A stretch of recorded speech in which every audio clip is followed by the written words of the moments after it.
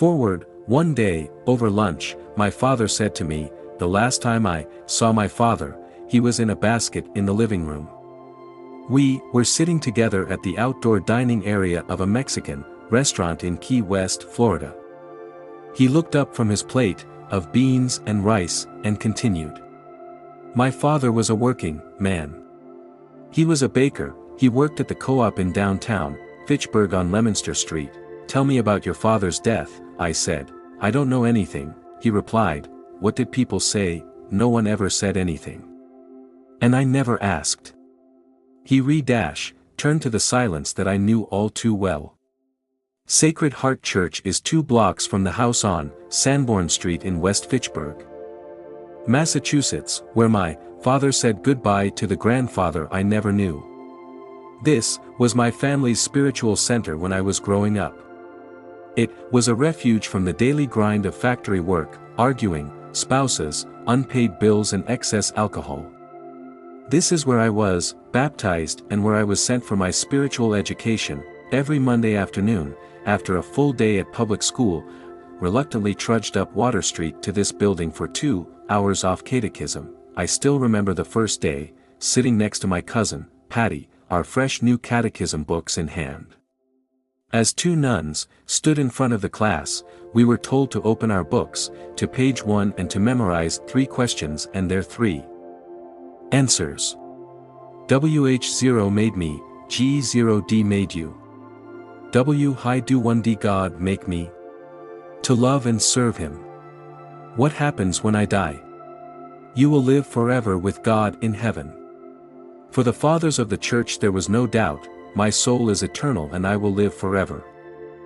Reading the Boston Globe one Sunday, I was struck by an article about a woman facing the possibility of terminal cancer. The story began, a young life interrupted.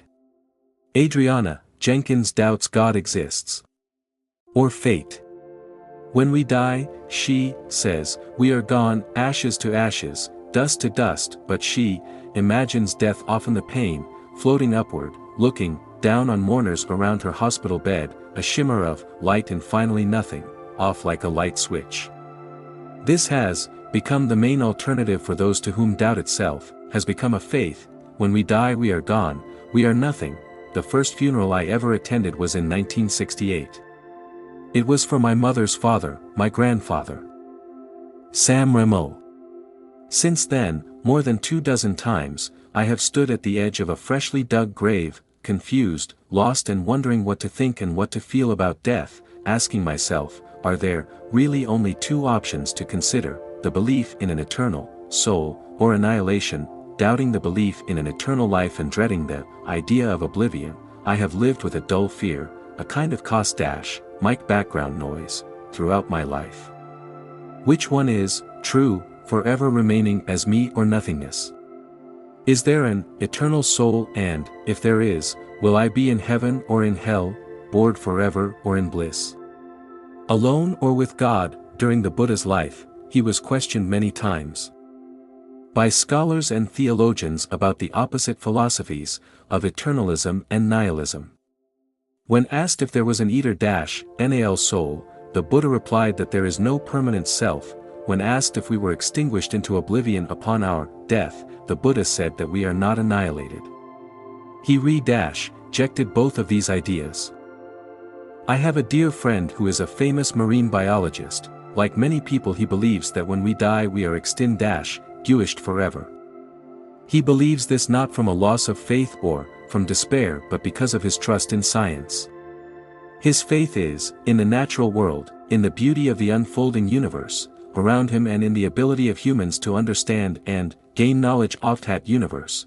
Thich Nhat Hanh also has an abiding faith in the ability of humans to gain understanding. But his goal is more than the accumulation of scientific knowledge, it is the attainment of liberation and deep personal wisdom based on pure inquiry. Writing in these pages from his own experience, Thich Nhat Hanh proposes a stunning alternative to the opposing philosophies of an eternal soul and nihilism. He tells us, since before time you have been free. Birth and death are only doors through which we pass, sacred thresholds on our journey. Birth and death are a game of hide and seek. You have never been born and you can never die, and our great est pain is caused by our notions of coming and going. Over and over again, he invites us to practice looking deeply so we can know for ourselves the freedom and joy of the middle way between a permanent self and oblivion. As a poet, he explores the paradoxes of life and gently lifts the veil of illusion, allowing us, maybe for the first time in our lives, to see that our dread of dying is caused by our own misperceptions and misunderstandings. His insights into life and death are subtle and elegant, and, like all things subtle, best appreciated slowly, in quiet contemplation. Out of the deep wellspring of THICH NHAT HANH's humanity and compassion comes the balm to heal our hearts. Preetam Singh. 1. Where do we come from? Where do we go? In my hermitage in France there is a bush of japonica, Japan, S.A. Quince. The bush usually blossoms in the spring, but one winter it had been quite warm and the flower buds had come early. During the night a cold snap arrived and brought with it frost.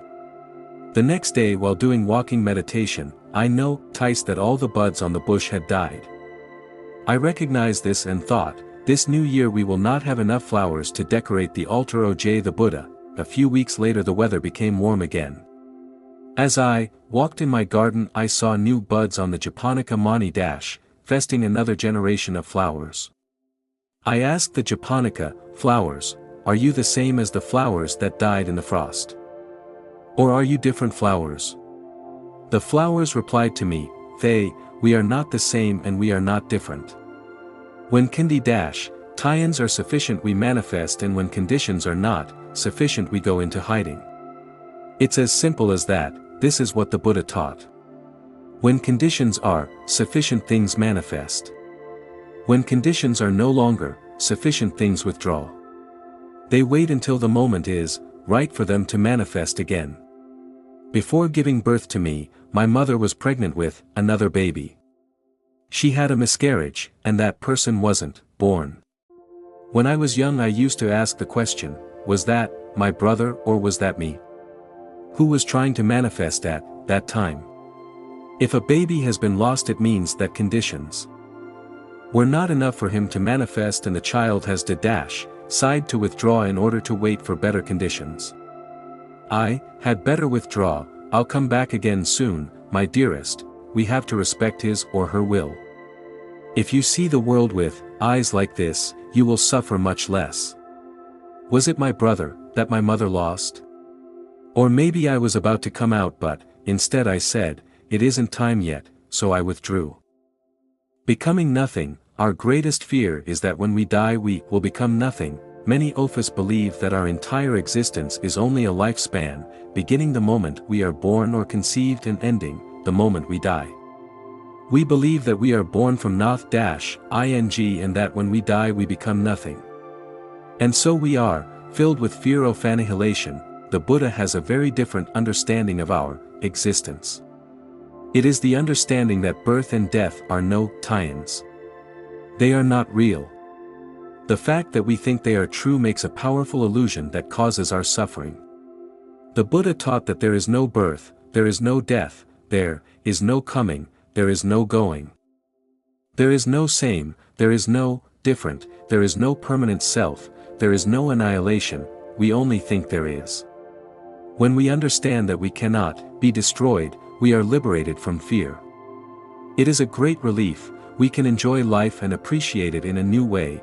Finding a lost loved one, the same thing happens when we lose any of our beloved okays.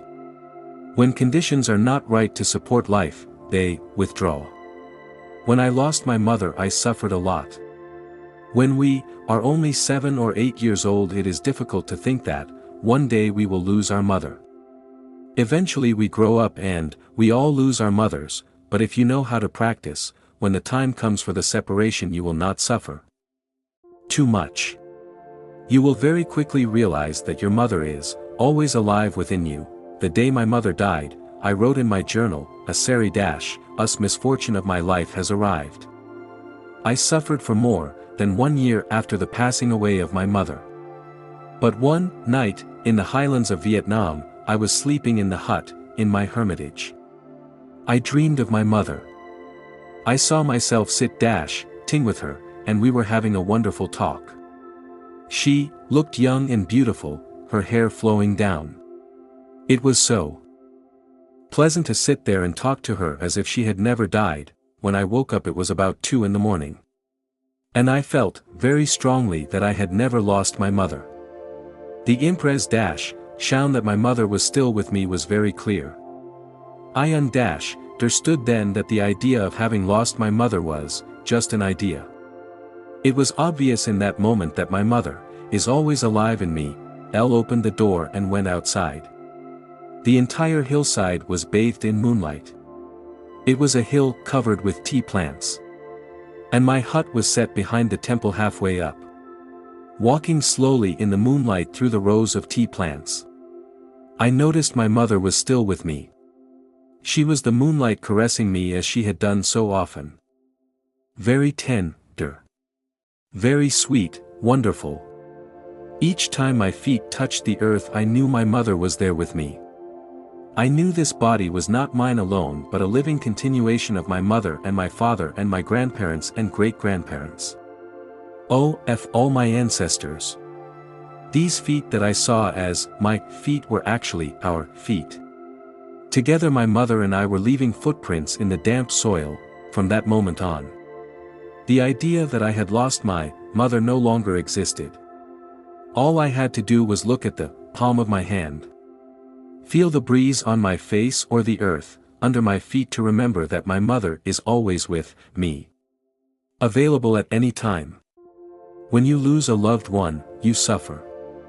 But if you know how to look deeply, you have a chance to realize that his or her nature is truly the nature of no birth, no death. There is manifestation and there is the cessation of manifestation in order to have another manifestation. You have to be very keen and very alert in order to recognize the new manifesta-tie-ins of just one person. But with the practice and with fort you can do it. So, taking the hand off someone who knows the practice, together do walking meditation. Pay attention to all the leaves, the flowers, the birds, and the dewdrops. If you can stop and look deeply, you will be able to recognize your beloved one, manifesting again and again in many forms. You will again embrace the joy of life. Nothing is born, nothing dies. A French scientist, whose name is Lavoisier, declared, Rim, Nese Cree, Rim Nese Perd. Nothing is born, nothing dies. Though he did not practice as a Buddhist but as a scientist, he found the same truth the Buddha discovered. Our true nature is the nature of no birth and no death. Only when we touch our true nature can we transcend the fear of non-being, the fear of annihilation. The Buddha said that when conditions are sufficient, something manifests and we say it exists. When one or two conditions fail and the thing does not manifest in the same way, we then say it does not exist. According to the Buddha, to qualify something as existing or not existing is wrong. In reality, there is no such thing as totally existing or totally not existing. We can see this very easily with television and radio. We may be in a room that has no television or radio. And while we are in that room, we may think that television programs and radio programs do not exist in that room. But all of us know that the space in the room is full of signals. The signals of these programs are filling the air everywhere. We need only one more condition, a radio or a television set, and many forms, colors and sounds will appear. It would have been wrong to say that the signals do not exist because we did not have a radio or television to receive and manifest them. They only seemed not to exist because the causes and conditions were not enough to make the television program manifest. So at that moment, in that room, we say they do not exist.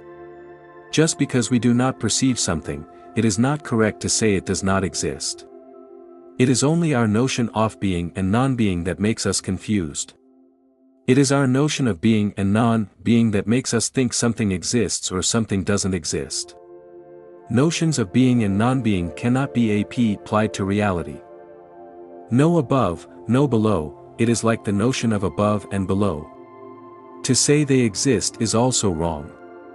What is below for us is above for someone else somewhere else. We're sitting here and we say that above is the direction over our head and we think that the opposite direction is below. People practicing sitting meditation on the other side of the world would not agree that what we call above is above, because for them it is below. They are not sitting on their heads. The ideas of above and below always mean to be above something or to be below something, and the ideas of below and above cannot be applied to the reality of the cosmos. These are only concepts to help us relate to our environment. They are concepts that give us a point of reference, but they are not real.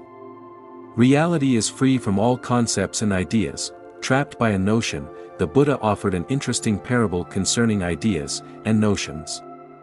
A young tradesman came home and saw that his house had been robbed and burned by bandits.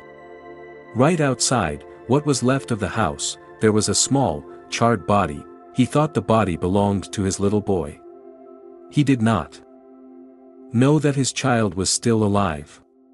He did not know that, after having burned the house, the bandits had taken the little boy away with them. In his state of confusion, the tradesman believed the body he saw was his son. So he cried, he beat his chest and pulled out his hair and grip. Then he began the cremation ceremony. This man loved his little boy so much. His son was the raison d'etre of his life. He longed for his little boy so much, that he could not abandon the little boy's ashes even for one moment. He made a velvet bag and put the ashes inside. He carried the bag with him day and night, and whether he was working or resting, he was never separated from the bag of ashes. One night his son escaped from the robbers. He came to the new house built by his father. He knocked excitedly on the door at 2 o'clock in the morning. His father called out as he wept, still holding the bag of ashes. "Who is there?" "It's me, your son," the boy answered through the door. "You naughty person, you are not my boy. My child died 3 months ago. I have his ashes with me right here." The little boy continued to beat on the door and cried and cried. He begged over and over again to come in, but his father continued to refuse him entry. The man held firm to the notion that his little boy was already dead and that this other child was some heartless person who had come to torment him. Finally, the boy left and the father lost his son forever. The Buddha said that if you get caught in one idea and consider it to be the truth, then you miss the chance to know the truth. Even if truth comes in person and knocks at your door, you will refuse to open your mind. So if you are committed to an idea about truth or to an idea about the conditions necessary for your happiness, be careful. The first mindfulness training is about freedom from views. Aware if the S1 offering created by fanaticism and intolerance, we are determined not to be idolatrous about or bound to any doctrine, theory, or ideology, even Buddhist ones.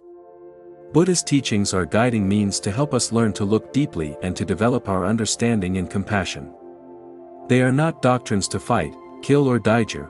This is a practice to help free us from the tendency to be dogmatic. Our world suffers so much from dogmatic attitudes.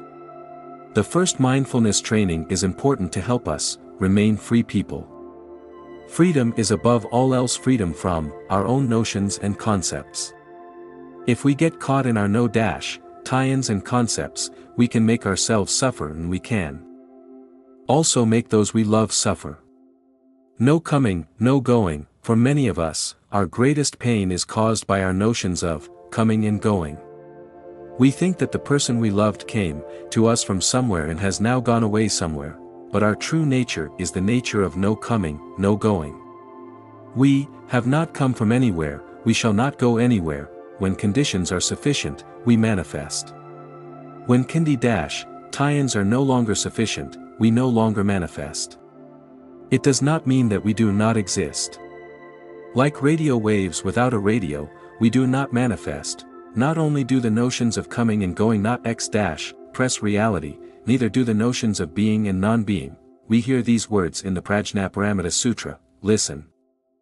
Shariputra, all dharmas, phenomena, are marked by emptiness, they are neither produced nor destroyed, neither in dash, creasing nor decreasing. The meaning of emptiness here is very important. It means first of all to be empty of a separate self. Nothing has a separate self, and nothing exists by itself. If we examine things carefully, we will see that all phenomena, including ourselves, are composites. We are made up of other parts. We are made, for mother and father, our grandmothers and grandfathers, our body, our feelings, our perceptions, our mental forma dash, tie-ins, the earth, the sun and innumerable non-self elements. All these parts depend on causes and conditions. We see that all that has existed, exists or will exist is interconnected and interdependent. All that we see has only manifested because it is a part of something else, of other conditions that make it possible to manifest. All phenomena are neither produced nor destroyed, because they are in a constant process of manifesting. We may be intelligent enough to understand this, but to understand it intellectually is not enough. To really understand this is to be free from fear. It is to become enlightened, it is to live in interbeing. We have to practice looking deeply like this to nourish our awakened understanding of no birth and no death in our daily lives. In this way we can realize the wonderful gift of non-fear. If we just talk about interbeing as a theory, it will not help us. We should ask, piece of paper, where do you come from? Who are you? What did you come here to do? Where are you going to go? We can ask the flame, where do you come from and where will you go? Listen to the reply closely. The flame, the piece of paper, is replying by its presence. We only have to look deeply and we can hear it. Reply. The flame is saying, I do not come from anywhere. That would be the answer of the japonica flowers also. They were not the same and not different. They did not come from anywhere and they did not go anywhere. If there is a baby who is lost, we should not be sad. It is because there were not sufficient causes and conditions for it to arrive at that time. It will come again. Sadness lies in ignorance. The great being Avalokiteshvara was a disciple of the Buddha. One day, when he was concentrating in the course of deep understanding, he suddenly saw that everything is with out a separate self. Seeing this, he overcame all ignorance, which means he overcame all his suffering. Looking deeply, we should also see that there is no birth, there is no death, there is no coming, there is no going, there is no being, there is no non-being, there is no same, there is no different. If we don't learn this practice, it is a terrible waste. We can learn many practices to lessen our sadness and our fearing, but the cream of enlightened wisdom is the insight of no birth, no death. When we have this insight we will have no more fear. We can then enjoy the immense inheritance our ancestors have handed down to us. We should make time to practice these deep and wonderful teachings in our daily lives, respecting our manifestations. If you look at a friend with the eyes of a meditator, you will see in him or her all generations of their ancestors. You will be very respectful to them and to your own body because you will see their body in your body as the sacred home of all our ancestors. You will also see that our bodies are the source of all tour generations. We will not damage our bodies, because that wouldn't be kind to our descendants. We do not use drugs and we do not eat or drink things that have toxins or that will harm our bodies. This is because our insight of manifestation helps us to live in a healthy way, with clarity and responsibility. The ideas of inside and outside are also like this. If we say that the Buddha is in us, our parents are in us, our parents are outside of us, or the Buddha is outside of us, these ideas of inside and outside are not applicable. We're caught in ideas, especially ideas of coming and going and being and not being. Only when we rid ourselves of all these ideas can real ity appear, the reality of nirvana. When all ideas of is and is not have been extinguished, then reality will manifest itself. There is nothing like experience. We can use an example that is easy to understand, of a tangerine or a durian fruit. If there is a person who has never eaten a tangerine or a durian fruit, however many images or metaphors you give him, you cannot describe to him the real-ity of those fruits. You can only do one thing, give him a direct experience. You cannot say, well, the durian is a little bit like the jackfruit or like a papaya. You cannot say anything that will describe the experience of a durian fruit. The durian fruit goes beyond all ideas and notions. The same is true of a tangerine. If you have never eaten a tangerine, however much the other person loves you and wants to help you understand what a tangerine tastes like, they will never succeed by describing it. The reality of the tangerine goes beyond ideas. Nirvana is the same, it is the reality that goes beyond ideas. It is because we have ideas about nirvana that we suffer. Direct experience is the only way. 2. The real fear. We are afraid of death, we are afraid of separation, and we are afraid of nothingness.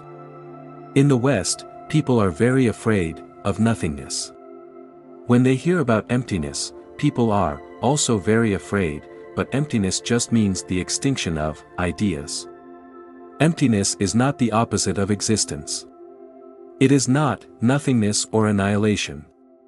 The idea of existence has to be removed, and so does the idea of non-existence. Emptiness is a tool to help us. Reality has nothing to do with existence and non-exist-tense.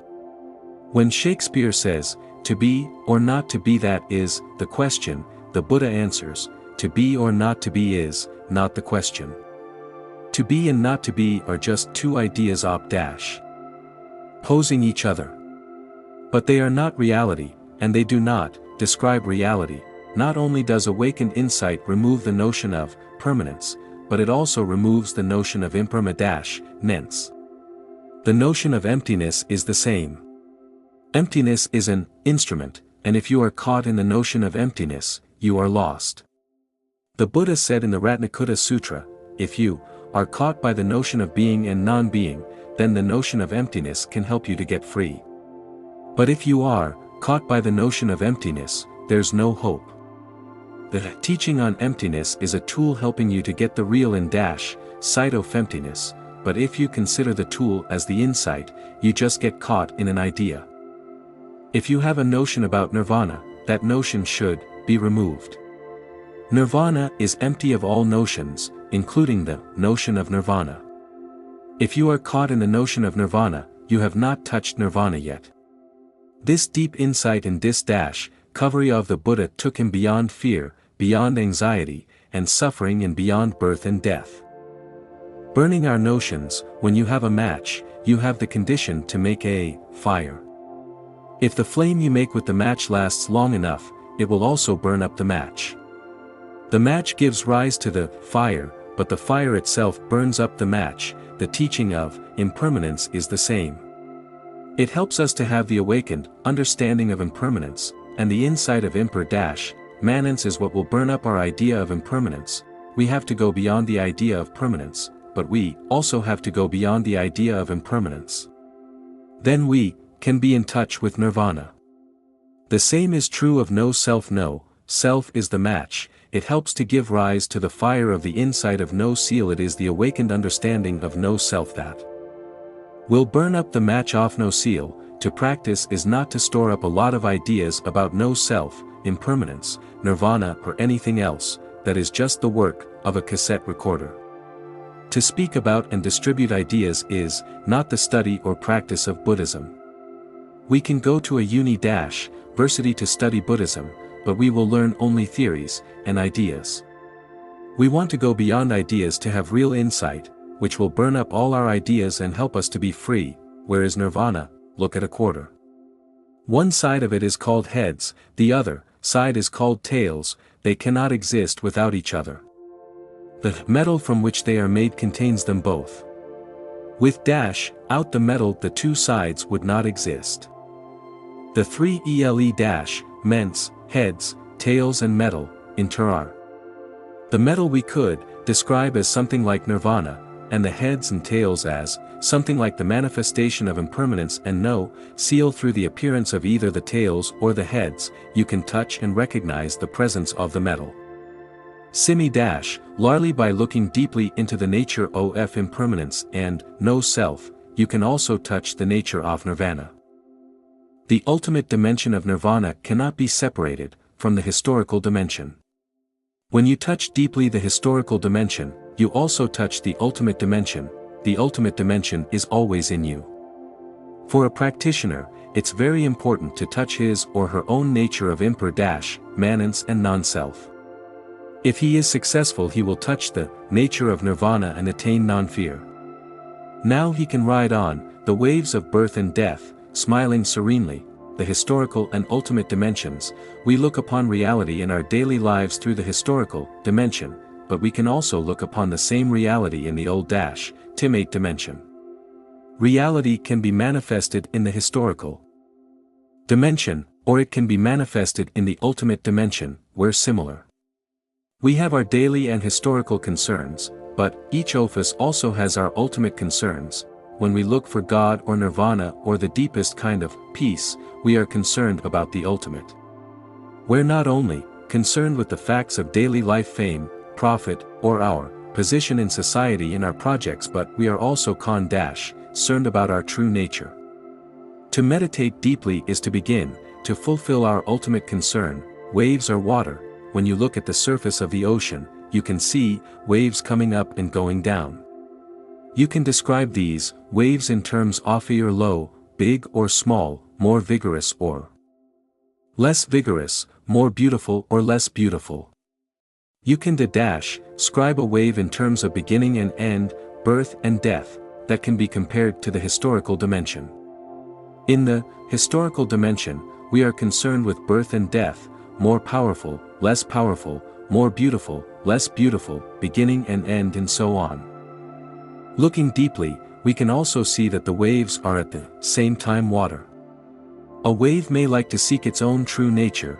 The wave might suffer from fear, from complexes. A wave may say, I am not as big as the other waves, I am pressed, I am not as beautiful as the other waves, I have been born and I have to die. The wave may suffer from these things, these ideas. But if the wave bends down and touches her true nature, she will realize that she is water, then her fear and complexes will disappear. Water is free from the birth and death of a wave. Water is free from high and low, more beautiful and less beautiful. You can talk in terms of more beautiful or less beautiful, high or low, only in terms of waves. As far as water is concerned, all these concepts are invalid. Our true nature is the nature of no birth and no death. We do not have to go anywhere in order to touch our true nature. The wave does not have to look for water because she is water. We do not have to look for God, we do not have to look for our ultimate dimension or nirvana, because we are nirvana, we are God. You are what you are looking for. You are already what you want to become. You can say to the wave, my dearest wave, you are water. You don't have to go and seek water. Your nature is the nature of non-discrimination, of no birth, of no death, of no being and of no non-being. Practice like a wave. Take the time to look deeply into yourself and recognize that your nature is the nature of no birth and no death. You can break through to freedom and fearlessness this way. This method of practice will help us to live without fear, and it will help us to die peacefully without regret. If you carry within yourself deep grief, if you have lost a loved one, if you are inhabited by fear of death, oblivion and annihilation, please take up this teaching and begin to practice it. If you practice well, you will be capable of looking at the cloud, the rose, the pebble or your child with the kind of eyes the Buddha has transmitted to us. You will touch the no birth, no death, no coming, no going nature of reality. This can liberate you from your fear from your anxiety and your sorrow. Then you can truly have the kind of peace that will make you strong and stable, smiling as events happen. Living this way will allow you to help many people around you. Where were you before you were born? Sometimes people ask you, when is your birthday? But you might ask yourself a more interesting question. Before that day which is called my birthday, where was I? Ask a cloud, what is your date of birth? Before you were born, where were you? If you ask the cloud, how old are you? Can you give me your date of birth? You can listen deeply and you may hear a reply. You can imagine the cloud being born. Before being born it was the water on the ocean's surface. Or it was in the river and then it became vapor. It was also the sun cause the sun makes the vapor. The wind is there too, help ing the water to become a cloud. The cloud does not come from nothing, there has been only a change in form. It is not a birth of something out of nothing. Sooner or later the cloud will change into rain or snow, or ice. If you look deeply into the rain, you can see the cloud is not lost, it is transformed into rain, and the rain is transformed into grass and the grass into cows and then to milk and then into the ice cream you eat. Today if you eat an ice cream, give yourself time to look at the ice cream and say, hello, cloud. I recognize you. By doing that, you have in sight and understanding into the real nature of the ice cream, and the cloud. You can also see the ocean, the river, the heat, the sun, the grass and the cow in the ice cream. Looking deeply, you do not see a real date of birth and you do not see a real date of death for the cloud. All that happens is that the cloud transforms into rain or snow. There is no real death because there is always a continuation. A cloud continues the ocean, the river and the heat of the sun, and the rain continues the cloud. Before it was born, the cloud was already there, so today, when you drink a glass of milk or a cup of tea or eat an ice cream, please follow your breathing. Look into the tea or the ice cream and say hello to the cloud. The Buddha took the time to look deeply and so can we. The Buddha was not a god, he was a human being like us. He suffered, but he practiced, and that is why he overcame his suffering. He had deep understanding, wisdom and compassion. That is why we say he is our teacher and our brother. If we are afraid of death it is because we have not understood that things do not really die. People say that the Buddha is dead, but it is not true. The Buddha is still alive. If we look around us we can see the Buddha in many phonas. The Buddha is in you because you have been able to look deeply and see that things are not really born and that they do not die. We can say that you are a new form of the Buddha, a continuation of the Buddha. Do not underestimate yourself. Look around you a little bit and you will see continuations of the Buddha everywhere. Am I yesterday's me? I have a photograph of myself when I was a boy of 16. Is it a photograph of me? I am not really sure. Who is this boy in the photograph? Is it the same person as me or is it an other person? Look deeply before you reply. There are many people who say that the boy in the photograph and I are the same. If that boy is the same as I am, why does he look so different? Is that boy still alive or has he died? He is not the same as I am and he is also not different. Some people look at that photograph and think the young boy there is no longer around. A person is made of body, feelings, perceptions, mental, phonitions and consciousness, and all of these have changed in me since that photograph was taken. The body of the boy in the photograph is not the same as my body, now that I am in my 70s. The feelings are different, and the perceptions are very different. It is just as if I am a completely different son from that boy, but if the boy in the photograph did not exist, then I would not exist either. I am a continuation like the rain is the continuation of the cloud. When you look deeply into the photograph, you can see me already as an old man. You do not have to wait 55 years. When the lemon tree is in flower, you may not see any fruit, but if you look deeply you can see that the fruit is already there. You just need one more condition to bring forth the lemons, time. Lemons are already there in the lemon tree. Look at the tree and you only see branches, leaves and flowers. But if the lemon tree has time it will press itself in lemons.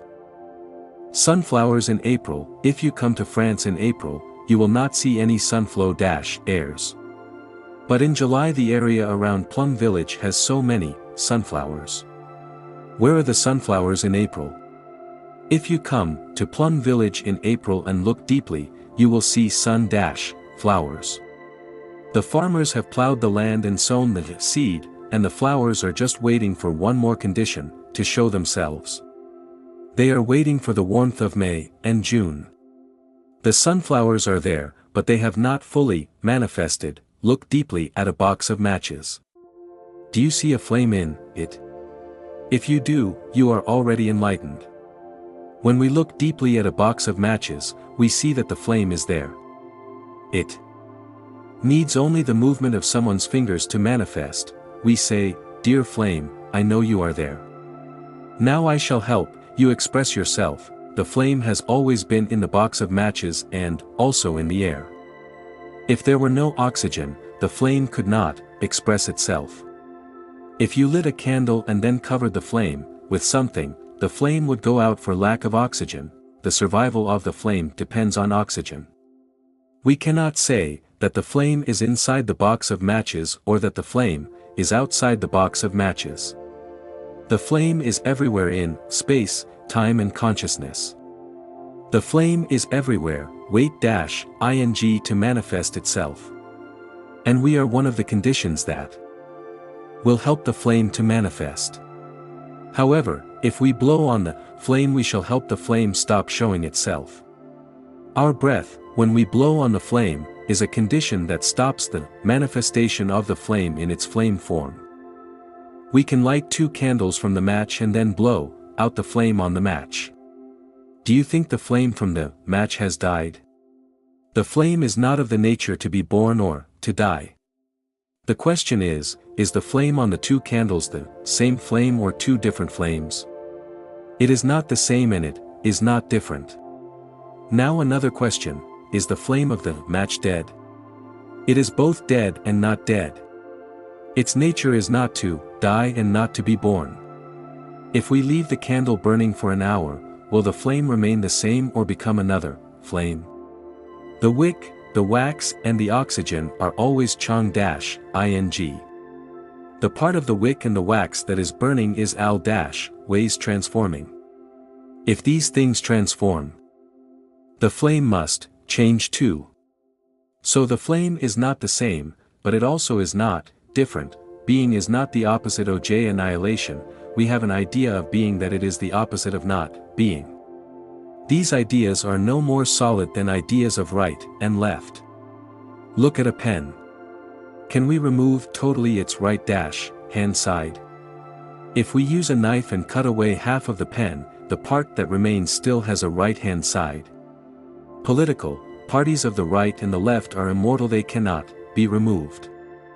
As long as there is a right wing, there will be a left wing.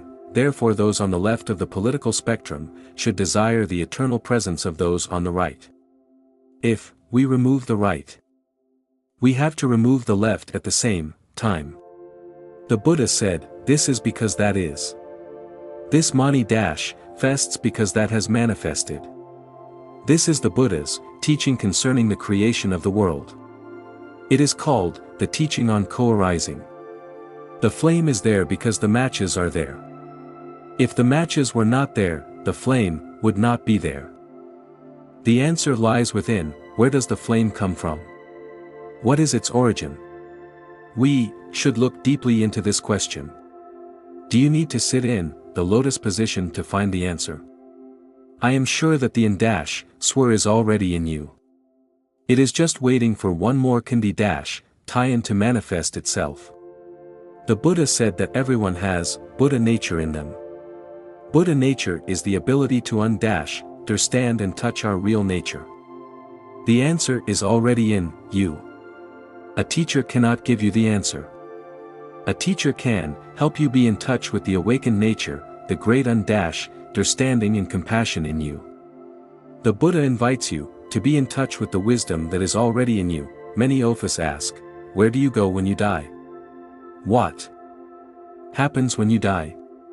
We have friends who have lost someone they love and they ask, where is my beloved one now? Where has she gone now? Philosophers ask, where does man come from? Where does the cosmos or the world come from? When we look deeply, we see that when all the THICH are sufficient, something will manifest. What manifests does not come from anywhere.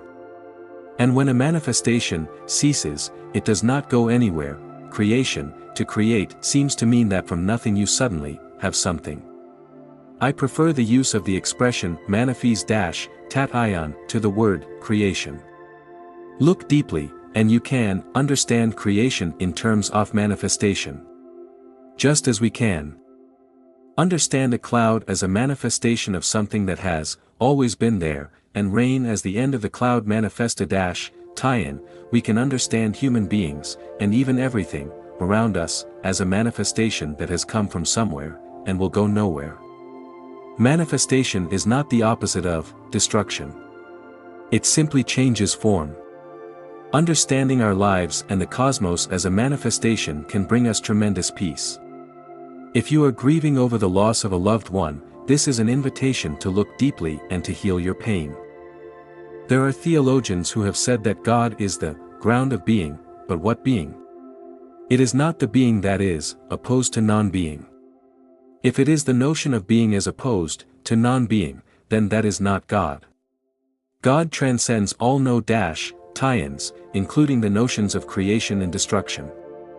If you look deeply at the notion of creation with the insight of manifestation in mind, you will discover the depth of the teaching on creation. You will discover that nothing is born and nothing dies. There is only manifestation. Finding relief, we come to spiritual practice, to a church, a synagogue, a mosque or a meditation center, to find relief from pain and sorrow. But the greatest relief can only be obtained when we are capable of touching the ultimate dimension. In Judaism and in Christianity you may call that dimension God. God is our true nature, the true nature of no birth, no death. That is why if you know how to trust God, to trust your true nature, you will lose your fear and sorrow. In the beginning you might think of God as a person, but a person is the opposite of a non-person. If you think of God in terms of notions and concepts, you have not yet covered the reality of God. God transcends all our notions. God is neither a person nor a non-person. A wave in her ignorance is subject to the fear of birth, death, high, low, more, or less beautiful, and the jealousy of others. But if a wave is able to touch her true nature, the nature of water, and know that she is water, then all her fear and jealousy will vanish. Water doesn't undergo birth and death, high and low. Causes, when we look at things like a flower, a table or a house, we think that a house has to be made by someone and a table has to be made by someone in order to be there. Our Tenkei is to look for a cause that has given birth to the house, a cause that has given birth to the table. We come to the conclusion that the cause of the house must be the house builder, the mason or the carpenter. What is the cause of the table? Who created the table? A carpenter. Who is the creator of the flower? Is it the earth or the farmer or the gardener? In our minds we think very simply in terms of cause. We think that one cause is enough to bring about what is there. With the practice of looking deeply we find out that one cause can never be enough in order to bring about an effect. The carpenter is not the only cause of the table. If the carpenter does not have things like nails, saw, wood, time and space, food to eat, a father and mother who brought him to life and a multitude of conditions, he would not be able to bring the table into being. The causes are actually infinite. When we look at the flower we see the same thing. The gardener is only one of the causes. There must be the soil, the sunshine, the cloud, the compost, the seed and many, many other things. If you look deeply, you will see that the whole cosmos has come together in order to help the flower to manifest. If you look deeply into a piece of carrot that you eat at lunch, you will see that the whole cosmos has come together in order to help manifest that piece of carrot. If we continue to look deeply, we see that a cause is at the same time an effect. The gardener is one of the causes that has helped to manifest the flower, but the gardener is also an effect.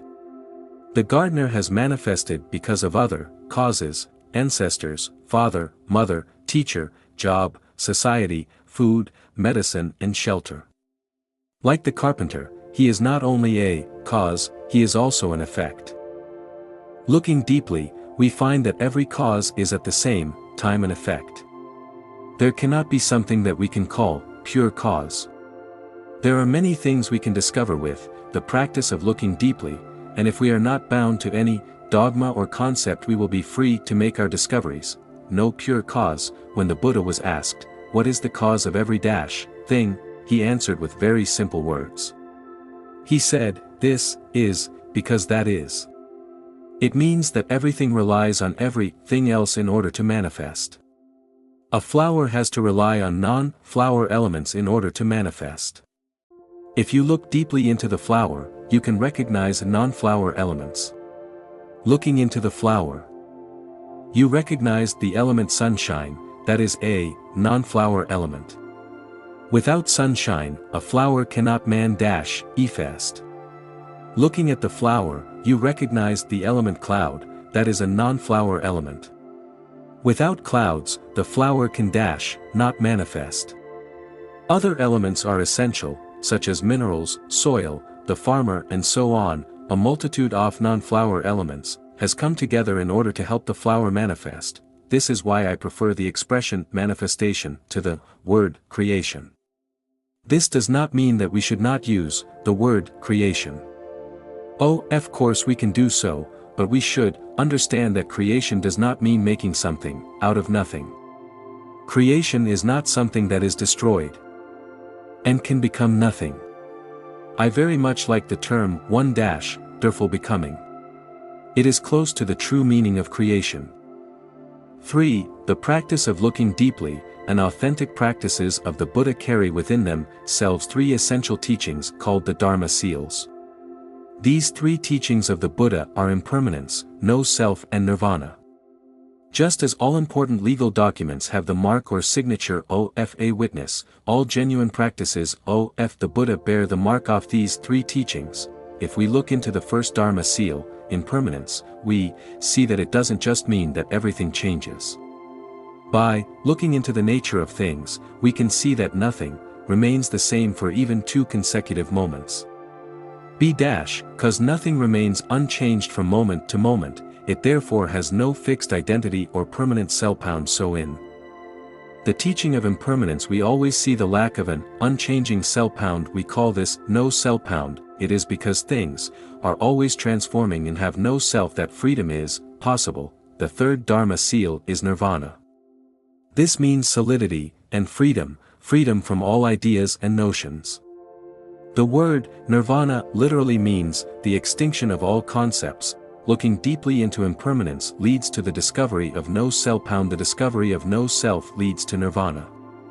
Nirvana is the kingdom of God. Impermanence, the practice and understanding of impermanence, is not just another description of reality. It is a tool that helps us in our transformation, healing and emancipation. Impermanence means that everything changes and that nothing remains the same in any consecutive moments. And, although things change every moment, they still cannot be accurately described as the same or as different from what they were a moment ago. When we bathe in the river today that we bathed in yesterday, is it the same river? Heraclitus said that we couldn't step into the same river twice. He was right. The water in the river today is completely different from the water we bathed in yesterday. Yet it is the same river.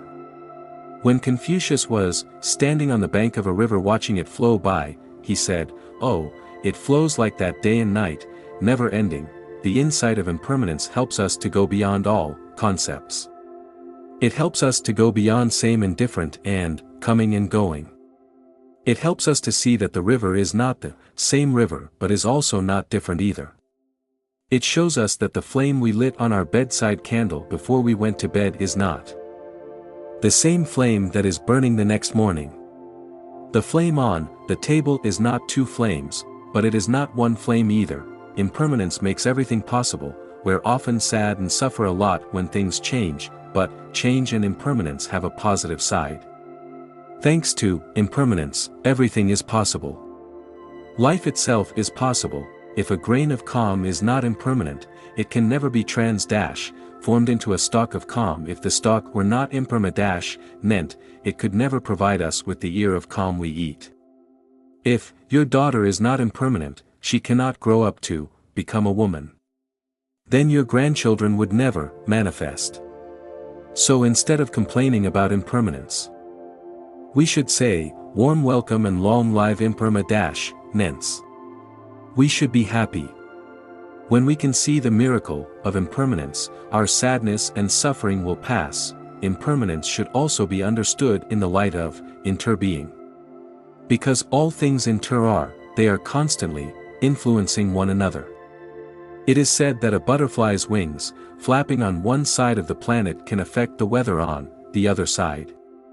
Things cannot stay the same because they are influenced by everything else, everything that is not itself.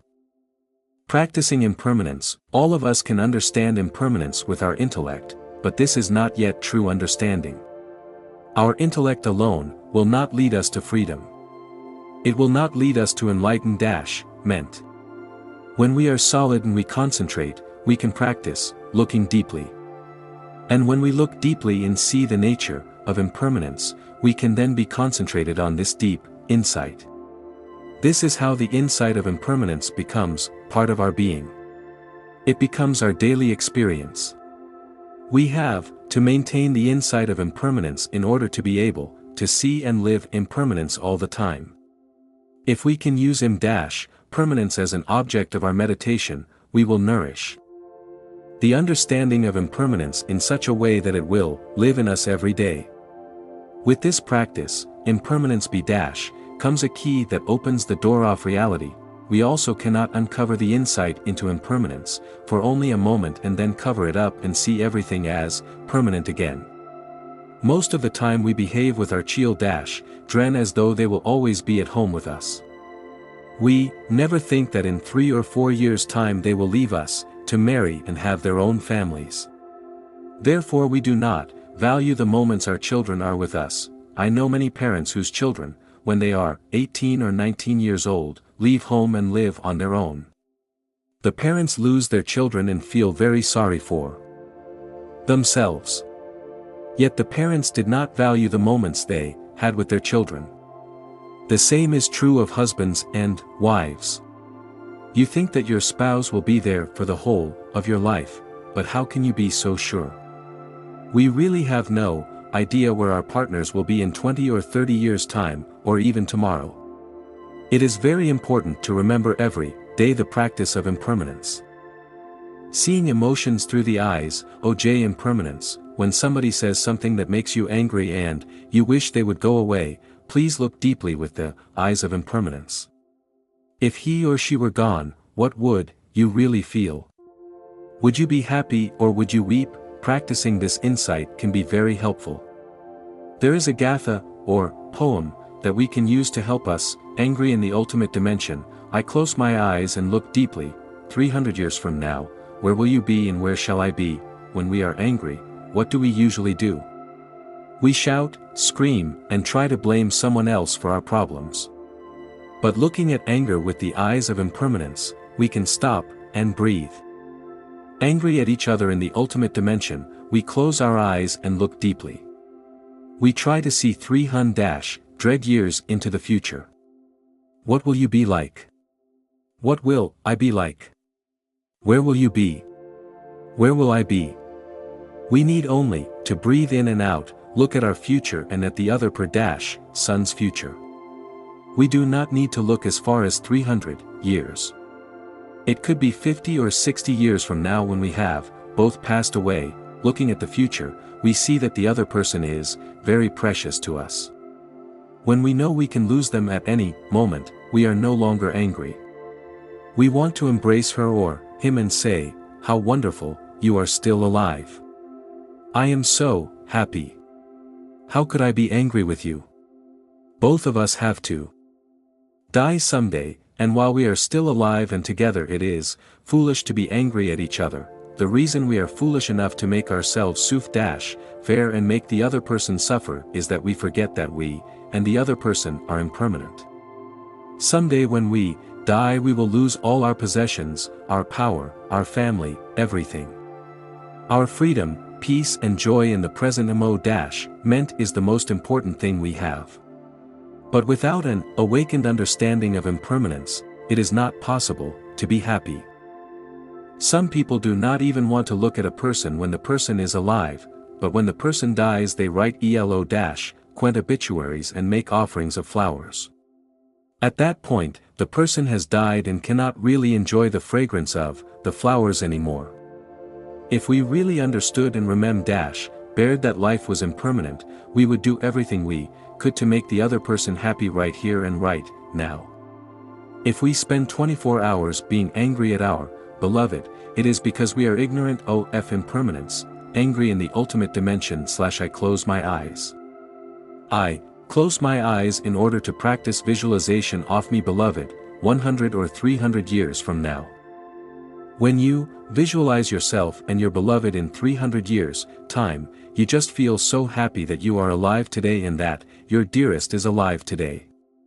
You open your eyes and all your anger has gone. You open your arms to embrace the other person and you practice breathing in. You are alive, breath ing out. I am so happy. When you close your eyes to visual eyes yourself and the other person in 300 years' time, you are practicing the meditation on impermanence. In the ultimate dimension, anger does not exist, hatred is also impermanent. Although we may be summed with hatred at this moment, if we know that hatred is impermanent, we can do something to change it. A practitioner can take resentment and hatred and help it to disappear. Just like with anger, we close our eyes and think, where will we be in 300 years? WITHEUNDERSTANDINGOFHATREDINTHE, ultimate dimension, it can evaporate in an instant. Let impermanence nurture love, because we are ignorant and forget about impermanence, we don't nurture our love properly. When we first married, our love was great. We thought that if we did not have each other we would not be able to live one more day. Because we did not know how to practice impermanence, after 1 or 2 years our love changed to frustration and anger. Now we wonder how we can survive one more day if we have to remain with the person we once loved so much. We decide, there is no alternative, we want a divorce. If we live with the understanding of impermanence, we will cultivate and nurture our love. Only then will it last. You have to nourish and look after your love for it to grow. No self, impermanence is looking at reality from the point of view of time. No self is looking at reality from the point of view of space. They are two sides of reality. No self is a manifestation of impermanence, and impermanence is a manifestation of no self. If things are impermanent, they are without a separate seal. If things are without a separate self, they are impermanent. Impermanence means being transformed at every moment. This is reality. And since there is nothing unchanged-ing, how can there be a permanent self, a separate self? When we say self, we mean something that is always itself, changing day after day. But nothing is like that. Our body is impermanent. Our emotions are impermanent and our perceptions are impermanent.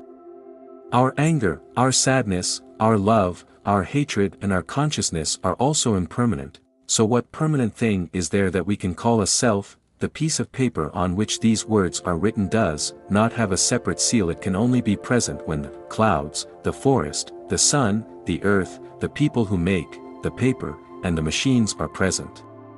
If those things are not present, the paper cannot be present. And if we bum the paper, where is the self of paper? Nothing can exist by itself alone. It has to depend on every other thing. That is called interbeing. To be means to interbe. The paper inter is with the sunshine and with the forest. The flower cannot exist by itself alone, it has to be with soil, rain, weeds and insects. There is no being, there is only interbeing. Looking deeply into a flower, we see that the flower is made of non-flower elements. We can describe the flower as being full of everything. There is nothing that is not present in the flower. We see sunshine, we see the rain, we see clouds, we see the earth, and we also see time and space in the flower. A flower, like everything else, is made entirely of non-flower elements. The whole cosmos has come together in order to help the flower manifest herself. The flower is full of every thing except one thing, a separate self, a separate identity. The flower cannot be by herself alone. The flower has to interbe with the sunshine, the cloud and everything in the cosmos. If we understand being in terms of interbeing, then we are much closer to the truth. Interbeing is not being and it is not non-being. Interbeing means being empty of a sepa-rate identity, empty of a separate self. No self also means emptiness, a technical term in Buddhism that means the absence of a separate self, whereof the nature of no self, but that does not mean that we are not here. It does not mean that nothing exists. A glass can be empty or full of tea, but in order to be either empty or full, the glass has to be there. So emptiness does not mean non-being, and it does not mean being either. It transcends all concepts. If you touch deeply the nature of impermanence, no self and interbeing, you touch the ultimate dimension, the nature of nirvana. Who are we? We think of our body as our self or belonging to ourself. We think of our body as me or mine. But if you look deeply, you see that your body is also the body of your ancestors, of your parents, of your children and of their children. So it is not a me, it is not a mine. Your body is full of everything else limitless non-body elements except one thing, a separate existence.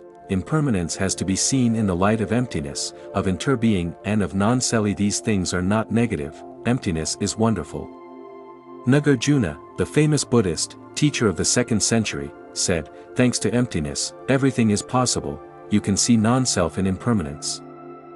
And imperma-nence in non-self. You can say that impermanence is non-self, seen from the angle of time, and non-self is impermanence seen from the angle of space. They are the same thing. That is why impermanence and non-self inter are. If you do not see impermanence in non-self, that is not non-self. If you do not see non-self in impermanence, that's not really imperma-nence. But that is not all. You have to see nirvana in imper-manence, and you have to see nirvana in non-self. If I draw a line, on one side there will be impermanence and non-self, on the other side there will be nirvana. That line may be helpful, although it could also be misleading. Nirvana means going beyond all concepts. Even the concepts of no self and imper-manence. If we have nirvana in no self and in impermanence, it means that we are not caught in no self and impermanence, as ideas, clones, no permanent self. If you take 3 cells from my body to make clones and make 3 children from these cells, all of them will have the genetic inheritance of me blood family in myself. But we all have one more inheritance. The body we inherit from our family is nature. We also have an inheritance from our environment. That is nurture. So imagine that we put these 3 clones into 3 different environments. If one of the children is put into an environment of drugs and gambling, he will probably become a person who enjoys drugs and gambling. He will not be a Buddhist monk like I am now. If you put another clone child into an environment of business and send him to a business school, he will probably become a businessman. This would occur even though the clones will all have the same genetic inheritance as I do. But I have been penetrated by the Buddha Dharma. The teachings of the Buddha and the practice will not be tiered by business school. The seeds of selling, buying and business will be watered. That clone may become a business man. Although the eyes, nose and ears will look just like me, this clone will be nothing like me. Let us say that we allow the third clone to become a monk. We put him in the Deer Park Monastery to be brought up by monks and nuns. Every day he hears the sutras and does walking meditation. That child will be more like the monk I am today. Nurture is extremely important. If you make 3 clones, or 3,000 clones, the particular manifestation of the clone depends on the conditions that nurture that clone. The thinking, the love, the hate, the studying and the work that surround him or her. Imagine if there are people who are afraid to let me go and they say, please give us a cell for us to clone.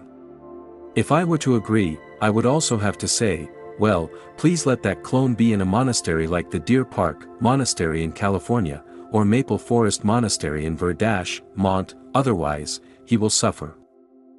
Nirvana, impermanence and no self are not rules to follow given to us by the Buddha. They are keys to open the door of reality. The idea of permanence is wrong, so the teaching on impermanence helps us correct our view of permanence. If we get caught in the idea of impermanence, we have not realized nirvana. The idea of self is wrong, so we use the idea of non-self to cure it. If we are caught in the idea of non-self, then that is not good for us either. Impermanence and no self are keys to the practice. They are not absolute truths. We do not die for them or kill for them. In Buddhism there are no ideas or prejudices that we kill for. We do not kill people simply because they do not accept our religion. The teachings of the Buddha are skillful means, they are not absolute truth. So we have to say that impermanence and no self are skillful means to help us come toward the truth, they are not absolute truth. The Buddha said, my teachings are a finger pointing to the moon. Do not get caught in thinking that the finger is the moon. It is because of the finger that you can see the moon. No self and impermanence are means to understand the truth, they are not the truth itself. They are instruments, they are not the ultimate truth. Impermanence is not a doctrine that you should feel you have to die for. You would never put someone in prison because they contradict you. You are not using one concept against another concept. These means are to lead us to the ultimate truth. Buddhism is a skillful path to help us, it is not a path of fanatics. Buddhists can never go to war, shedding blood and killing thousands of people on behalf of religion. Because impermanence contains within herself the nature of nirvana, you are safe from being caught in an idea. When you study and practice this teaching, you free yourself from notions and concepts, including the concept of permanence and impermanence. This way, we arrive at freedom from fearing and fear. This is nirvana, the kingdom of God, extinction concept. We're scared because of our notions of birth and death, increasing and decreasing, being and non-being. Nirvana means extinction of all notions and ideas. If we can become free from these notions, we can uke the peace over true nature.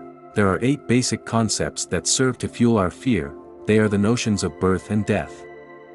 Coming and going, the same and different, being and non-being. These notions keep us from being happy. The teaching given to counteract these notions is called the 8 no's, which are no birth, no death, no coming, no going, not the same, not different, no being, no non-being, ending notions happiness. Each of us has a notion of how we can be happy. It would be very helpful if we took the time to reconsider our notions of happiness. We could make a list of what we think we need to be happy. I can only be happy if. Write down the things you want and the things you do not want. Where did these ideas come from? Are they reality? Or are they only your no-tie-ins?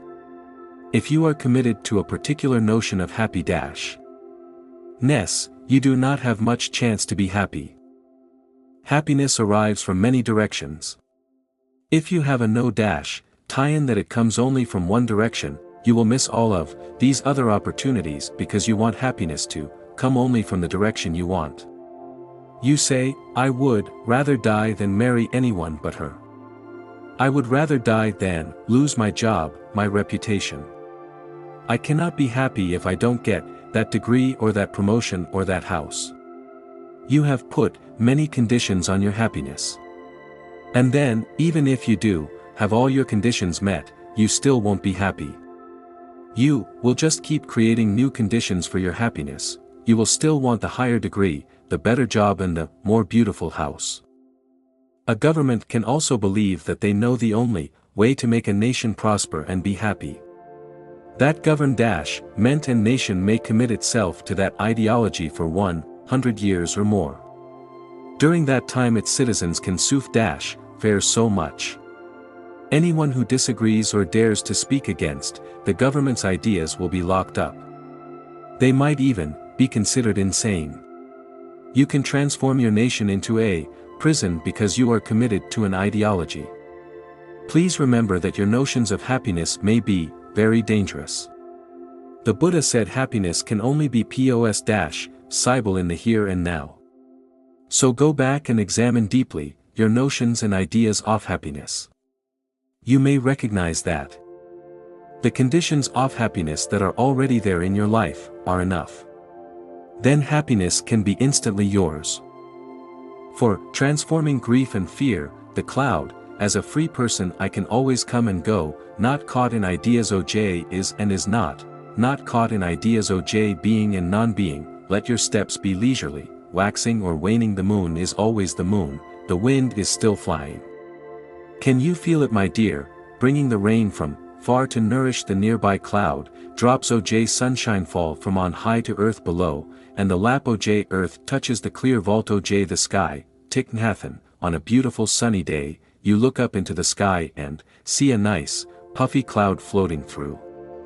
You admire its shape, the way the light fails upon its many folds and the shadow it casts on the green field. You fall in love with this cloud. You want it to stay with you and keep you happy. But then the shape and color change. More clouds join with it, the sky becomes dark, and it begins to rain. The cloud is no longer apparent to you. It has become rain. You begin to cry for the return of your beloved cloud. You would not cry if you knew that by looking deeply into the rain you would still see the cloud. In Buddhism there is the teaching of signlessness, ani-mida. Sign means the outer form or appearance of things. The practice of signousness is the practice of not being fooled by the outer form or the appearance of things. When we understand animita, we understand that appearance is not all of reality.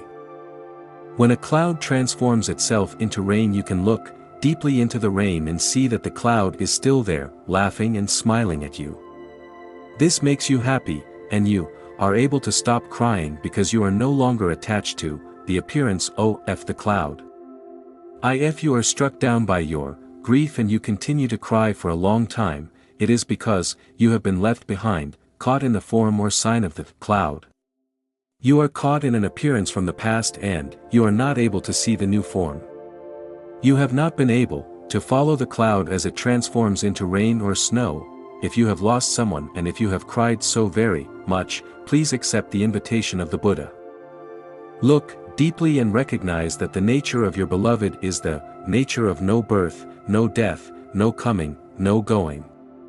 This is the teaching of the Buddha concerning our true nature, transformation. Let us look into the birth of a cloud. You can visualize the heat, you can see the vapor, you can see the formation of the cloud in the sky. You know where the cloud has come from, we can understand the conditions that have helped the cloud to manifest in the sky. Our observation and our practice of looking deeply can help. Science can also tell us about the phonation of a cloud, the journey of a cloud and the venture of a cloud. If you were to love a cloud, with this insight you would know that the cloud is impermanent. If you love a human being, you can also know that he or she is impermanent. If you were to become attached to a cloud, you would have to be very careful. You know that, according to the law of impermanence, very soon the cloud will become something else. It might become rain. You might say to the cloud, "Darling cloud, I know you are there, and I also know that one day you will die. I also must die. You will become something else, someone else. I know you will continue your journey, but I shall have to look deeply in order to recognize your continuation, so that I will not suffer so much." If you forget about impermanence and are attached to the cloud, when the time comes for the cloud to be transformed into rain, you will cry, "Oh dear, my cloud is no longer there. How can I survive without her?" But if you practice looking deeply, you can see the cloud in new forms like the mist or the rain. The rain is smiling, singing, falling down, full of life, full of bodhi. Yet because of your forgetfulness you are not capable of recognizing the presence of the cloud in this new manifestation. You are caught in grief, you keep crying, and meanwhile the rain is calling you, "Darling, darling, I am here, recognize me," but you ignore the rain, while all the time the rain is the continuation of the cloud. In fact, the rain is the cloud herself. When you look at the cloud, you might like to be like a cloud floating freely in the sky. How wonderful it would be to be a cloud floating in the sky. You would have such a ing of freedom. When you look at the rain falling, singing, and making music, you might also long to be the rain. The rain is nourishing all the vegetation and the lives of innumerable beings. How wonderful it is to be the rain. Do you think the rain and the cloud are the same or different? The snow on the top of a mountain is so white, so immaculate, so beautiful. It is so enchanting that you might like to see yourself as being like the snow. Sometimes when you look at the water flowing in the creek, you see the stream, so crystal pure and beautiful that you may like to be like the water, always flowing. Cloud, rain, snow and water. Are they for different things? Or are they really the same reality, sharing the same ground of being, no fear? In chemistry would call the ground of being of water H0, two hydrogen atoms and an oxygen atom. From this ground of being, a molecule, many things can manifest: clouds, rain, snow, water. It is wonderful to be a cloud, but it is also wonderful to be the rain. It is also wonderful to be the snow or water. If the cloud remembers this, then when the cloud is about to transform and continue in the form of rain, it will not be so frightened. It will remember that to be a cloud is wonderful, but to be the rain falling down is also wonderful. When the cloud is not caught in the idea of birth and death, or being and non-being, there is no fear. By learning from the cloud, we can nurture our non-fear. Non-fear is the ground of true well-being.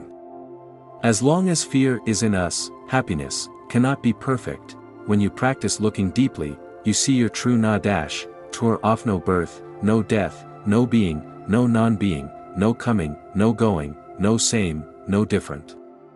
When you see this, you are free from fear. You are free from craving and free from boozy. No fear is the ultimate joy. When you have the insight of no fear, you are free. And like the great beings, you ride serenely on the waves of birth and death, manifesting and hiding. The true nature of all things is not to be born, not to die, not to arrive and not to depart. My true nature is the nature of no coming and no going. When there are sufficient conditions, I manifest, and when the conditions are no longer sufficient, I hide. I do not go anywhere. Where would I go? I simply hide. If your dear one has just died, you may have a difficult time overcoming your loss. You may be crying all the time, but look deeply. There is a divine medicine to help you over come your pain, to see that your dear one is not born and, does not die, does not come and does not go. It is only because of our misunderstanding that we think, the person we love no longer exists after they pass away. This is because we are attached to one of the forms, one of the many manifestations of that person. When that form is gone, we suffer and feel sad. The person we love is still there. He is around us, within us and smiling at us. In our delusion we cannot recognize him, and we say, he no longer is. We ask over and over, where are you? Why did you leave me all alone? Our pain is great, because of our misunderstanding. But the cloud is not lost, our beloved is not lost. The cloud is manifesting in a different form. Our beloved is manifesting in a different form. If we can understand this, then we will suffer much less, taking new forms. When we lose someone we love, we should remember that the person has not become nothing. Something cannot be come nothing, and nothing cannot become something. Science can help us understand this, because matter cannot be destroyed, it can become energy. And energy can be come matter, but it cannot be destroyed. In the same way, our beloved was not destroyed, she has just taken on another form. That form may be a cloud, a child, or the breeze. We can see our loved one in everything. And smiling, we can say, dear one, I know you are there very close to me. I know that your nature is the nature of no birth and no death. I know that I have not lost you, you are always with me. If you look deeply at every moment of your daily life, you will see that person. Practicing like this, you will be able to overcome your grief. The same is true with your mother, or your father. Their true nature is the nature of not born, not dying, not arriving and not departing. In reality, you have not lost anyone who has died. The story OJ the river and the clouds. There is a story I like to tell about a river that followed the clouds. There is a little stream that comes from a mountain spring. It is very small and young and wants to reach the sea as quickly as possible. It does not know how to dwell peacefully in the present moment. It is in a hurry because it is so young. It has not realized the practice of I am home, I have arrived, so it flows down the mountain, reaches the plains and becomes a river. As a river it has to go more slowly. This is irritating cause it is afraid that it will never get to the sea. But since it is forced to go more slowly, its waters become more still. Its surface begins to reflect the clouds in the sky, pink clouds, silver clouds, white clouds. There are so many wonderful shapes. All day it follows the clouds. It becomes attached to the beautiful clouds. So the river suffers because the clouds are impermanent. They are always moving with the wind, leaving the river to go off somewhere else. How the river furs. The river tries over and over to hold on to the clouds. It is sad that the clouds will not stay with it and stand still. One day a stormy wind blew all the clouds away. The vault of the sky was very clear, blue and empty. How the river despaired. It no longer had a cloud to follow. There was not a cloud in the sky. The vast expanse of blue brought despair into the river's heart. What is there to live for without the clouds? What is there to live for without my beloved one? The river wanted to die, but how could a river kill itself? All night long it wept. That night the river had a chance to listen to itself crying. The sound of its weeping was the sound of its own waves ping on the shore. When it was able to come back to itself and hear its own crying, it had a very wonderful insight. It realized that its own nature was also the nature of the cloud. It was the cloud. The cloud lay in the depths of its own being. Just like the river, the cloud was grounded in water. The cloud was made of water. So why, the river thought, do I need to run one to the cloud? I only need to run one to the cloud if I am not the cloud. That night of utter loneliness and depression helped the river to wake up and see that it was also the cloud. That morning the blue emptiness of the sky which had made the river feel so lonely, was now something new and very wonderful, clear and bright. The blueness of the sky was reflect ing the newfound freedom and innocence of the river. It knew that the vault of the sky was the home of all the clouds, and no cloud could exist outside the vault of the sky. The river understood that the nature of the cloud was not to arrive and not to depart, so why should the river cry? Why should it weep as if it had been torn from the cloud? The river had another insight that morning. It saw the no birth, no death nature of the sky. This made the river very peaceful and quiet. It began to welcome and reflect the sky. Before that, it had not reflected the sky, it had only reflected the clouds. Now the sky was always there for the river, day and night. Before, the river had not wanted to be in touch with the true nature of things. It had only wanted to be in touch with change, with birth and death. Now that it had been in touch with the vault of the sky, it became very peaceful and quiet. It had never felt so much peace. That afternoon when the clouds came back, the river was no longer attached to any particular one of them. There was no cloud it felt to be its own special cloud. It smiled at every cloud as it passed. It welcomed and loved every cloud. Now the river felt the special joy of equanimity. It was not partial to any particular cloud or in the grip of any particular cloud. It loved them all. It could enjoy being with and reflecting every cloud that came through the sky. When a cloud left it, the river said, "Goodbye. See you again soon," and it felt very light at heart. It knew that the cloud would return to it after it became rain or snow. The river was free. It did not feel it even needed to run to the sea anymore. That night a full moon rose and shone into the depths of the river. The moon, the river and the water practiced meditation together. The river enjoyed the present moment in freedom. It was liberated from all sorrow. When we chase an object, trying to grab it, we suffer, and when there is no object to run after, we also suffer. If you have been a river, if you have run after the clouds, feared, cried and been lonely, please hold the hand of a friend. Looking deeply together, you can see that what you were looking for has always been there. In fact, it is you, yourself. You are what you want to become. Why search any more?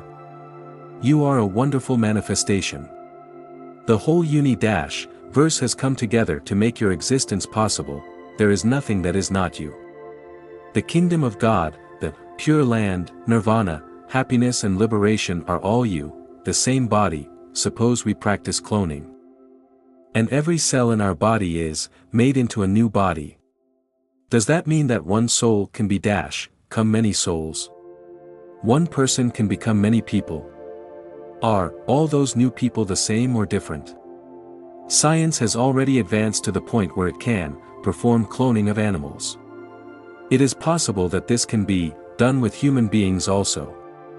If, for example, we take 3 cells from my body and we make 3 clones, will those 3 clones plus myself make 4 people or 1 person? When the clones are made, I might already be quite old and the 3 clones would be very young.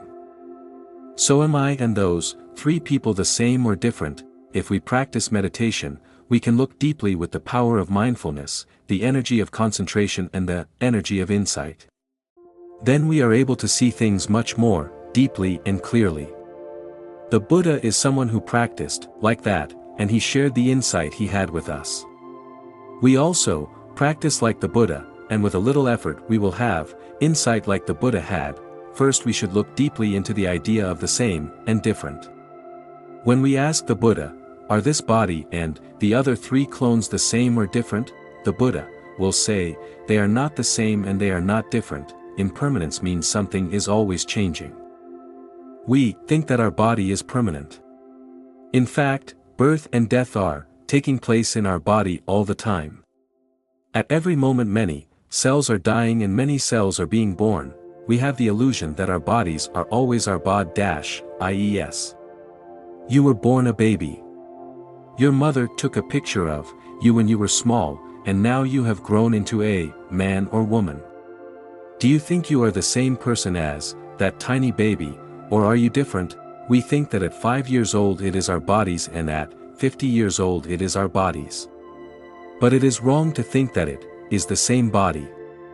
If you have a family photo album, please look at it and you will see what you looked like when you were 6 years old and what you look like now at 60. You will see that those two people look very different. They are different. But in another sense they are not different.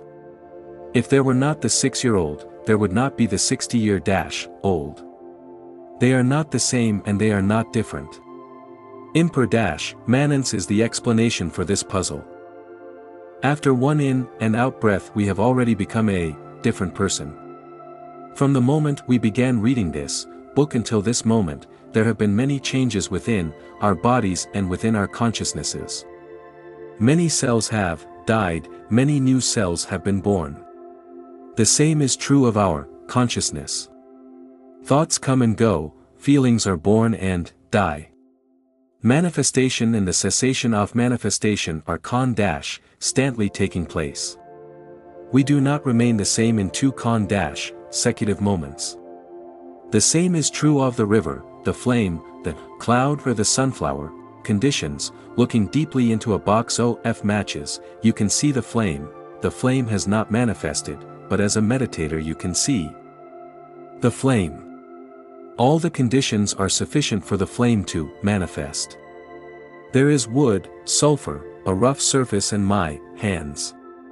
So when I strike the match and the flame appears, I would not call that the birth of a flame. I would call it a manifestation of a flame. The Buddha said that when conditions are sufficient you manifest yourself.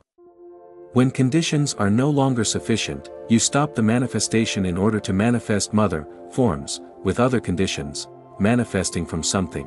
What do you think birth is? Most of us think birth means that something begins to exist where something didn't exist before. In our mind we have the concept that birth means that from nothing you suddenly become something. From no one you suddenly become someone. Most of us would define birth like that. Looking deeply, we see that this definition is not sound. From nothing, you cannot become something. From no one, you can never become someone. Before your so-called birthday, you were already there, in your mother. So that moment of childbirth is only a moment of continuation. Look and see if you can find the moment that you became something from nothing. Was it at the moment of conception in the womb of your mother?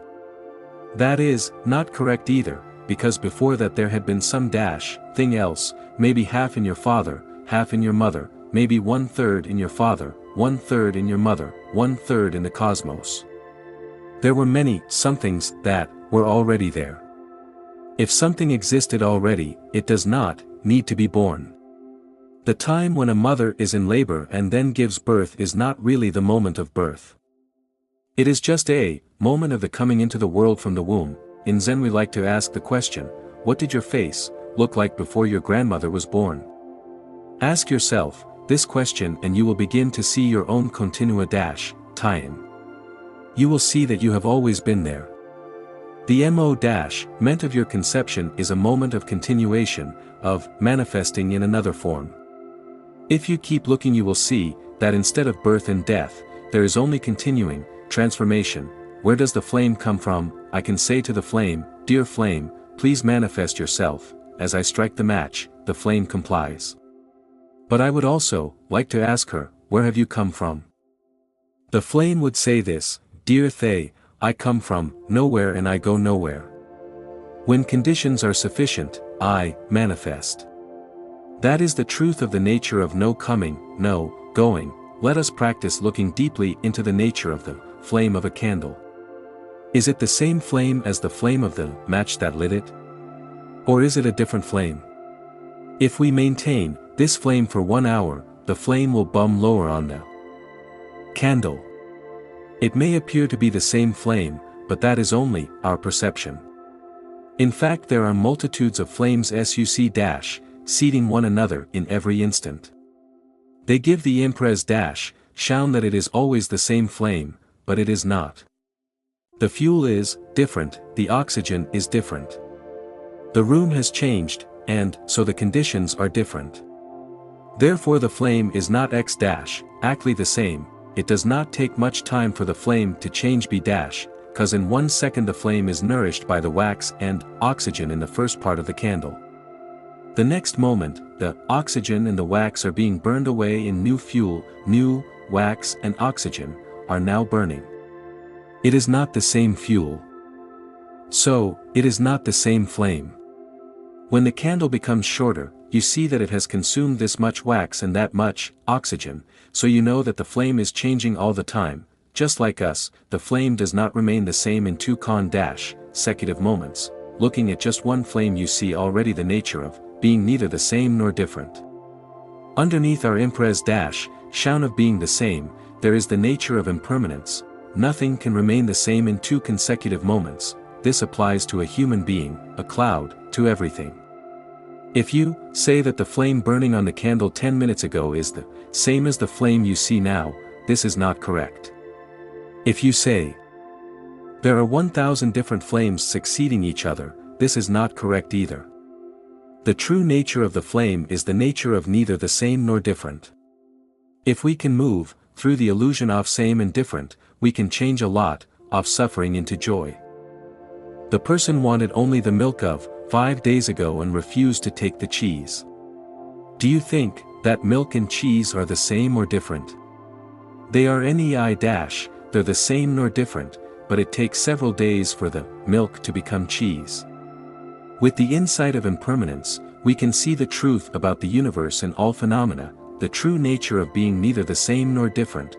We presume that things remain the same forever, but in reality nothing remains the same in two consecutive moments. That is why the notion of a fixed identity is also an illusion, an idea that cannot be applied to reality. There is a stream of manifestation, yes, and you can assign to it a name. Like the Mississippi River. Although the name does not change, the reality does. You have the impression that the river is always there for you, but the water in it is not the same even after just one moment. Philosophers have said that you can never bathe twice in the same river. This is the tour of impermanence confirmed, not only by the Buddha, but by Confucius and Heraclitus and many other wise people, who knew how to look deeply into the nature of reality. Saint Francis and the almond tree. One day, while doing walking meditation during winter in his garden, Saint Francis of Assisi saw a bare almond tree. He approached the almond tree and, as he practiced breathing in and out, asked the almond tree to tell him about God. Suddenly the almond tree was covered with blossoms. I believe the story to be true because such a contemplative could see into the depth of reality. He did not need to have the warmth of spring in order to realize that the almond blossoms were ready there. I invite you to look at a box of matches with the eyes of Saint Francis, the eyes of the Buddha. You do have those eyes. Can you see the flame already in the box of matches? It has not manifested, but it is there somewhere. Looking deeply, you can already see the flame. All conditions are there for the flame to manifest, except one a movement of your fin jars. You can furnish that last condition and see the flame manifesting. When you strike a match, please do it very mindfully, observe all the conditions. Ask the flame, dear little flame, where have you come from? When you extinguish it, ask, where have you gone to? We think the flame, which was born a moment ago, is now going to die. Is there any place, separate from us in space that the flame has gone to? I don't think so. The Buddha said that there is no coming, there is no going. These are questions philosophers have asked many times and have used so much paper, ink and saliva to try to answer. Looking deeply with your Buddha eyes, you can find the answer. Suchness, reality, as it is called suchness. Suchness means, it is like that. You cannot describe it in terms of notions, especially notions of birth and death. being and non-being, coming and going. No word, no idea, no notion can describe reality, the reality of a table, the reality of a flower, the reality of a house, the reality of a living being. Sometimes you are angry with your father and you say, "I don't want anything to do with him." What a declaration! You don't know that you and your father belong to the same reality, you are his continuation, you are he. Look into whether you are the same as your father or different from him. Our true nature is the nature of not the same, not different. You and your father are not the same, and you are not different. When you help the flame to manifest by striking the match, look deeply and you can see that it comes from no where, and it goes nowhere. Use the flame on the match to light a candle. Is the flame of the candle the same as the flame of the match or different? If you have a second candle and light it too, you can ask if three flames are the same or different. Looking into a flame of one candle, we can see in this very flame that the idea of neither the same nor different applies not only to the flames of the two different candles, but also to the one flame that lit them both.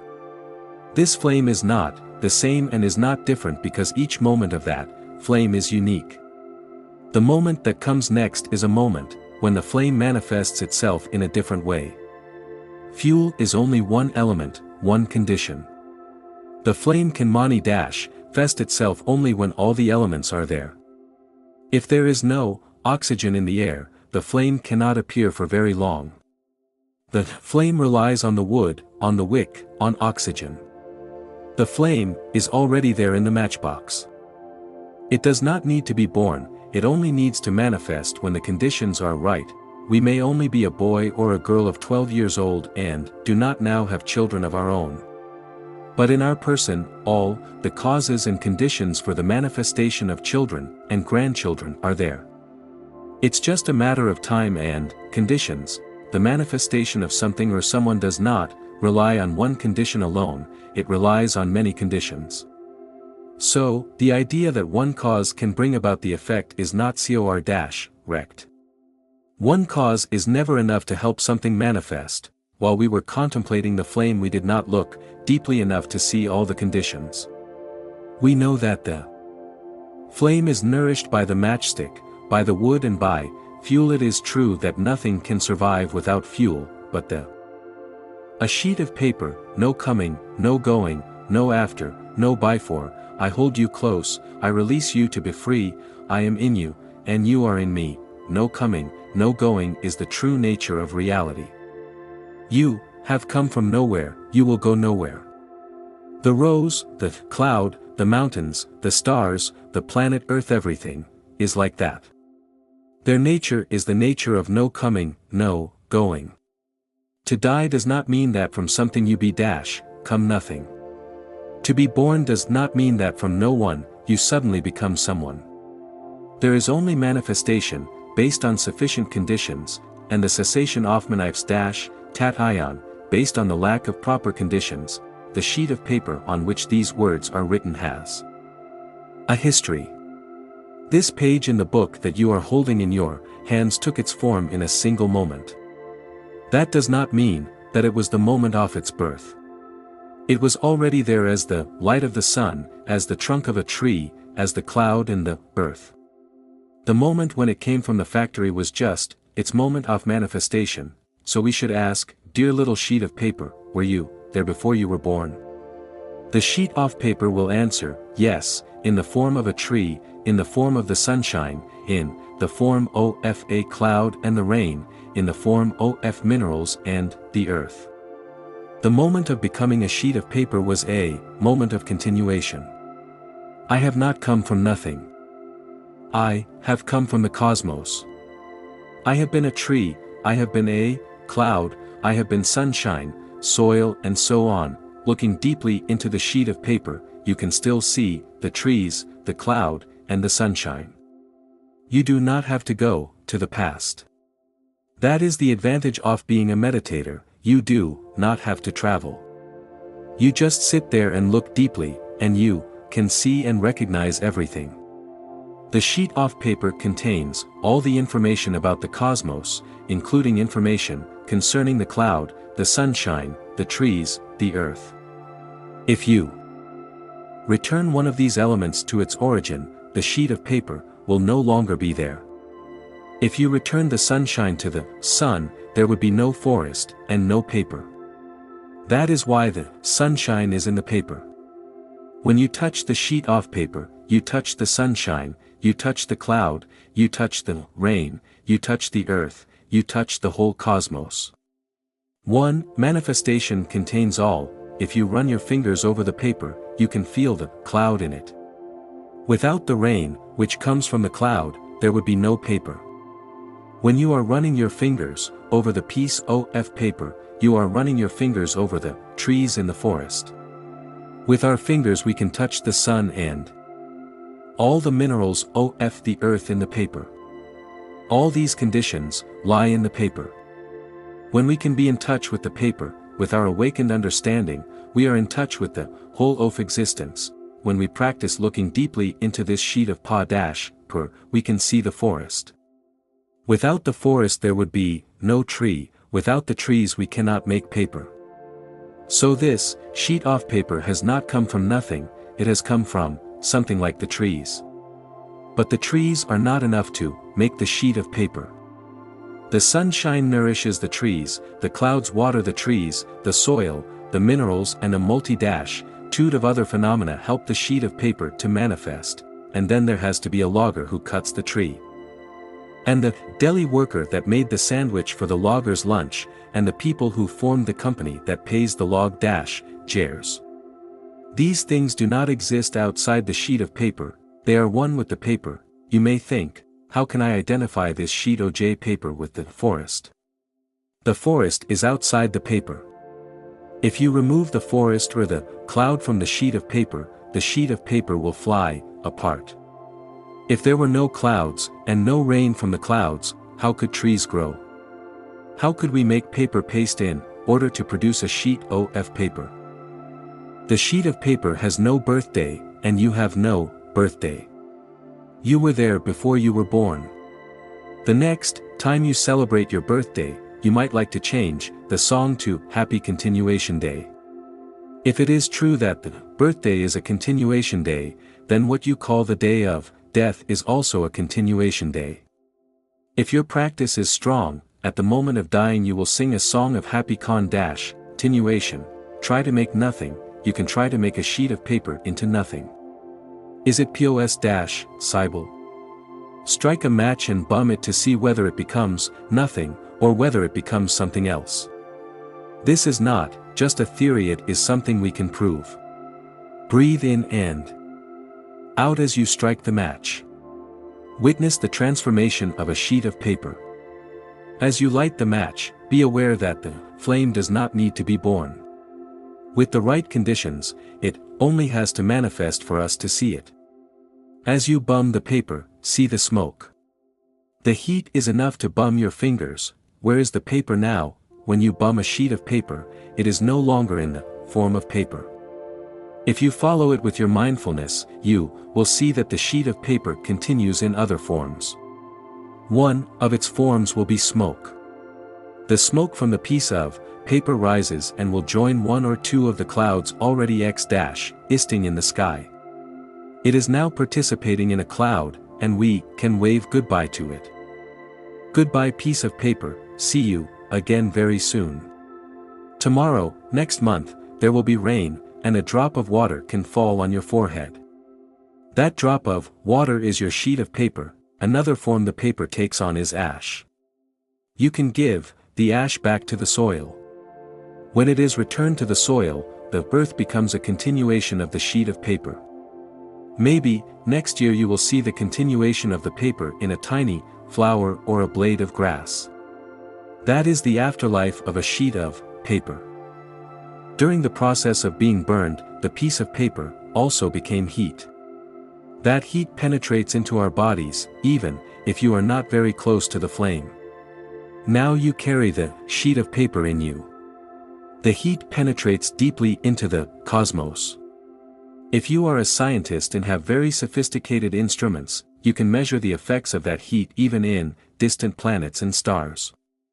They then become a manifestation, a continuation of the little sheet of paper. We cannot know how far the sheet of paper will go. Scientists say that if you clap your hands it may have an impact on a distant star. What is happening with us can affect a galaxy far away. And the galaxy far away can affect us.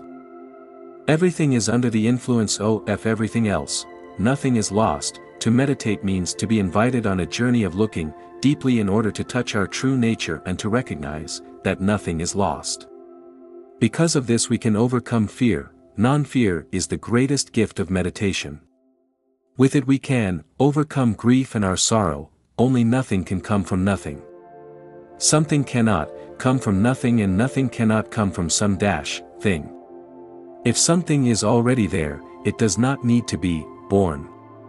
The moment of birth is only a moment of continuation. You can be perceived as a baby the day of your so-called birth, and everyone thinks of you as now existing. But you already existed before that day. To die in our notion of death means that from some thing you suddenly become nothing. From someone you suddenly become no one. That is a horrible idea and makes no sense. If something has not been born, will that some thing have to die sometime? Can you reduce the sheet of paper into non-being, nothing? I can testify that a sheet of paper has never been born, because to be born means from nothing you suddenly be come something, from no one you suddenly become some one. That idea is not compatible with reality. Your true nature is the nature of no birth. The nature of the sheet of paper is also the nature of no birth. You have never been born, you have been there for a long, long time. You have always been there. When you were a child you may have liked to play with a kaleidoscope. Every movement of your fingers created a wonderful pattern of colors. If you moved it a little bit, then what you see would change. It was also beautiful, but it would be different. You might say that the different patterns within the kaleidoscope were being born or dying, but as a child you did not mourn that kind of birth and death. Instead, you you to delight in seeing different forms and colors. If we are able to touch our ground of no birth and no death, we will have no fear. That is the base of our true happiness. As long as fear is still in you, your happiness cannot be perfect. The Bodhisattva Avalokiteshvara has offered us the Heart Sutra. In that sutra we learn that reality is as it is, not conditioned by birth, death, coming, going, being, non-being, increasing, decreasing, being defiled or immaculate. We're full of all these notions, and we suffer because we are caught in these notions. Our true liberation is the liberation from notions. When you come to a practice center, you hope to alleviate some of your suffering. You hope for some relief, but the greatest relief of all can be obtained only by touching your true nature, the nature of no birth and no death. That is the deepest teaching the Buddha offered to us. No creation. Look at the sunflower growing in the garden. The sunflower relies on so many elements in order to manifest itself. There is a cloud inside of the flower because if there were no cloud, there would be no rain, and no sunflower could grow. There is the sunshine in the sunflower. We know that without shine nothing can grow, there would be no sunflower. We see the earth, we see the minerals, we see the farmer, we see the gardener, and we see time, space, ideas, the willingness to grow and many other elements. So, sunflowers depend on many conditions in order to manifest, not just one. I like to use the word manifestation instead of birth, and I also like to use it instead of creation. In our minds, to create also means from nothing something is brought forth. The farmer who grows sunflowers does not create the sunflowers. If you look deeply, you see that the farmer is only one of the conditions that can bring sunflowers into being. There are seeds of sunflowers stored in the bam, there are fields outside where you can plant sunflowers, there are clouds in the sky to make rain, there are fertilizers, there is the sunshine to help the sunflower to grow. You, the farmer, are not really the creator of the sunflower. You are just one of the conditions. Without you the sunflowers cannot manifest. But the same is true of the other conditions. All are equally important to the manifestation of the sunflower. When you come to Plum Village in the month of July, you will see many sunflowers on the surrounding hills. Han dreads of thousands of sunflowers all come toward the east, smiling and bright. If you come in the month of May or April, the hills are bare. But when the farmers walk through their fields, they can already see the sunflowers. They know that the sunflowers have been planted, that every condition is sufficient. The farmers have sown the seeds, the soil has been prepared. Only one condition is missing, the warmth that will come in June and July. It is not because something manifests that you can describe it as being. It is not because it has not manifested or has ceased its manifestation that you can call it non-being. Being and non-being cannot apply to reality. By looking deeply, you realize that reality is not subject to birth and death, to being and non-being. When Paul Tillich said, God is the ground of being, that being should not be confounded with the being that is opposed to non-being. You are invited to look deeply into the notion of being in order to be free from it. A leaf and a flower share the same ground, of no birth and no death. There is a manifestation of a flower, or a leaf or a cloud. During the winter we do not see any sun, flowers or dragonflies, and we do not hear the cuckoo bird sing. It seems that they do not exist in winter, but we know that this idea is wrong. In the beginning of spring, all of these beings will manifest themselves again. They have just been somewhere else during the winter, in another manifestation, waiting until conditions are favorable in order to manifest themselves again. To qualify them as non-existing in winter is a wrong perception. Passed away does not mean gone. We must also ask the question, if Jesus was not born then, how could he die? Though he was crucified, did he cease to exist? And did Jesus need to be resurrected? Is it possible that his crucifixion was not a death? Is it possible it was a hiding? His true nature is the nature of no birth and no death. This is true not just of Jesus. In this sense, a cloud is the same, a sunflower is the same, and you and I are the same. We're not born and we do not die. And since Jesus Christ is not affected by birth and death, we call him the living Christ. It is real and deep wisdom to learn to look at things in terms of manifestation. If someone who is very close to you has passed away and you define him or her as non-existing, you are mistaken. From nothing cannot be born something. From no one cannot be born someone. From something you cannot become nothing. From someone you cannot become no one. That is the truth. If the person who is close to you does not manifest in the form that you are used to seeing or perceiving, that does not mean that he is non-existing. It does not mean that he is no longer there. If you look deeply, you can touch his or her presence in other forms of manifestation. One day I took the hand of a young father who had just buried his little son. I invited him to walk with me to cover his son in other forms. His son had come to Plum Village when he was very young and learned to enjoy vegetarian food. He gave me his allowance and extra pocket money and asked me to buy a plum tree and plant it for him. He wanted to participate in the work of supporting hungry children in the world by planting a fruit tree in Plum Village. He knew that a plum tree gives a lot of fruit. He knew that we could sell the fruit and send the money to hungry children in the third world. He learned to do walking and sitting meditation, and he practiced the Dharma very well. When he was sick I went to Bordeaux and visited him in the hospital. He said to me, "Grandpa Monk, I will do walking meditation for you." He got down from his bed, although he was quite weak, and walked beautifully for me.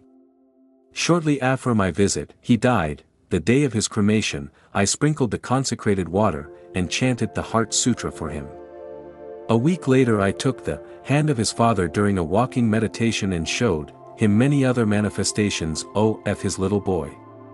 Together we visited the plum tree I planted for his son, and as we sat in the afternoon light, we saw his little boy waving to us from every bud and branch. Looking deeply into reality, you can discover many things.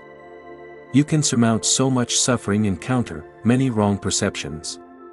If we can abide peacefully in the ultimate dimension, we will not drown in the ocean of fearing, grief, fear and despair.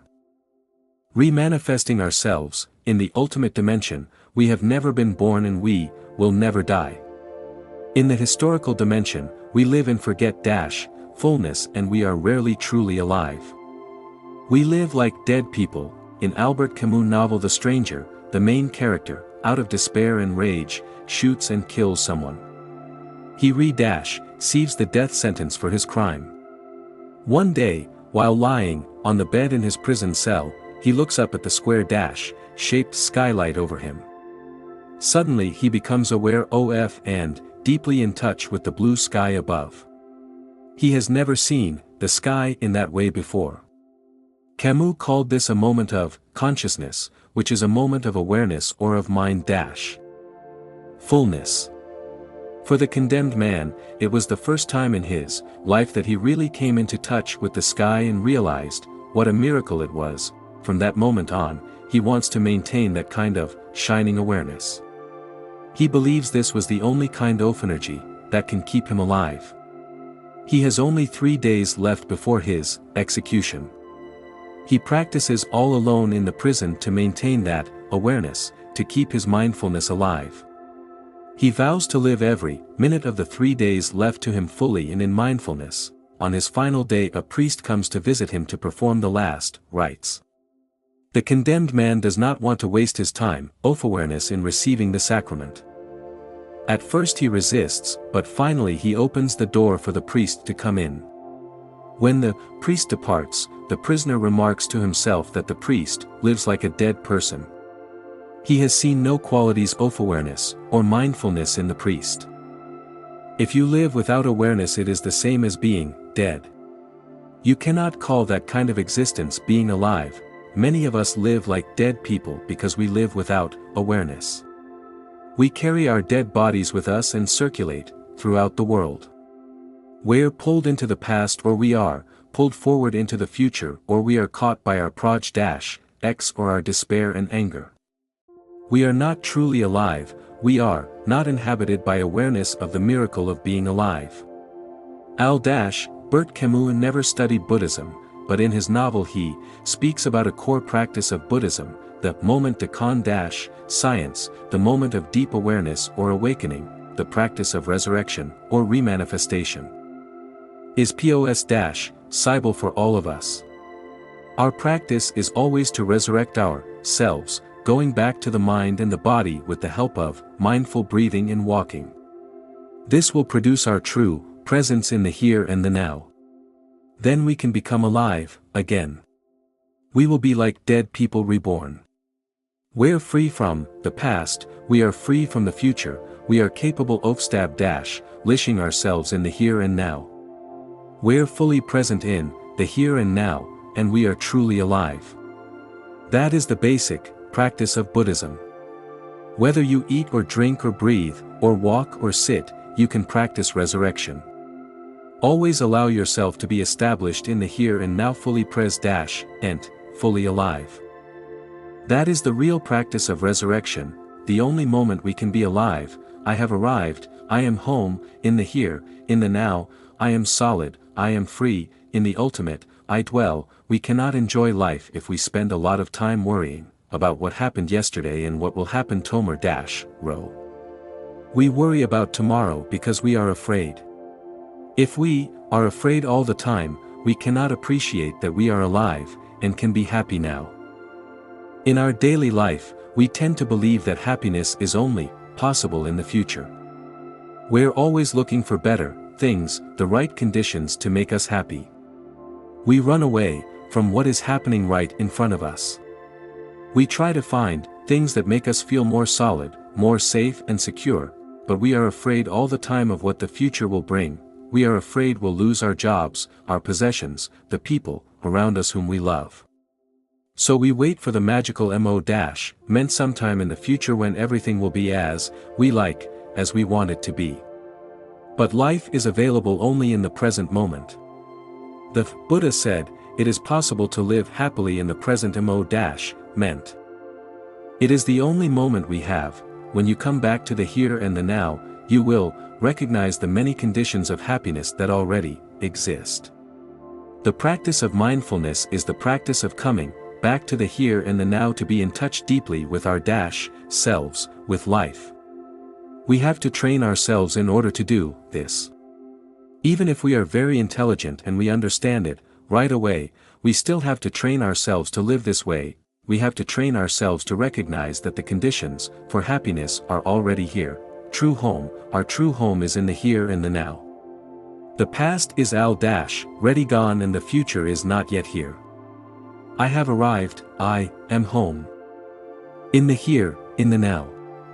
This is our practice. You can recite this gatha, or poem, during walking THICH NHAT HANH or sitting meditation.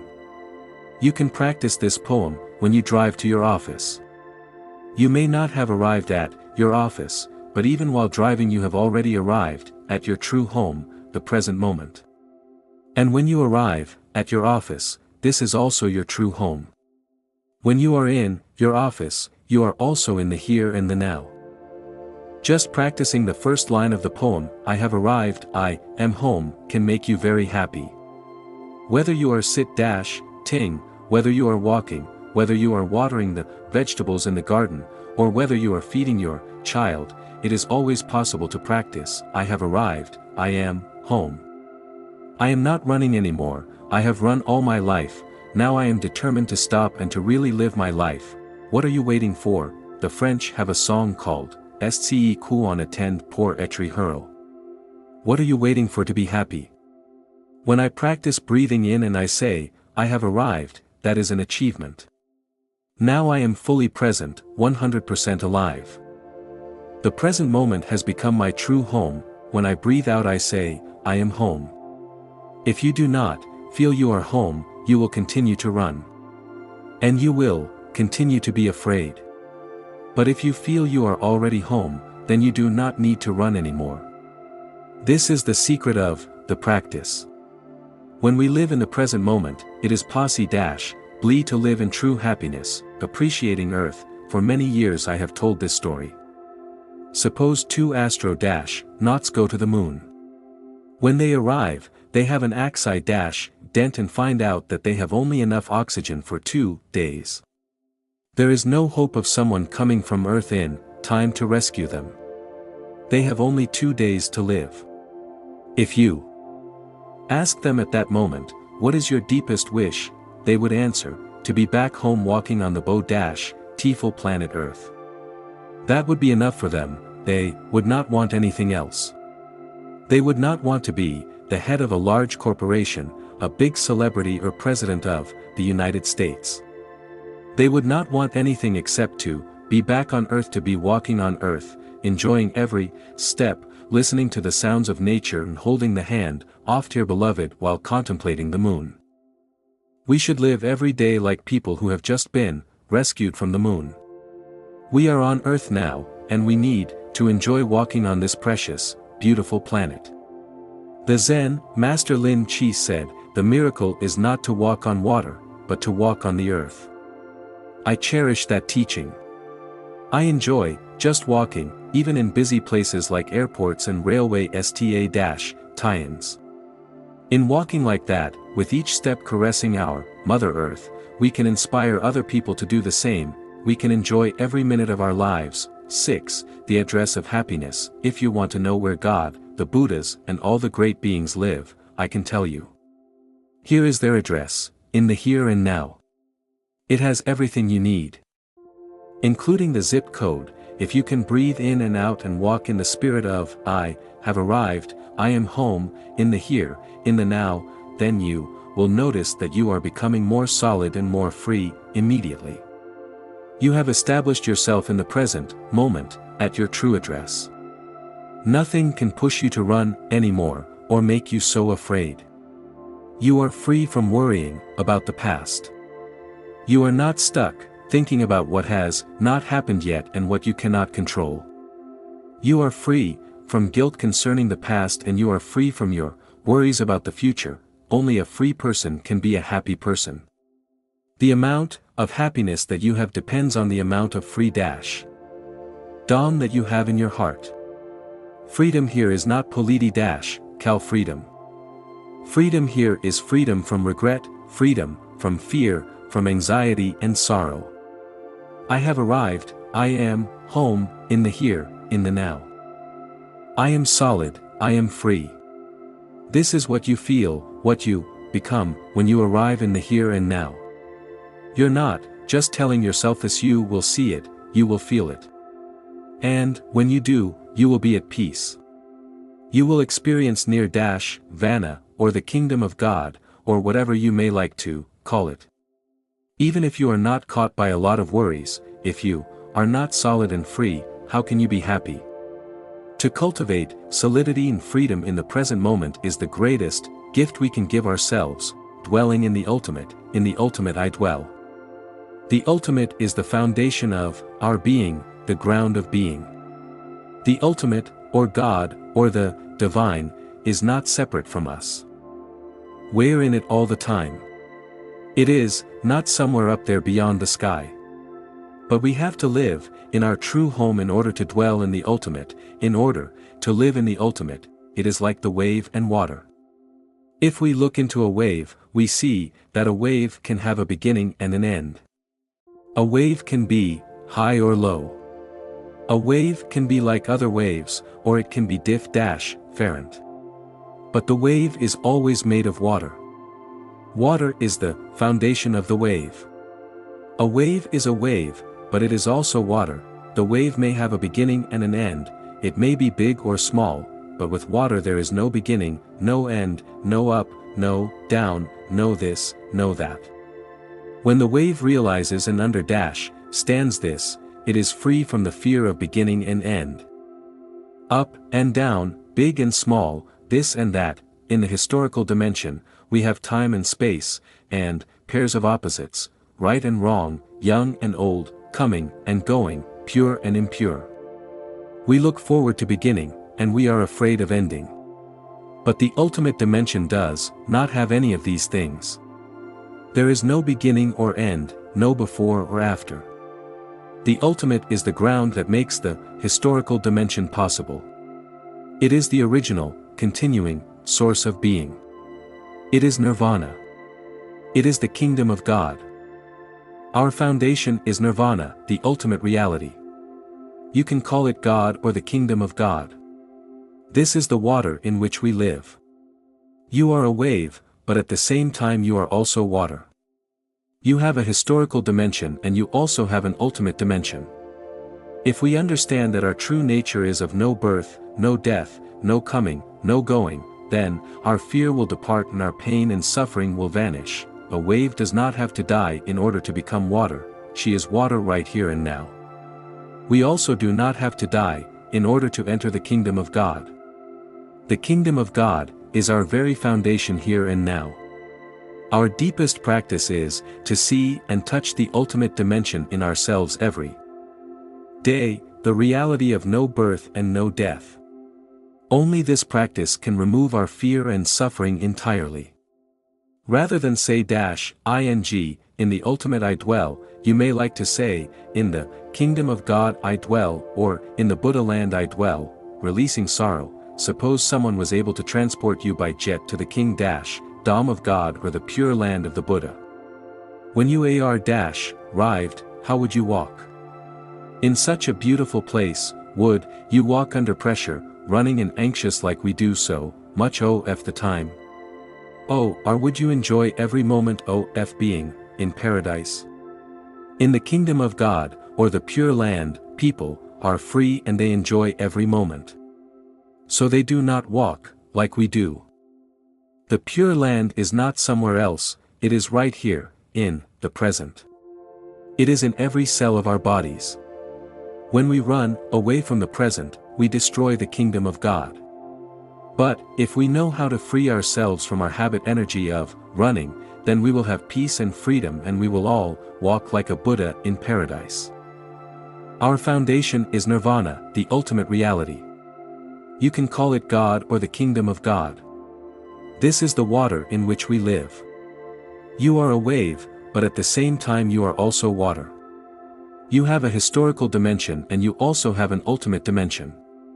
If we understand that our true nature is of no birth, no death, no coming, no going, then our fear will depart and our pain and suffering will vanish. A wave does not have to die in order to become water, she is water right here and now. We also do not have to die in order to enter the kingdom of God. The kingdom of God is our very foundation here and now. Our deepest practice is to see and touch the ultimate dimension in ourselves every day, the reality of no birth and no death. Only this practice can remove our fear and suffering entirely. Rather than say ing, in the ultimate I dwell, you may like to say, in the kingdom of God I dwell, or in the Buddha land I dwell, releasing sorrow. Suppose someone was able to transport you by jet to the king Dham of God or the pure land of the Buddha. When you arrived, how would you walk? In such a beautiful place, would you walk under pressure, running and anxious like we do so much of the time? Or would you enjoy every moment of being in paradise? In the kingdom of God, or the pure land, people are free and they enjoy every moment. So they do not walk like we do. The pure land is not somewhere else, it is right here, in the present. It is in every cell of our bodies. When we run away from the present, we destroy the kingdom of God. But, if we know how to free ourselves from our habit energy of running, then we will have peace and freedom and we will all walk like a Buddha in paradise. It is very hard to fight against the habits we have. Op-ed. Dr. Ambedkar was a member of Indian Parliament, who came from the ranks of the untouchables. He fought for the rights of the untouchables. He felt very strongly that their hope for dignity and safety was in Buddhism. The Bud-Dha did not believe in the caste system. So, one day in the city of Bombay, 500,000 untouchables came together and Dr. Ambedkar delivered the 3 refuges and the 5 mindfulness trainings of the Buddha. I went to India to offer my support and assistance to this community of untouchables. We gave Dharma talks and held days of mindfulness. Imagine that you grew up as an untouchable. Imagine that everyone around you treated you badly and made you afraid for your life. Imagine that you had to please all those of higher rank in order to stay safe. How would you live? Would you be relaxed and in the present moment? Or in constant worry about the future? The habit energy of anxiety would be very strong. The friend who organized my trip came from the touchable community. He lived in New Delhi with his wife and 3 children. He very much wanted to make my trip pleasant and successful. One morning, we were sitting on a bus together, traveling to another community. I was enjoying the landscape of India from my window seat.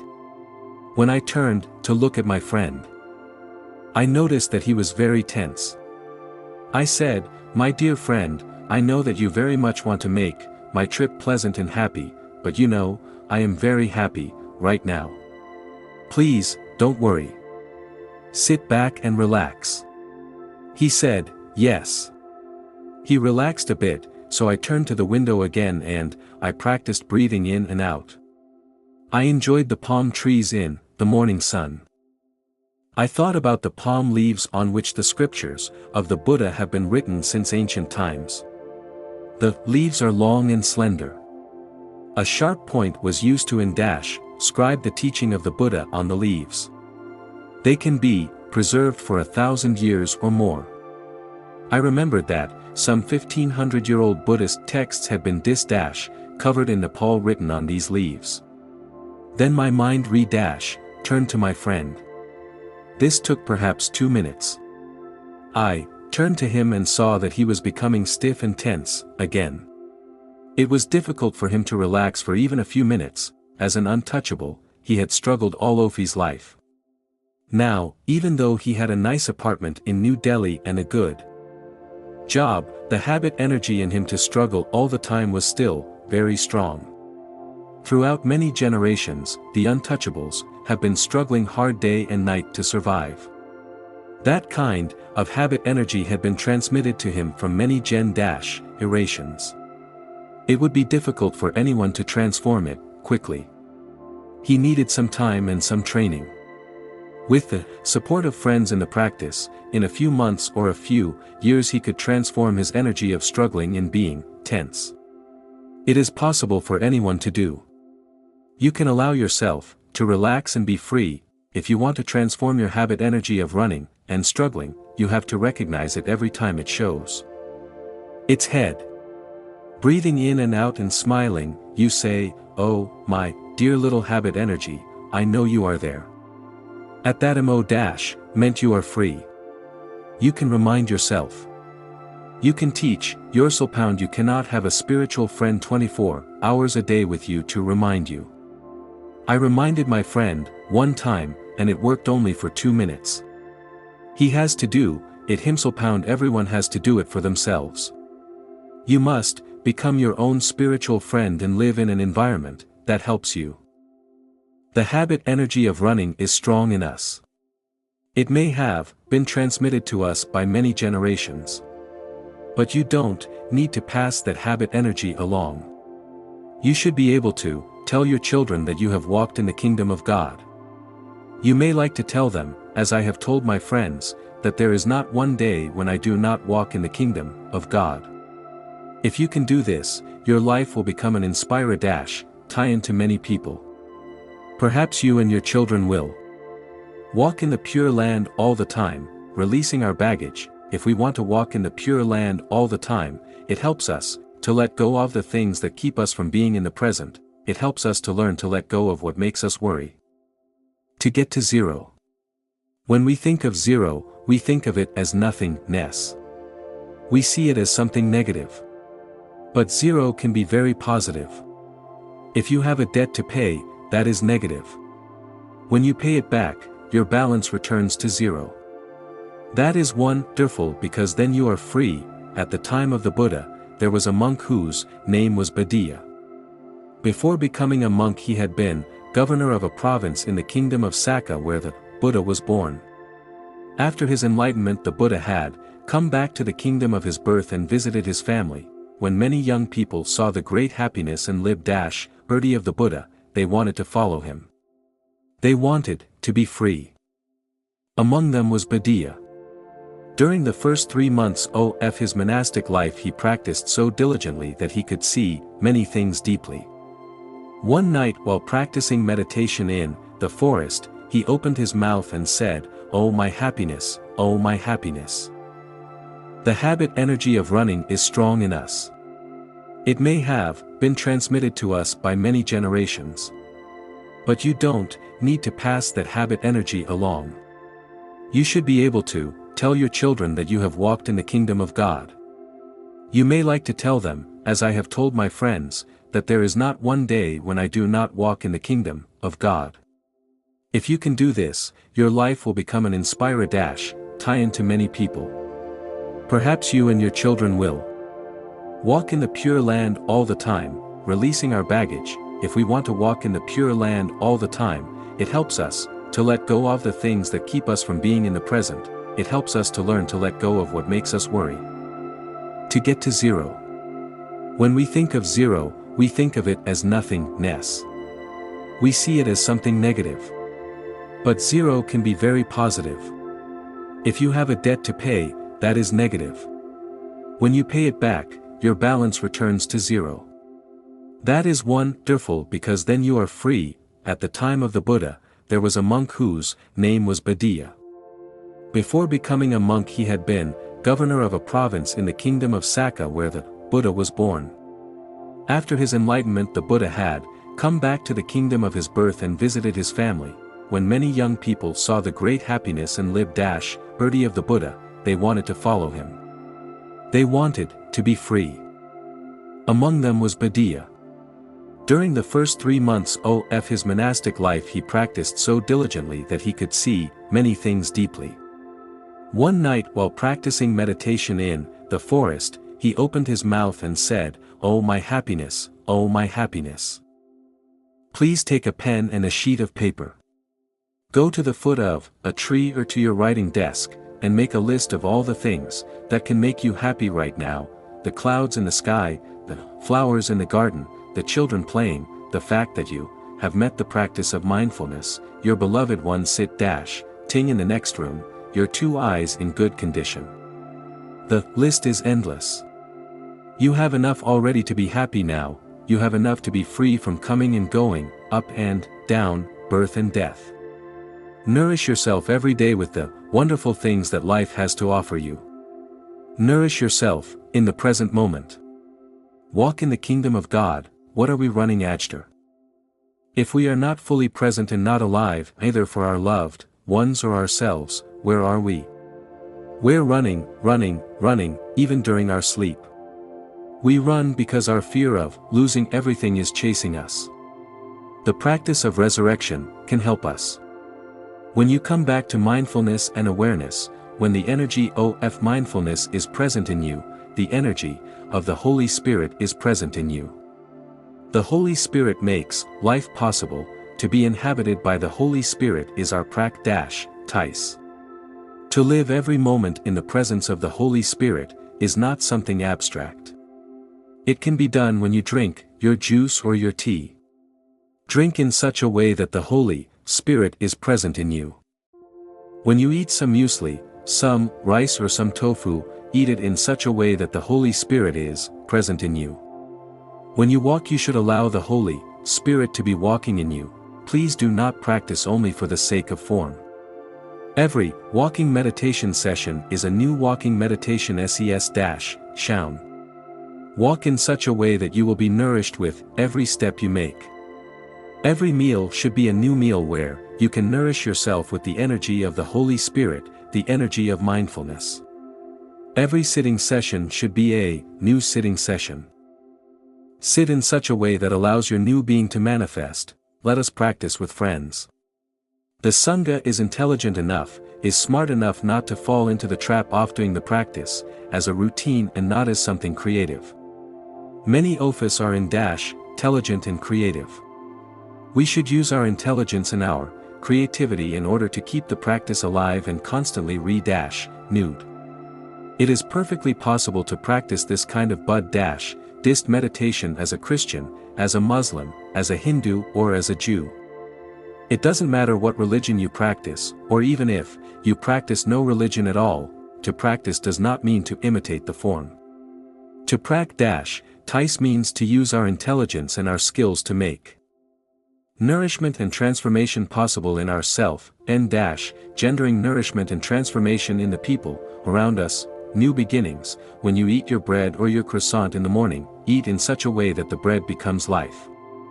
Celebrate the Eucharist every morning while breaking the bread or biting into your croissant. Feel alive, feel that you are in touch with the whole cosmos. If the piece of bread is the body of Jesus, it is also the body of the cosmos. This piece of bread is the body of the cosmos, we can say. Eating with mindfulness allows you to recognize the piece of bread as the body of the cosmos. When you eat like this, you are a new person. Allow the new being to manifest in you. You can do this practice by yourself. You can also practice this with others in order to help your brothers and sisters renew themselves every meant of their daily practice. When we begin the practice, we have the gift of beginner's mind. Beginner's mind is a beautiful mind. You are motivated by the desire to practice, to transform yourself, to bring peace and joy into yourself. And that peace and joy comes contagious. Allow yourself to be a torch and allow the flame of your torch to be transmitted to other torches. Practicing like that, you can help peace and joy grow in the entire world. The practice of resurrection should be taken up by each of us. When we practice it with success, we will also help other people around us. This is the true practice of being alive. Whatever we do in our daily practice, walking, sit dash, ting, eating or sweeping the floor, the purpose of all these things is to help us become alive again. Be alive in every meant, and by waking up yourself, you will wake up the world. Waking up is the very nature of the teaching and the practice. Bud means to wake up. We call the one who is awake a Buddha. The Buddha is someone who dispenses the teachings and the practice of awakening. Each of us can transform his or herself into a lamp that can help the entire world awaken. 7. Continuing manifestations. The Buddha has advised us that we should not accept any teachings as true just because a famous master teaches them, or because they are found in holy books. This also includes the Buddhist canon. We can only accept teachings that we have put into practice with our own awakened understanding, and that we can see with our own experience to be true. The Buddha said our true nature is the nature of no birth and no death. Let us look again and see if this is true. If you light a candle and the flame keeps burning until the whole candle is finished, is the candle still there or not? The Buddha says there is no annihilation. We have seen that this is true. And also we have seen that the concept of permanence is not applicable to things as they are. So the truth lies somewhere in between. Here, we must look deeply with all our concentration. Do you think that the flame on the candle is going down only in a vertical direction? If you think so, then you are lowering the flame in time. You may also think in this way about your own lifespan, that it is going in a linear direction, and that one day it will end. You may think that you were born on a point on a vertical line. A point you may call 1960, you may think that you will die on a point somewhere far there down on that line, which you may call 2040. All you can see is yourself moving in time like the candle. But you are not just moving in a linear direction. You might think that the flame is just going down. You might think that the candle will die. In fact, the flame is going out in many other directions. It is giving out light all around itself to the north, south, east and west. If you had a very sensitive scientific instrument, you would be able to measure the heat and light that the candle is sending out into the universe. The candle is going into you as an image, as light and as heat. You are like a candle. Imagine you are sending light out around you. All your words, thoughts and actions are going in many directions. If you say something kind, your kind words go in many directions, and you yourself go with them. We are transforming and continuing in a different form at every moment. This morning you said something unkind to your child. With those unkind words you went into her heart. Now you are regretting what you said. It does not mean that you cannot transform what you have said by admitting your mistake to your child, but if you fail to do so, those unkind words may stay with your child for a long time. 3 dimensions. Now I am writing a Dharma book. It is made of my understanding and my practice. When I write a Dharma book, I am not going in a linear direction. I am going out into you, and I am being reborn in different forms in you. In Buddhism we talk of the 3 actions. The 3 dimensions, the dimensions of body, speech and mind at every moment of our lives. Try to see this and understand this truth. You do not need to wait until your body disintegrates to go on the journey of rebirth. At this very moment we are being born and we are dying. We're being reborn not in one single form but in many forms. I would like you to imagine a firecracker. When you light a firework, it does not go down in a vertical direction. It goes out in many dimensions, and the sparks go out in all directions. So do not think that you go in only one direction. You are like fireworks. You go out into your children, your friends, your society, and the whole world. In the morning when I do sitting meditation, to my left and to my right are monks. I have been reborn in them by sitting with them. If you look carefully you will see me in them. I am not waiting to be reborn after I die. I am being born in this moment, and I want to be reborn in a good D-rect ion. I want to hand on to my lay and monastic friends the most beautiful and happy things of my life so that they can have a good rebirth for me and for themselves. Our ignorance, anger and despair should not be reborn. When they are reborn they bring more darkness and suffer-ing into the world. The more happiness and love that can be reborn the better, because it will make this world more beautiful and kind. Therefore you and I should be living our weeks, days and hours in order to be reborn constantly as happiness, love and kindness. One day as I woke up I remembered the words of a folk song, "My father and mother have given me much merit, their merit is my generosity, love, forgiveness and capacity to offer joy and happiness to others. They have given me this precious inheritance. Our children are our continuation. We are our children and our children are us." If you have one or more children, you have already been reborn in them.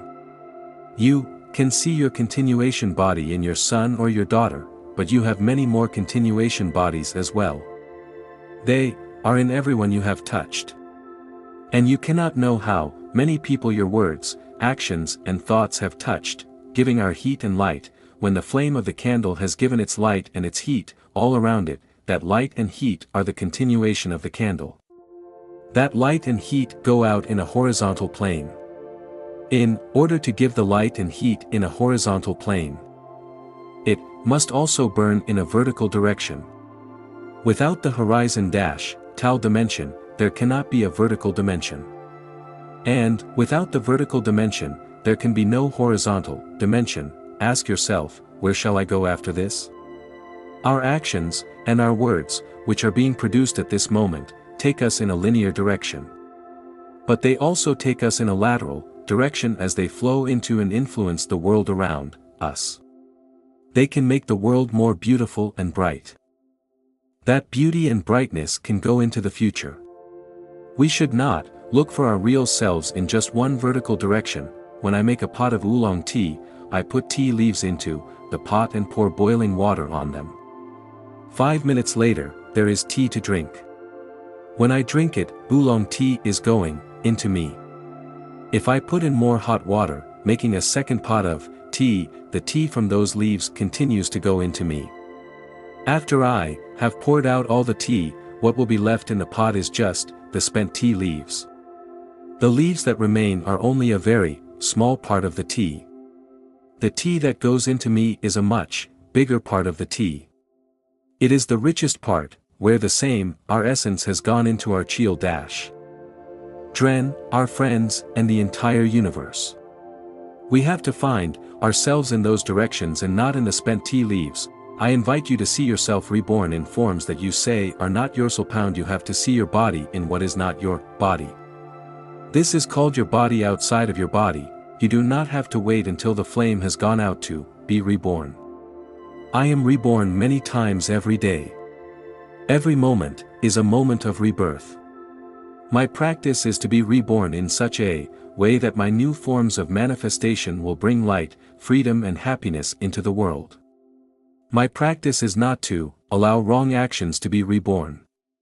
If I have a cruel thought or if my words carry hatred in them, then those thoughts and words will be reborn. It will be difficult to catch them and pull them back. They are like a runaway horse. We should try not to allow our actions of body, speech and mind to take us in the direction of wrong action, wrong speech and wrong thinking. Living through birth and death, if there were not birth and death in every moment, we could not continue to live. In every moment, many cells in your body have to die so that you can continue to live. Not only the cells of your body but all the feelings, perceptions and mental formations in the river of consciousness in you are born and die in every moment. I remember the day a friend brought the ashes of his father, who had been cremated, to the upper hamlet of Plum village. He asked to be allowed to sprinkle this ash by the walking meditation path, and I agreed. He may have thought that the only thing his father had left behind on the walking meditation path was his ash. But when his father was alive, he had walked on that path where his ashes were now sprinkled. We performed the ceremony of sprinkling the ashes. After ward, I turned to the group and said, each of us has left our body on this walking meditation path, not only this person, who has died, but each of us.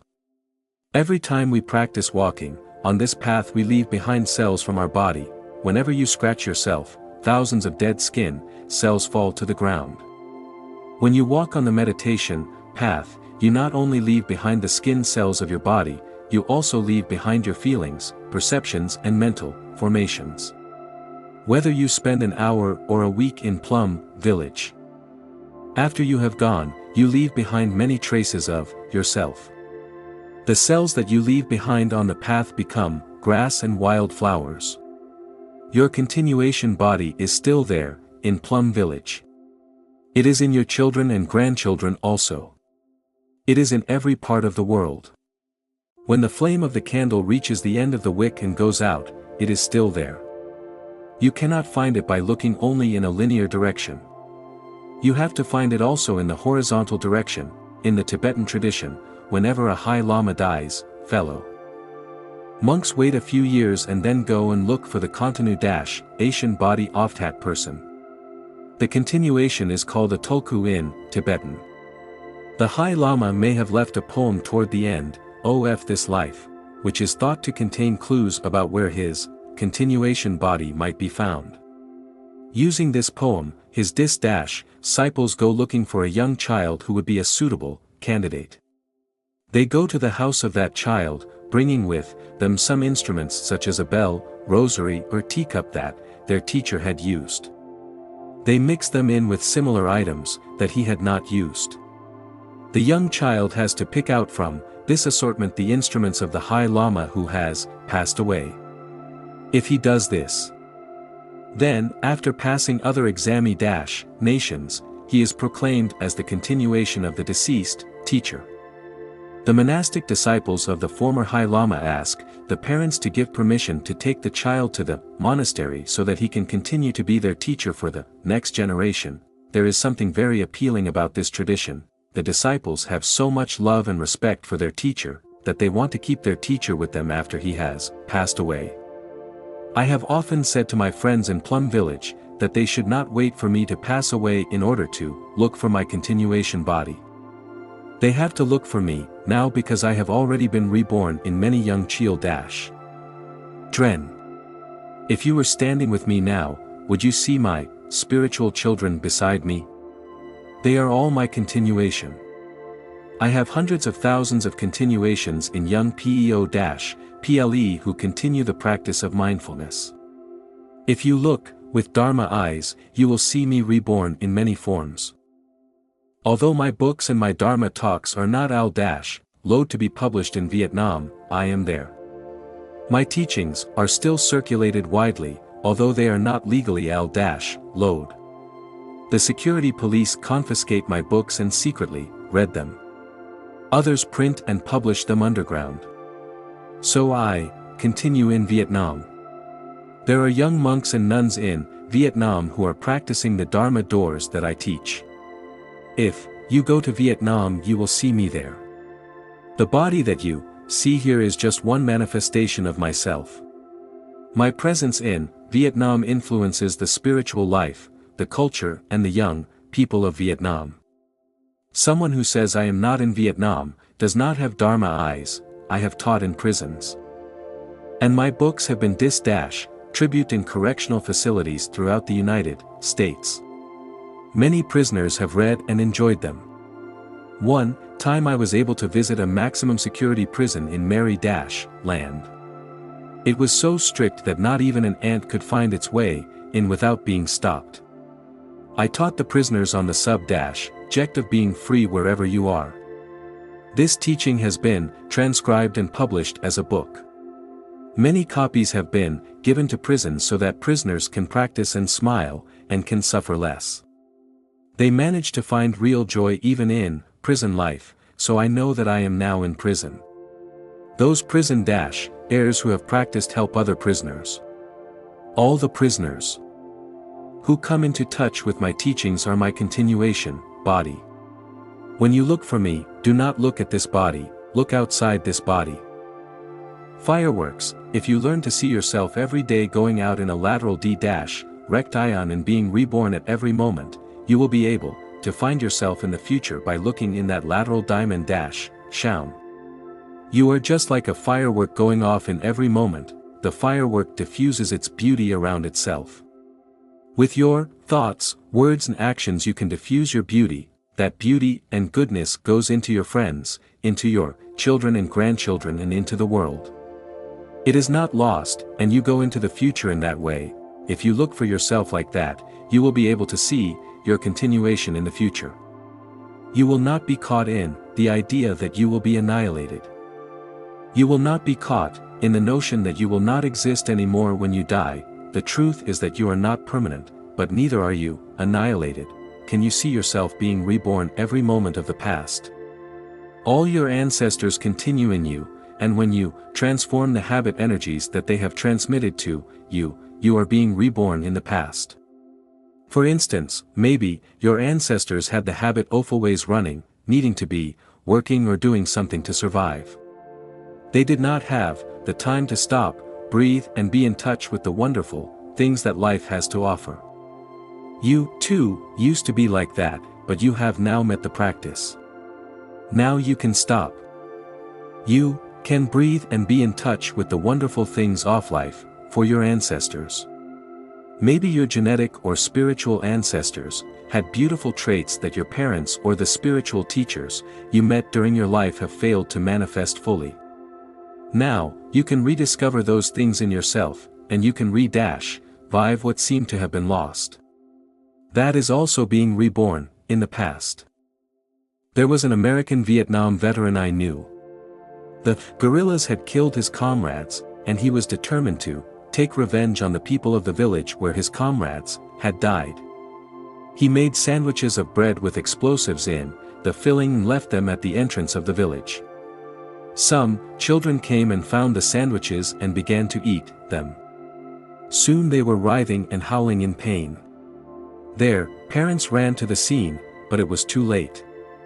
The area was remote, without ambulances and medical equipment, and the children could not be brought to the hospital quickly enough. All 5 of them died. After he returned to the United States, the soldier could not overcome his guilt. His mother tried to comfort him. She said, "My son, those things happen in war. There is nothing to feel bad about." But still, he suffered so much. Whenever he found himself in a room with children, he could not bear it. He had to run out. During one of my tours in the United States, a retreat was organized for war veterans.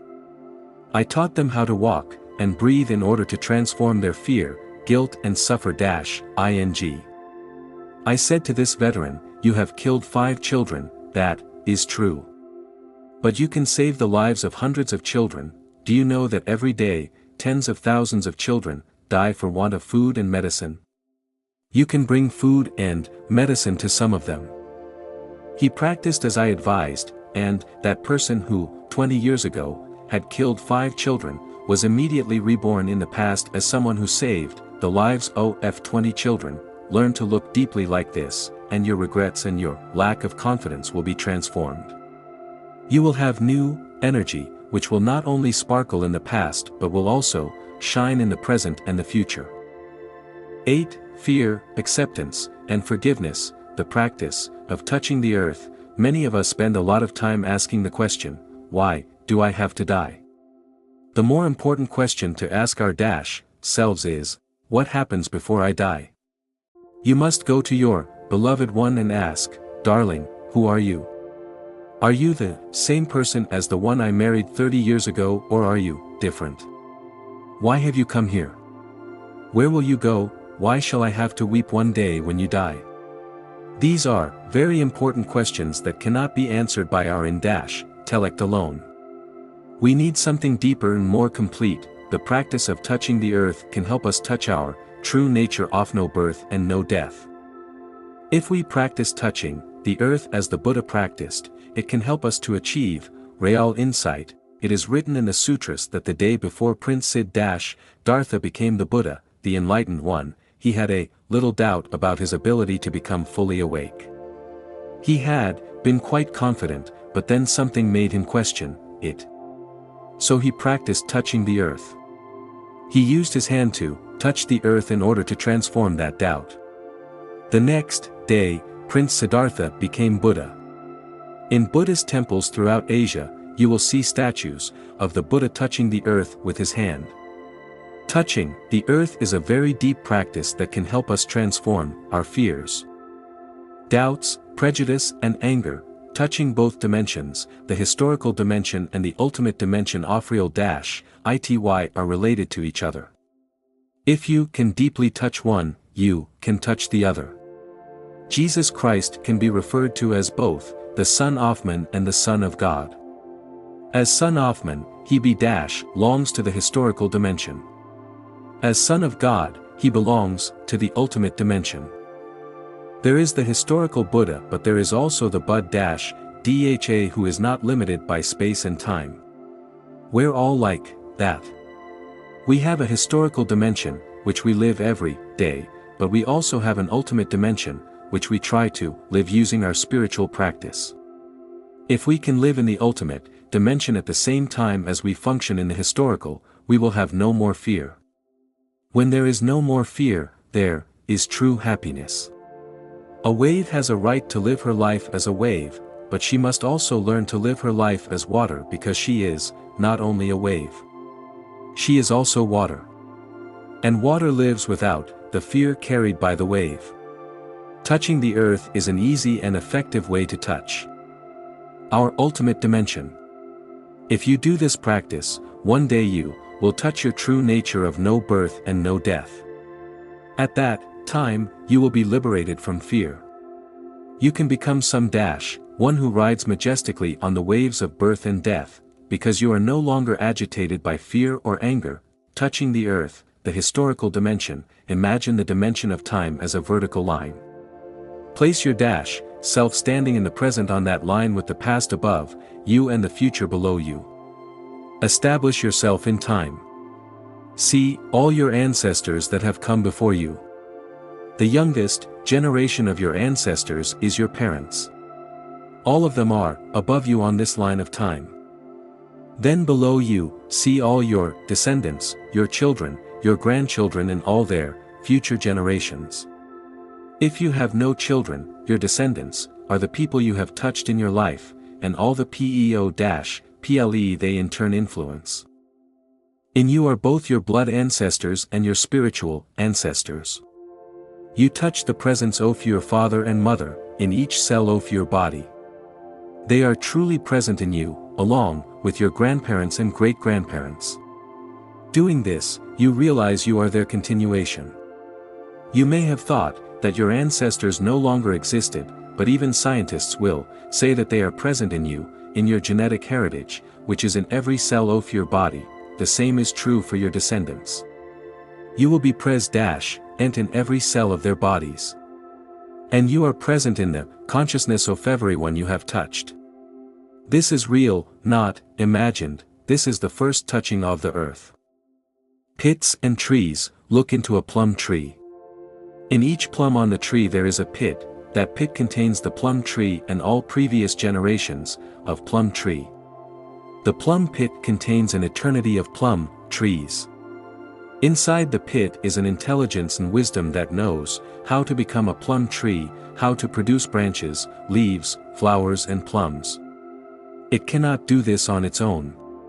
It can only do this because it has received the experienced heritage of so many generations of ancestors. You are the same. You possess the wisdom and intelligence of how to become a full human being because you inherited an eternity of wisdom not only from your blood ancestors but from your spiritual ancestors. 2. Your spiritual ancestors are in you because what you are by nature and what you are by nurture cannot be separated. Nurturing transforms your inherited nature. Your spiritual ity in your practice, which are parts of your daily life, are also in every cell of your body. So your spiritual ancestors are in every cell of your body. You cannot deny their presence. In you are both your blood ancestors and your spiritual ancestors. You touch the presence of your father and mother, in each cell of your body. They are truly present in you, along with your grandparents and great-grandparents. Doing this, you realize you are their continuation. You may have thought that your ancestors no longer existed, but even scientists will say that they are present in you, in your genetic heritage, which is in every cell of your body. The same is true for your descendants. You will be present in every cell of their bodies. And you are present in the consciousness of everyone you have touched. This is real, not imagined. This is the first touching of the earth. Pits and trees. Look into a plum tree. In each plum on the tree there is a pit. That pit contains the plum tree and all previous generations of plum tree. The plum pit contains an eternity of plum trees. Inside the pit is an intelligence and wisdom that knows how to become a plum tree, how to produce branches, leaves, flowers and plums. It cannot do this on its own. It can only do this because it has received the experience heritage of so many generations of ancestors. You are the same. You possess the wisdom and intelligence of how to become a full human being because you inherited an eternity of wisdom not only from your blood ancestors but from your spiritual ancestors. 2. Your spiritual ancestors are in you because what you are by nature and what you are by nurture cannot be separated. Nurturing transforms your inherited nature. Your spiritual ity in your practice, which are parts of your daily life, are also in every cell of your body. So your spiritual ancestors are in every cell of your body. You cannot deny their presence. Dear ancestors, I am you, with all your strengths and weaknesses. I see you have negative and positive seeds. I understand that you have been lucky in that good seeds like kindness, compassion and fearlessness were watered in you. I also understand that if you were not lucky in negative seeds, like greed, jealousy and fear were watered in you, then the positive seeds did not have a chance to grow. If positive seeds are watered in a person's life, it is partly because of luck and partly because of effort. The circumstances of our lives can help us water the seeds of patience, generosity, compassion and love. The people around us can help us water these seeds, and so can the practice of mindfulness. But if a person grew up in a time of war, or in a family and community with great suffering, then that person may be full of despair and fear. If they had parents who had suffered a lot and were afraid of the world and other people, then they would transmit this fear and anger to their children. If they grew up embraced by security and love, the good seeds nurtured in them would grow, and these wonderful seeds would be transmitted. If you can look like that at your ancestors, you will understand that they are human beings who have suffered and have tried their best.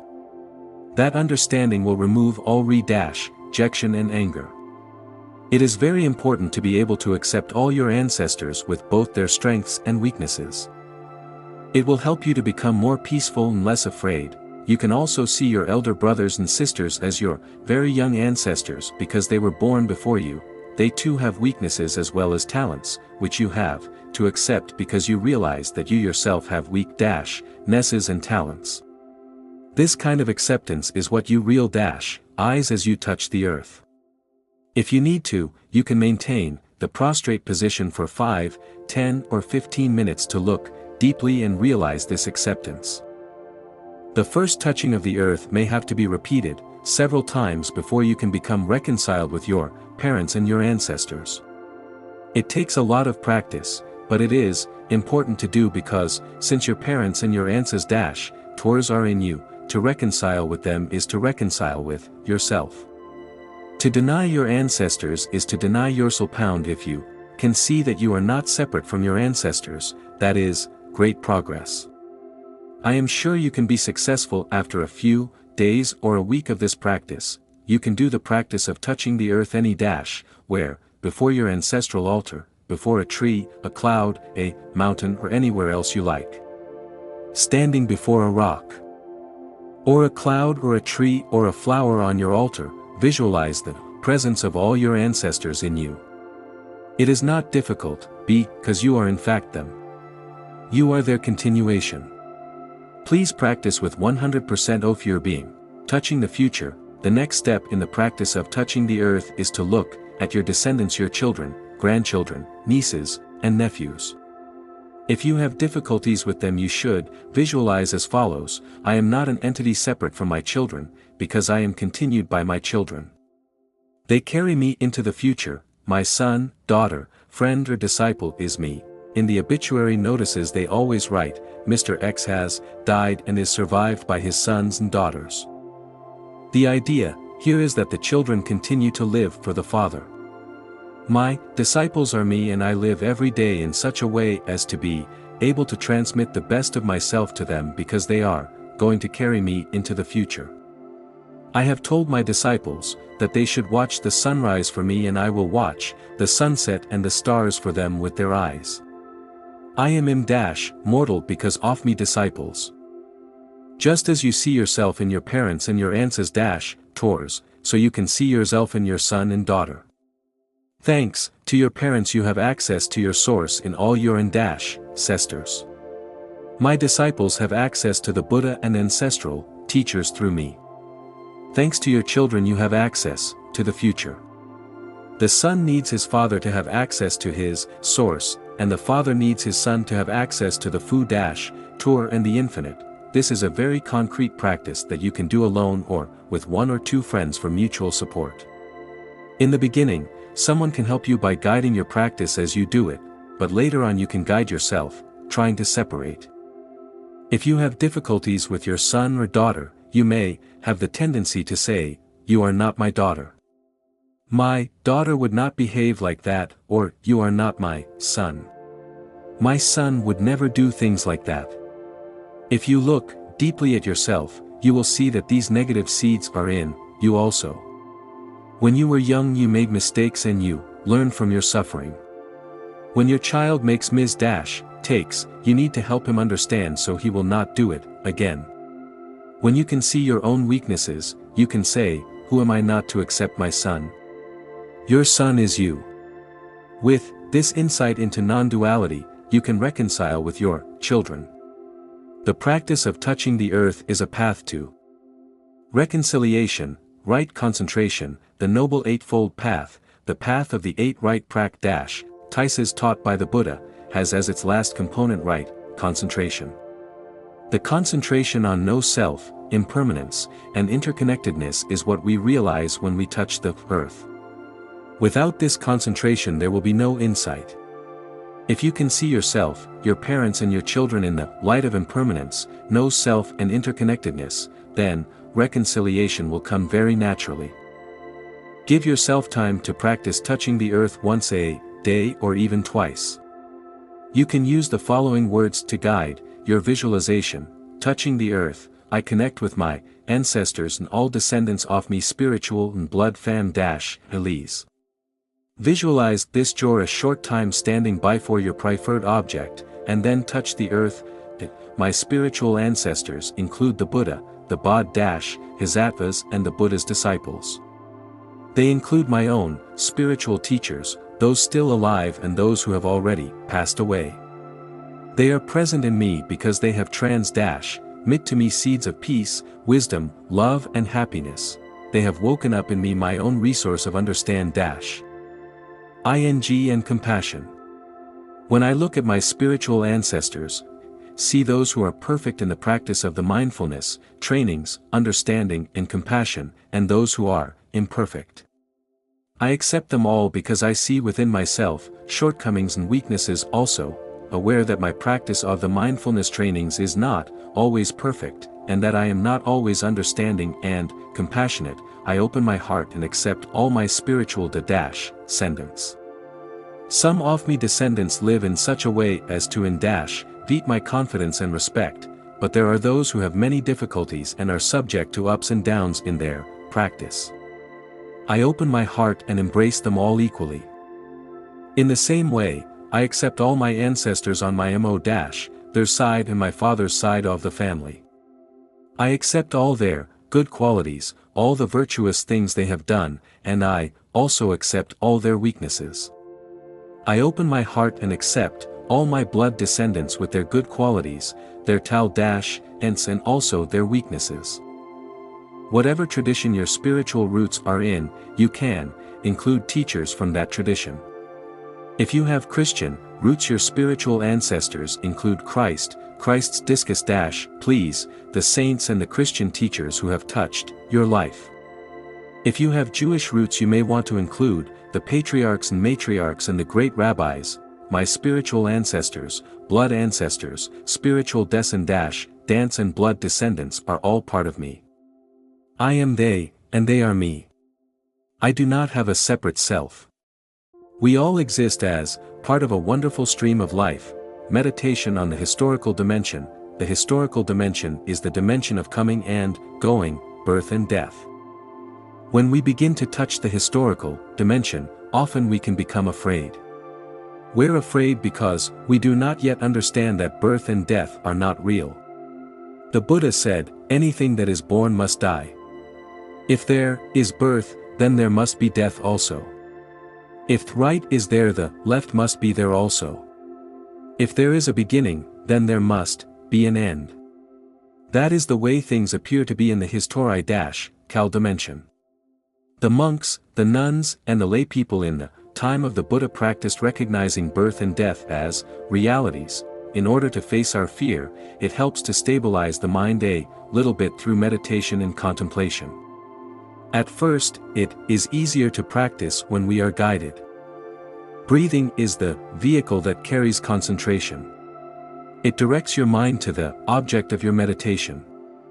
We begin through the awareness of breathing, so that later, when we need to contemplate, we will be able to direct the mind. We try to direct the mind toward recognizing reality. This is a chant that is recited daily in Buddhist monasteries, breathing in and out. I am aware of the fact that I am of the nature to die, I cannot escape dying. I am of the nature to grow old, I cannot escape old age. I am of the nature to get sick.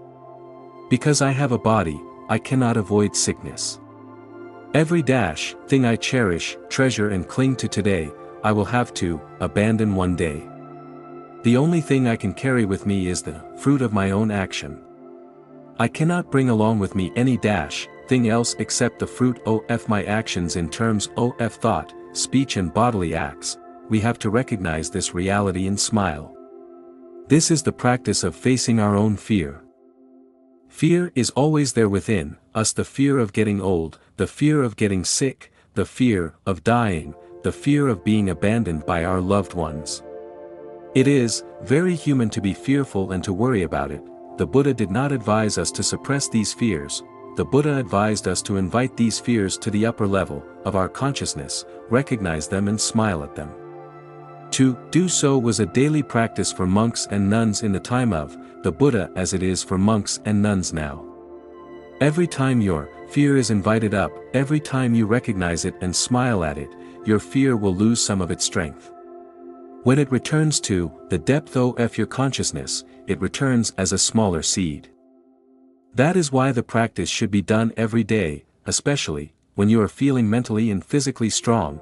When you try to practice, your mind may be running after many thoughts. But just come back to the awareness of when you are breathing in and when you are breathing out. Just be aware of it. You do not need to make your breath longer or deeper. You do not need to change anything. Lower your breath to be just as it wants to be. Keep your mind with the breath in awareness. After practicing like that, the quality of your breathing will calm itself. When you feel calm enough, use the words of the guided meditation below to help you concentrate. The first time, you may like to hear or say to yourself the whole sentence, touching the earth, space. In the first touching of the earth, you practice while visualizing standing on the vertical line of time. Now visualize a horizontal line, which represents the dimension of space. This line representing space crosses the vertical line representing time, the historical dimension. In space we see other living beings on the planet Earth, men, women, children, elderly people, animals of every species, trees, plants, minerals. When we look at a tree we may think that the tree is outside of us. But if we look more deeply we shall see that the tree is also within us. The trees are your lungs, because without the trees you could not breathe. The trees ate the oxygen, which is now part of me body, and I create the carbon dioxide, which is now part of the tree. We have lungs in our body, but the trees breathe for us too and can also be called our lungs. Our own lungs are working with the trees to help us breathe. The Jataka tales are stories about the lives the Buddha lived before he became enlightened. In those stories we hear how the Buddha was a tree, a bird, a tortoise, a rock, a cloud for he was a human. We too, before manifesting in human form, were trees. One-celled animals, large animals, clouds, forests, rocks. It is not difficult to see in the light of scientific evolution. Matter is neither created nor destroyed. It can change into energy, and energy can change back into matter, but it won't be destroyed. We have always been a part of everything else, and every thing else has always been a part of us. We have all been trees, roses and animals.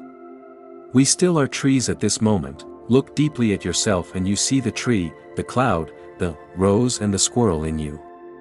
You cannot take them out of yourself. You cannot take the cloud out of you because you are made of 70% water. The continuation of the cloud is rain.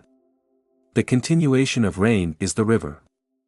The continuation of the river is the water you drink in order to survive. If you take the continuation of the cloud out of you, you cannot continue. Angels everywhere, looking deeply into the dimension of space, we will also see all the enlightened beings. All the great beings, the Bodhisattvas. We will see God. Look hard and you will see Bodhisattvas everywhere. You will see men and women who have compassion and who do everything they can to help and protect humanity. In Plum Village we practice evoking the names of bodhisattvas such as Avalokiteshvara, the bodhisattva of deep listening, Samantabhadra, the bodhisattva of great acetayan, Manjushri, the bodhisattva of great understanding, Kshitigarbha, the bodhisattva who always goes to the darkest places where suffering is unbearable, to help all people. These are the bodhisattvas we know about because their stories have been passed down to us. There are also countless, unknown bodhisattvas everywhere whose work expresses their love, compassion and deep commitment to the world. Their hearts are full of love, and they are not interested in ing many things. They want to live simply in order to have time and energy to support others. They are everywhere. I know a bodhisattva who lives in Holland.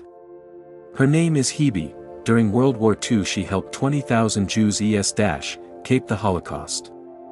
I do not know how she did it. Looking at her you see that she is very small and she only has 2 hands. I met her and worked with her when she was helping with Vietnamese war orphans. There are also bodhisattvas who do not seem to be very active, but they are very calm and kind and their presence inspires us with love, understanding and tolerance. There are countless bodhisattvas like that in the world. We should live so that we have time to recognize and touch their presence. Bodhisattvas are not gods or figures from the past. They are living around you in flesh and blood. They have much energy, understanding and compassion, and we can benefit from being near them. Great beings, bodhisattvas, cannot be recognized by their outer appearance. Sometimes they are small children who bring us much joy. Our own children and our friends are bodhisattvas. Sometimes they make us suffer, but they also help us to grow in love and understanding. The bodhisattvas never grow weary of the suffering around them and never give up. They are the ones who give us the courage to live.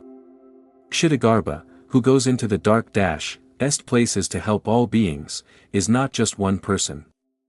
He has so many manifestations in all the different hell realms, which we can find right in this world. They are everywhere. I know a bodhisattva who lives in Holland. Her name is Hebe. during World War II she helped 20,000 Jews escape the Holocaust. I do not know how she did it.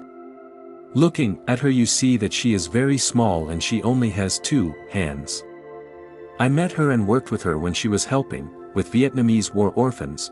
There are also bodhisattvas who do not seem to be very active, but they are very calm and kind, and their presence inspires us with love, understanding and tolerance. There are countless bodhisattvas like that in the world. We should live so that we have time to recognize and touch their presence. Bodhisattvas are not gods or figures from the past. They are living around you in flesh and blood. They have much energy, understanding and compassion, and we can benefit from being near them. Great beings, bodhisattvas, cannot be recognized by their outer appearance. Sometimes they are small children who bring us much joy. Our own children and our friends are bodhisattvas. Sometimes they make us suffer, but they also help us to grow in love and understanding. The bodhisattvas never grow weary of the suffering around them and never give up. They are the ones who give us the courage to live. Kshitigarbha, who goes into the dark places to help all beings, is not just one person. He has so many manifestations in all the different hell realms, which we can find right in this world. Sataparibuddha, the bodhisattva who says, "I would never dare to despise anyone," is also everywhere. Even if someone does not seem to have the ability to be awakened, he sees that within everyone there is that capacity. Sataparibuddha helps everyone to have self-confidence and remove any feelings of inferiority. This kind of complex paralyzes people. Sadapari Buddha's specialty is to be in touch with and water the seeds of the awakened mind or the mind of love in us. This bodhisattva is not just a person in the Lotus Sutra but can be found right here in our society in many different guises. We have to recognize the bodhisattva Sataparibuddha, who is around us in flesh and bones. Manjushri is the bodhisattva who has understanding someone who can understand us can make us infinitely happy.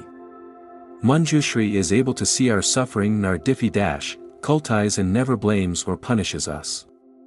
He is always beside us to encourage us and shine light on us. Manjushri is not a legendary figure but is present around us in many guises, sometimes as a younger sister or brother or nephew or niece. We do not worship imaginary or mythological figures. Bodhisattvas are not figures from the past living up in the clouds. The bodhisattvas are real people who are filled with love and determination. When we can understand someone else's suffering and feel love for him or her, we are in touch with the bodhisattva of great understanding, the bodhisattva of deep listening, Avalokiteshvara, 1s, also around us. Psychotherapists have to learn the art of listening as deeply as bodhisattva Avalokiteshvara, the one who looks deeply with her ears. When we can listen deeply to our children or our parents, Avalokiteshvara is already in our hearts. The bodhisattva of wonderful sound, Gadgadashvara, can use music, writings and sound to awaken people. If you are a poet, a writer or a composer, you can be that bodhisattva. Your artistic creations are not just to help people forget their pain momentarily but to water the seeds of awakened understanding and compassion in others. Among us are many writers, poets and composers who are using the wonderful ocean of sound to serve the way of understanding and love by making the Dana doors, which the Buddha taught, more accessible. That is the meaning of phone of the as Parations of Samantabhadra. I aspire to use the great ocean Oj sound, giving rise to words Oj wonderful effect. That praises the Buddha's ocean Oj virtues, in the past, the present and the future. When you touch the earth you connect with the great beings because they are a part of the earth and a part of you. Living in today's world, it is easy to become the victim of despair. You must protect yourself. The best way is to be in touch with bodhisattvas that are active in compassion and love. We should be in touch with Buddhas and bodhisattvas, here today, in the present moment, and not just light incense, and pray to them. When we are truly in touch with them we have much energy by seeing that they are in us and that we are their continuation, not only in time but also in space. We are one of the arms of these bodhisattvas. Our and can stretch very far, over thousands of miles. Our ands can reach the darkest places on earth. We have friends everywhere who are our arms, and we can be their arms also. Awakened understanding is the practitioner's only ca-rear is a quotation from the Sutra on the 8 realizations of great beings. All other careers are not really worth fall-lowing. No honors or fame can be compared with the awake-end understanding that we have when we practice stopping and looking deeply into the nature of things. When through understanding we cease to be angry, we are already manifest-ing the seed of great understanding from within us. Let us live in such a way that bodhisattvas may manifest within us. Let us be bodhisattvas right now by the way we speak and act. Do not think that you will be a bodhisattva later on, this evening. Evoking the names of the bodhisattvas of deep listening, great understanding, great action and great aspirants, and being in touch with the qualities of these bodhisattvas will give us the infinite energy we need to embrace beings who are suffering in the world, becoming the pirate. In touching the earth, we touch the great beings, and we also touch all the suffering beings. We must be in touch with both. We must remember that there are beings caught in the deepest kind of suffering, like war, oppression and injustice. They have no way to speak out about the suffering and injustice that they have to bear. There are pirates who are raping young girls. There are rich merchants selling arms to poor nations where children do not have food to eat or schools to attend. There are factory owners who use children as their workforce. There are people who are dying in prisons and re-education camps. In leprosy camps there are children and adults without limbs, illiterate and without hope. These hell realms need bodhisattvas. When we stand before the mountain or flower in Visu-Alizé just before we touch the earth the second time, we see that we are not only bodhisattvas but we are also the victims of oppression, discrimination and injustice. With the energy of the bodhisattvas we embrace victims everywhere. Where the pirate about to rape the young girl and we are the young girl who is about to be raped. Because we have no separate selves, we are all interconnected and we are with all of them. How we live our life affects everything. So we must think, how have we lived our life so that that young man in Thailand has been able to become a rapist? We have only looked to our own material needs. The family into which that young man was born has been stuck in miserable poverty for many generations. His father was a fisherman who only knew one way to forget his troubles, and that was by drinking. He did not know how to bring up his sons, and he beat them often. His mother did not know how to provide education for her children. At 13 years old he had to accompany his father on the boat, and learn to be a fisherman. When his father died he continued in his father's place. He had no resources of understand ing and love. He was tempted to become a pirate because in just one day a pirate can have real gold, which could lift him out of his miserable state that he feared would go on forever. On the ocean there was no police force, so why not follow the example of the other pirates and rape the young girls on the boat they plundered? If we had a gun we could shoot that young man, and he would die, but would it not have been better to help him to understand and to love? Where were the politicians, the statesmen and the educators to help him? Last night on the shores of Thailand hundreds of babies were born to fishing families. If those children are not properly cared for, brought up and educated, some of them will become pirates. Whose fault is that? It is our fault, statesmen, politicians, the electorate who puts them in power and the educators. We cannot blame only that young man. If I had been born a poor child who was never educated, who had a mother and a father who were illiterate, who had been poor all their lives and did not know how to bring me up, I could have become a pirate. If you were to shoot me dead, would it solve anything? Who is that pirate? He could be me, and the child he raped could also be me. All the suffering of living beings is our own suffering. We have to see that we are they and they are us. When we see their suffering, an arrow of compassion and love enters our hearts. We can love them, embrace them, and find a way to help. Only then are we not overwhelmed by despair at their situation or our own. Don't drown in despair. When you are in touch with the suffering in the world, it is so easy for despair to overwhelm you. But we do not need to be drowned by despair. Throughout the war in Vietnam, young people easily became the victims of despair because the war went on for so long and it seemed it would never end. It is the same with the situation in the Middle East. Young Israelis and Palestinians feel that the heavy atmosphere of war will never end.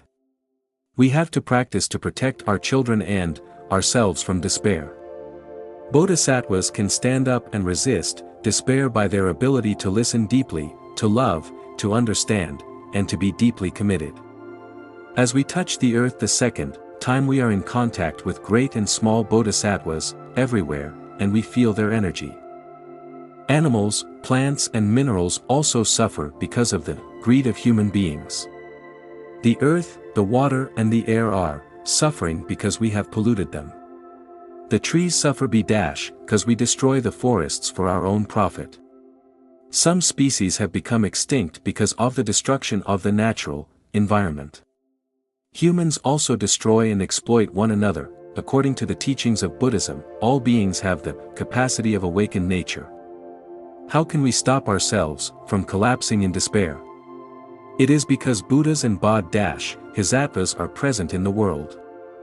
They are not somewhere else in a faraway paradise.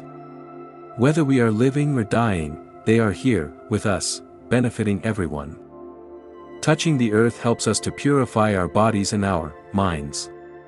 It helps us to maintain the awakened understanding of impermanence, interconnectedness, and no self. The Buddha has said that whoever sees interbeing sees the Buddha.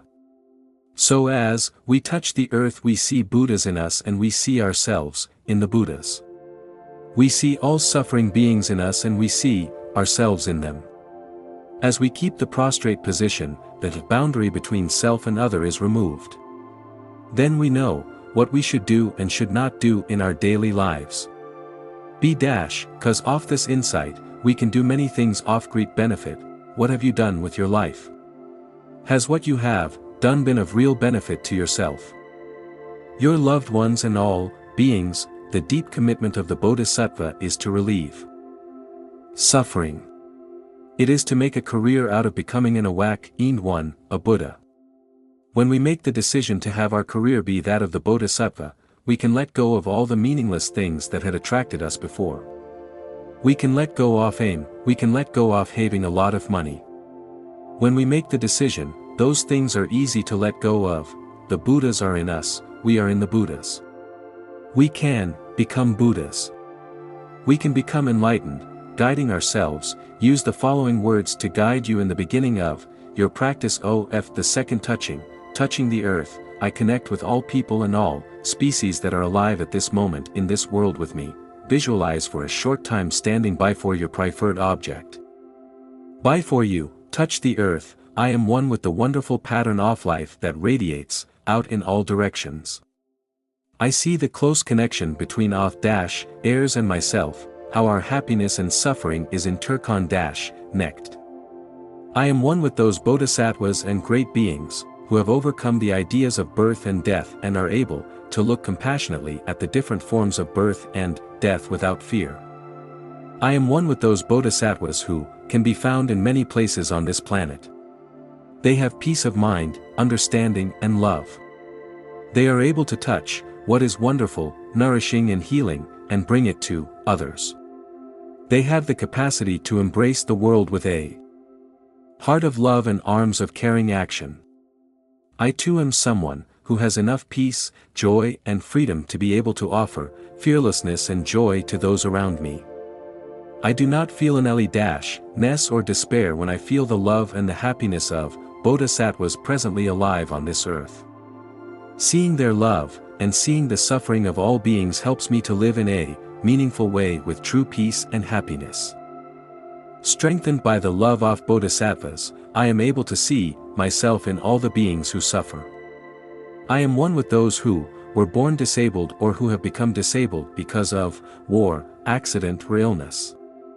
I am one with those who are caught in a situation of war or oppression. I am one with those who find no happiness in family life, who have no roots or peace of mind, who are hungry for something beautiful and whole some to embrace and to believe in. I am someone at the point of death who is very afraid, who does not know what is going to happen and fears being destroyed. I am a child who lives in a place where there is miserable poverty and disease, whose legs and arms are like sticks, and who has no future. I am also the manufacturer of bombs, which are sold to poor countries. I am the frog swimming in the pond, and I am also the snake, who needs the body of the frog to nourish its own body. I am the caterpillar or the ant that the bird is looking for to eat, but I am also the bird that is looking for the insect to eat. I am the forest that is being cut down. I am the rivers that are being polluted, and I am the person who cuts down the forest and pollutes the rivers and the air. I see myself in all beings, and I see all beings in me, looking deeply at no birth and no death. When we begin to understand that we are everything, our fear begins to disappear. We have deeply touched the diamond science of space and time. But to really be free of fear, we must look deeply into the ultimate dimension of no birth, no death. We need to free ourselves from these ideas that we are our body, and that we die. This is where we will discover the place of no fear. This is the third touching of the earth. Here is a guided meditation to help you prepare for it. I am not my body. When I was a novice, I thought that the business of going beyond birth and death was something very remote. I thought I would never be able to realize it in one lifetime. But birth and death are just ideas. All we need to do is overcome these ideas. When I learned that, I saw that such a feat was not possible. These two ideas have imprisoned us for so many lifetimes. Now we see that we are more than our bodies. Now we see that we have no lifespans. We have no limits. We experience this in meditation. If we have been successful in the first and second touching of the earth, this third touching is as simple as a child's game. The third touching of the earth is like a circle placed around the vertical line of time in the first touching and the horizontal line of space in the second touching. In the first touching, we were released from the view that we are separate from our ancestors and separate from our descendants. We were released from our notion of time. In the second touch ing, we were released from the view that we are separate from the Buddhas, the Bodhisattvas, the great beings, the suffering beings, the animals, the plants, everything. We were released from our notion of space. This time we touch the earth and are released from the view that we are our body, and that we are subject to birth and death. Generally, we think that we are our bodies. We think that when our bodies disintegrate, we disintegrate. The Buddha taught clearly that we are not this body. I often ask my young friends who are not yet 30 years old, where were you in 1966 when I left Vietnam? They should not reply that they did not yet exist. They have to see that they were around, in their parents and their grandparents. You can use the following words to guide you in your initial practice of the third touching. Touching the earth, I let go of the idea that I am this body and my lifespan is limb-it. Standing by for your preferred object, visualize a short time you touch the earth. I see that this body, made up of the four elements, is not really me, and I am not limited by this body. I am part of a stream of life of spiritual and blood ancestors that for sands of years has been flowing into the present, and for sands of years flows on into the future. I am one with my ancestors. I am one with all people and all beings, whether they are peaceful and fearless or suffering and afraid. At this moment I am present everywhere on this planet. I am also present in the past and in the future. The disintegration of, this body does not touch me, just as when the plum blossom falls it does not mean the end of the plum tree. I see myself as a wave on the surface of the ocean. My nature is the ocean, water. I see myself in all the other waves and all the other waves in me. The appearance and disappearance of the form of the wave does not affect the ocean. My Dharma body and wisdom life are not subject to birth and death. I see the pres-ins of myself before my body manifested and after my body has disintegrated. Even in this moment I see how I exist where then in this body. 70 or 80 years is not my life span. My lifespan, like the lifespan of a leaf or of a Buddha, is limitless. I have gone beyond the idea that I am a body that is separated in space and time. Those few who have touched things deeply in the dimension of space and time will be able to touch this ultimate dimension.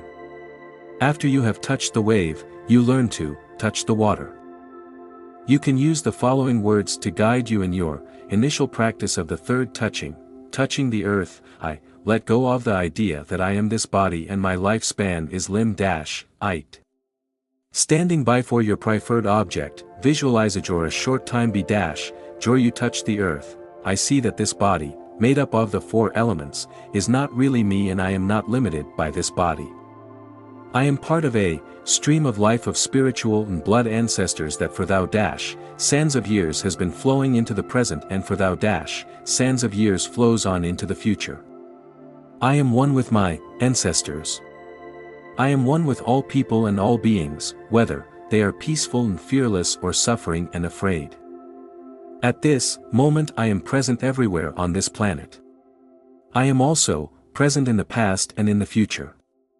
The disintegration of this body does not touch me, just as when the plum blossom falls it does not mean the end of the plum tree.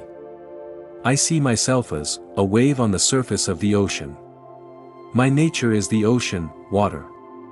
I see myself in all the other waves and all the other waves in me. The appearance and disappearance of the form of the wave does not affect the ocean. My Dharma body and wisdom life are not subject to birth and death. I see the pres-ins of myself before my body manifested and after my body has disintegrated. Even in this moment I see how I exist where then in this body. 70 or 80 years is not my life span. My lifespan, like the lifespan of a leaf or of a Buddha, is limitless. I have gone beyond the idea that I am a body that is separated in space and time.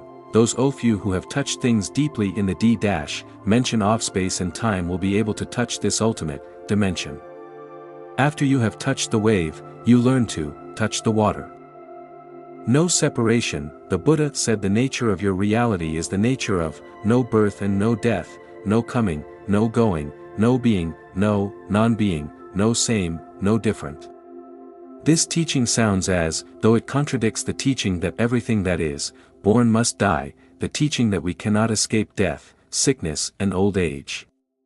Practice looking deeply.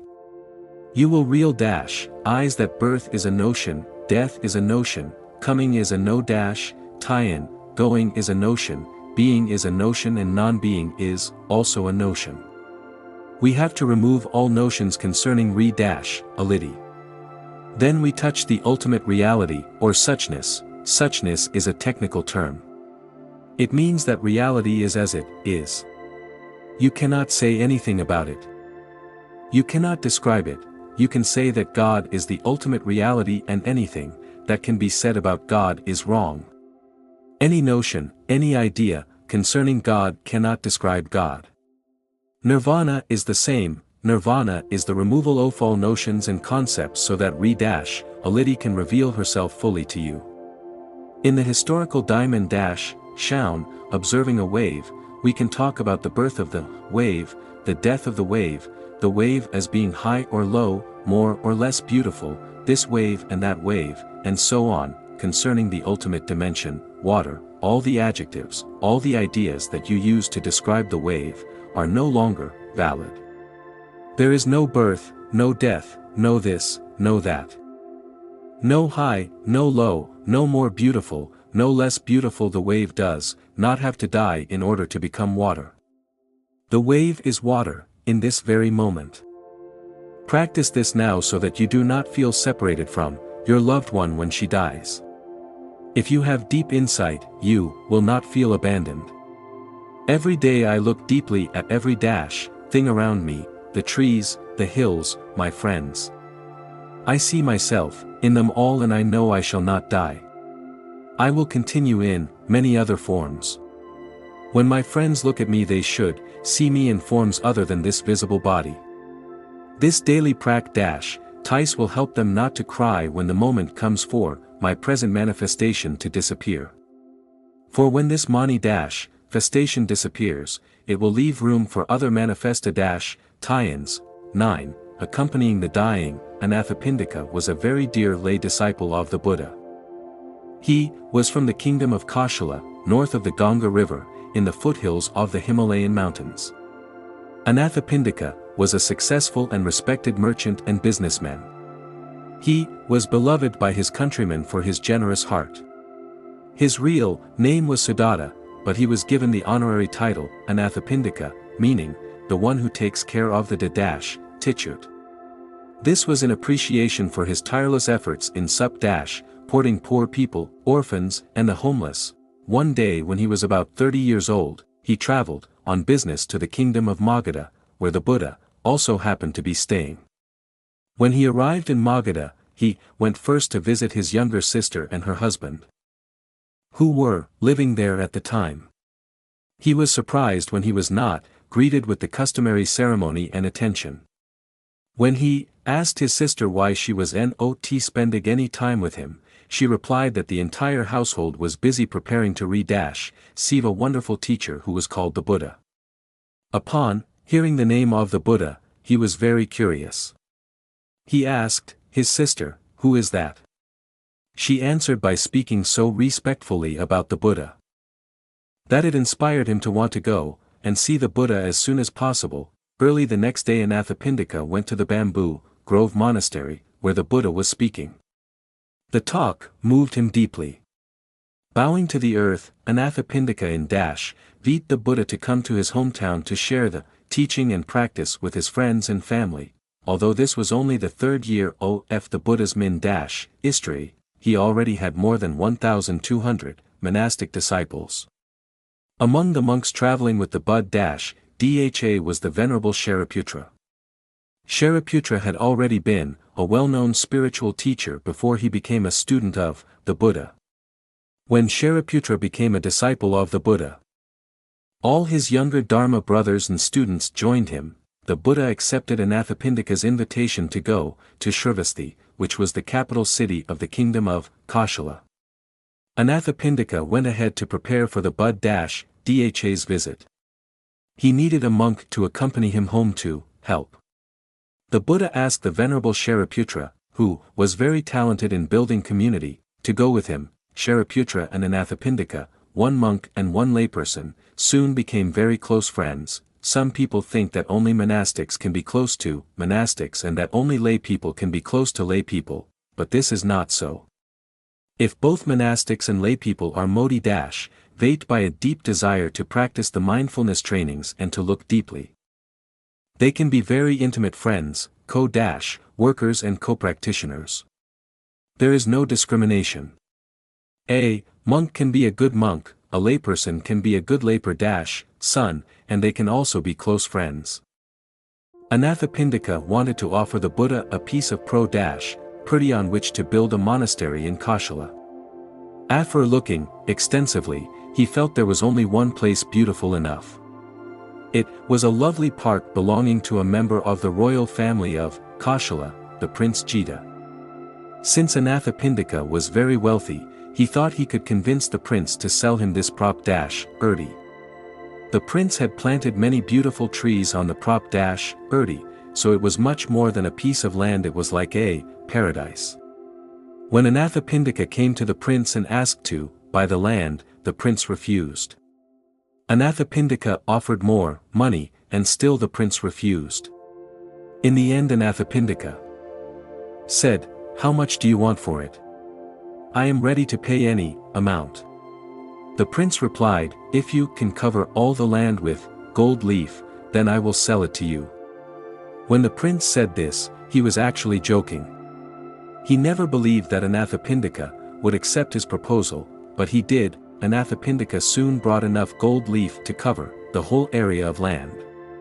The prince still did not want to sell it, but his advisors said, you must sell it.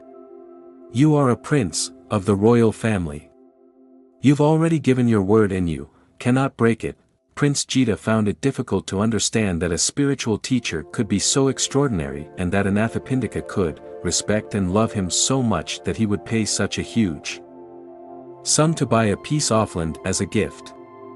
People told the prince that the Buddha, who was still a young teacher, was fully awakened, and that his teachings and his compassion were beyond compare. Seeing the great faith and admiration of Anathapindika, Prince Jita stopped him just before he had covered all of the land and said, you've given me so much gold already. That's enough. I want to offer to the Buddha the trees I have planted on the land as a gift myself to the Buddha. That is why the place is called the Anathapindika Jita Grove. It was land purchased and given to the Buddha by Anathapindika, but the trees were given by Prince Jita. The Buddha loved this park very much and spent 20 consecutive annual rainy season retreats there. You can visit the park still and see the archaeological remains of ancient Buddhist monasteries, all during the years following his meeting with the Buddha. Anathapindika continued his work helping the poor and supporting the Buddha, the Dharma and the Sangha. He was the Buddha's good friend as was the king of Koshala. Anathapindika had a lovely family, and his wife and 2 children also became students of the Buddha. The entire family came every week to the Jita Grove to hear Dharma talks and enjoy the practice of mindfulness. Often Anathapindika would bring fellow businessmen to meet the Buddha and receive his teachings. On one famous occasion, he brought more than 500 businessmen to the Jita Grove, where the Buddha gave a Dharma talk on practice of mindfulness for lay people. Most of the friends of Anathapindika accepted the 5 mindfulness trainings. Throughout his life, Anathapindika took a great deal of pleasure and happiness in supporting the Buddha, the Dharma and the Sangha. Although throughout his life he experienced many successes, there were also many difficult moments in his life. One time he lost his entire fortune, but with the help of his employees and friends he was able to rebuild his business and his wealth. 35 years after his first meeting with the Buddha, he fell very ill. Hearing of his sickness, the Buddha came to visit him and urged him to practice mindful breathing while lying in bed. Then the Buddha charged the Venerable Shariputra with taking good care of his old friend. The Buddha asked Shariputra to remain in Koshala with Anathapindika and to help him die peacefully. When Shariputra learned that Anathapindika was fast approaching death, he asked his younger brother in Dharma, the Venerable Ananda, to go with him to see his old friend. Ananda was a cousin of the Buddha and had memorized all the Buddha's Dharma talks. He is one of the main reasons we have the teachings of the Buddha today. After finishing their daily alms round, the 2 of them went to the house of Anathapindika. When the 2 monks arrived, Anathapindika, who needed them very much in this difficult moment, was happy to see them. He tried his best to sit up and greet them in a proper manner, but he could not, because he was so weak. Shariputra said to him, "My dear friend, don't try to sit up, just lie down and we will bring 2 chairs and sit close to you." Then, Shariputra asked, "Dear friend, how do you feel in your body? Do you feel pain? If so, is it increasing or is it decreasing?" Anathapindika answered, "Dear friend, it does not seem that the pain in my body is decreasing. It seems it is increasing all the time." Shariputra then said, "In that case, I suggest we practice a guided meditation on the 3 jewels." He began to offer a meditation on the Buddha, the Dharma and the Sangha, with the support of the Venerable Ananda sitting beside him. Shariputra was considered to be one of the most brilliant monastic disciples of the Buddha. He was like the right arm of the Buddha-Dha. He was the elder brother to thousands of monks and nuns. He knew that Anathapindika had gotten a great deal of sure over the years serving the Buddha, the Dharma and the Sangha. He also knew that for Anathapindika this meditation would water seeds of happiness in him at that difficult moment. He shared with Anathapindika the practice of recollect ing the wonderful nature of the Buddha, the Dharma and the Sangha. In just 5 or 6 minutes the pain that Anathapindika felt throughout his body lessened as the seeds of happiness in him were watered. His balance was restored. Anathapindika smiled. Watering the seeds of happiness is a very important practice for the sick or dying. All of us have seeds of happiness inside us, and in difficult moments when we are sick or when we are dying, there should be a friend sitting with us to help us touch the seeds of happiness within. Otherwise, seeds of fear, of regret or of despair can easily overwhelm us. When Anathapindika was able to smile, Shariputra knew that the balance between the joy and pain in him had been restored. He invited Anathapindika to continue the guided meditation. He said, "Dear friend, please practice together with Ananda and myself as follows. Breathing in, I see that this body is not me. Breathing out, I am not caught in this body. I am life, without limit. I have never been born and I will never die." When you are about to die, you may not be very aware of your body. You may experience some numbness, and yet, you are caught in the idea that this body is you. You are caught in the notion that the disintegration of this body is your own disintegration. That is why you are fearful. You are afraid you are becoming nothing. The disintegration of his body cannot affect the dying person's true nature. You have to explain to him that he is life without limit. This body is just a manifestation, like a cloud. When a cloud is no longer a cloud, it is not lost. It has not become nothing, it has transformed, it has become rain. Therefore we should not identify ourselves with our body. This body is not me. I am not caught in this body. I am life without limit. In fact, we have to begin this practice with our eyes, nose, ears, tongue, body and mind. These eyes are not me. I am not caught in these eyes. I am life without boundaries. These ears are not me. I am not caught in these ears. I am life, without limit. This nose is not me. I am not caught in this nose and I am life without boundaries. This practice helps us not to identify ourselves with our eyes, ears, nose, tongue, and body. We explore each sense consciousness and each sense organ so that we can see that we are not them.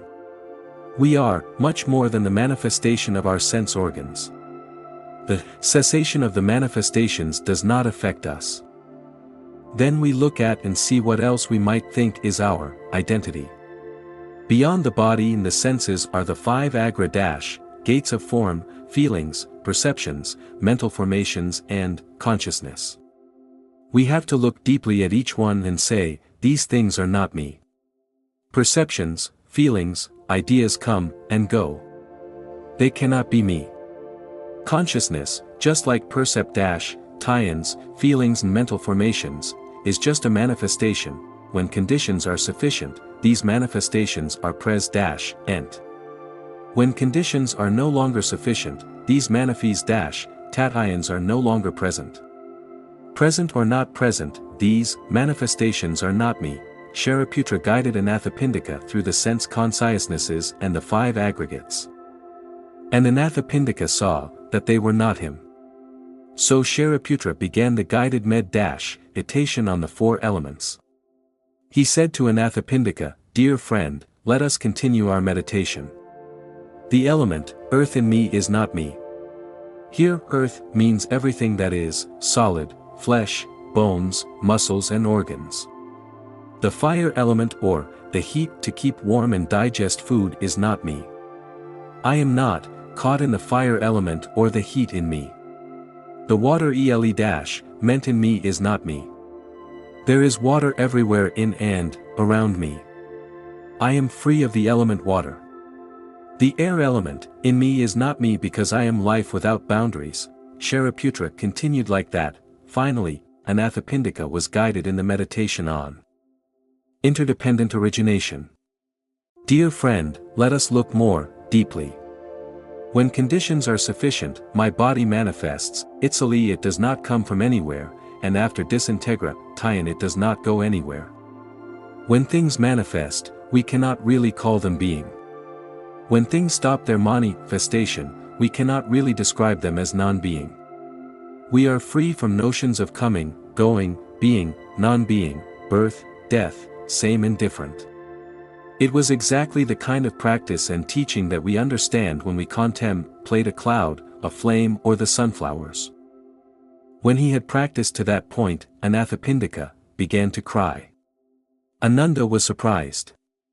Venerable Ananda was much younger than Shariputra, and he was not able to see the transformation and liberation Anathapindika had gone in those few moments. He thought Anathapindika was crying because he regretted something or did not succeed in his meditation. Ananda asked, "Dear friend, why are you crying? Do you regret anything?" Anathapindika said, "No, Venerable Ananda, I don't regret anything." Ananda then asked, "Maybe your practice was not successful?" Anathapindika replied, "No, Venerable Ananda, it was very successful." Ananda asked, "Then why are you crying?" Anathapindika answered with tears in his eyes, "Venera Bli Ananda, I am crying because I am so moved. I have served the Sangha, the Dana and the Buddha for 35 years and yet I have never received and practiced such wonderful teachings as these the Venerable Shariputra has given me today. I am so happy. I am so free." Ananda then said to him, "Dear friend, you may not know it, but we monks and nuns receive this kind of teaching almost every day." Anathapindika smiled and in his feeble voice said quietly, "Dear Venerable Ananda, please go back to the monastery and tell the Lord Buddha that I do understand that many Pai are so busy and that they will not make the time to receive and practice this kind of teaching. But there are many of us who are free enough and are available enough to receive this teaching in this practice.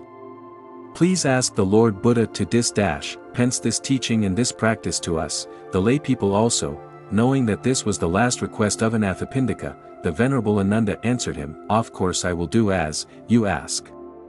I will tell the Lord Buddha as soon as I return to the Jita Grove." Shortly after the visit of the two monks, Anathapindika died peacefully and without pain. This story is recorded in a discourse called the THICH NHAT to be given to the dying. I would like to advise anyone who is able to please study the discourse and to practice it. Please do not wait until you have to face the problem of dying in order to study and practice it. Please practice looking deeply now in order to touch your nature of no birth, no death, no coming, no going, no same, no different. If you do so, you will stop your grief and suffering.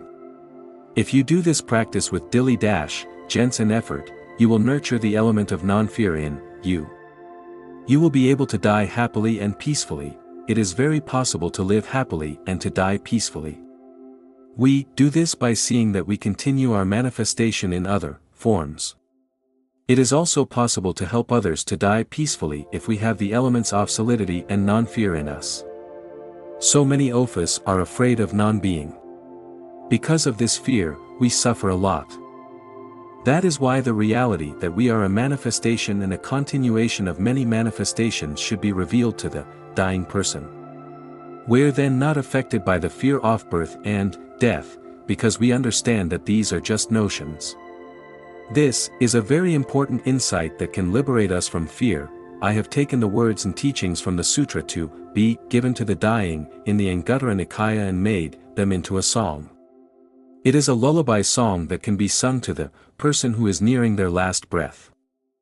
This body is not me, I am not caught in this body, I am life without boundaries, I have never been born and I have never died. Over there the wide ocean and the sky with many galaxies, all manifests from the basis OJ consciousness. Since beginningless time I have always been free. Birth and death are only a door through which we go in and out. Birth and death are only a game OJ hide and seek. So smile to me and take my hand and wave goodbye. Tomorrow we shall meet again, or even before. We shall always be meeting again at the true source, always meeting again on the myriad paths OJ life. The first line can be repeated with these eyes, these ears, this nose, this tongue, this mind, these forms, these sounds, etc. instead of this body, e.g., these eyes are not me, I am not caught in these eyes. Singing this song to a dying person can help them be free from thinking that they have a permanent identity that is con-neck to any part of the body or mind. All things that are posit decompose, but our true selves do not disappear into oblivion.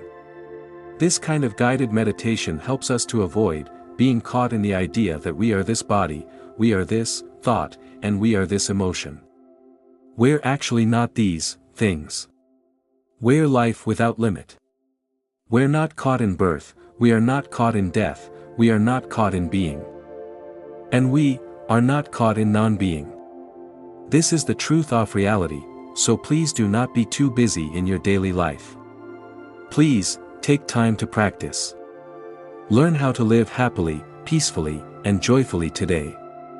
Please learn the practice of looking deeply and understanding the true nature of birth and death, so you can die peacefully and without fear. This is something everyone can do. If you can practice so that you have no fear when one of your friends or dear ones is dying, you will be able to help them.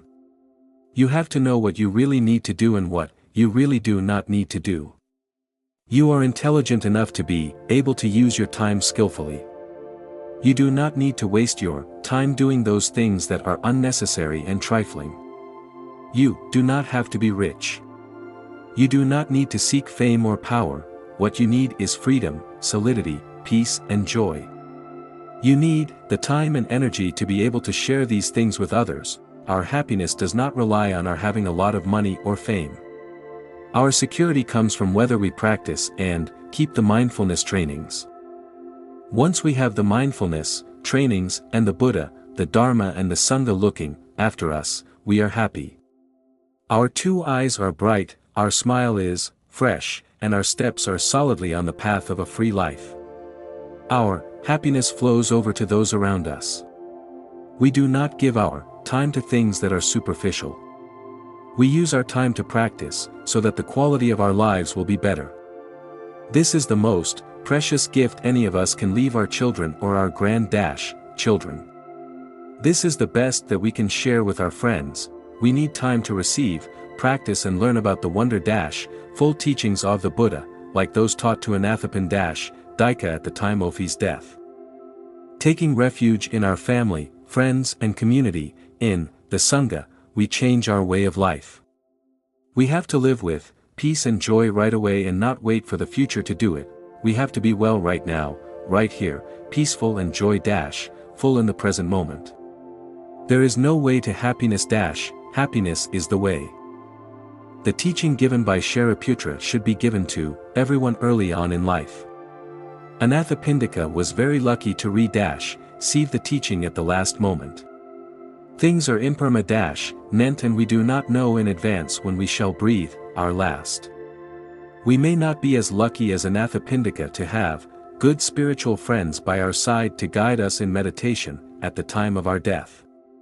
That is why we should not leave it until it is too late.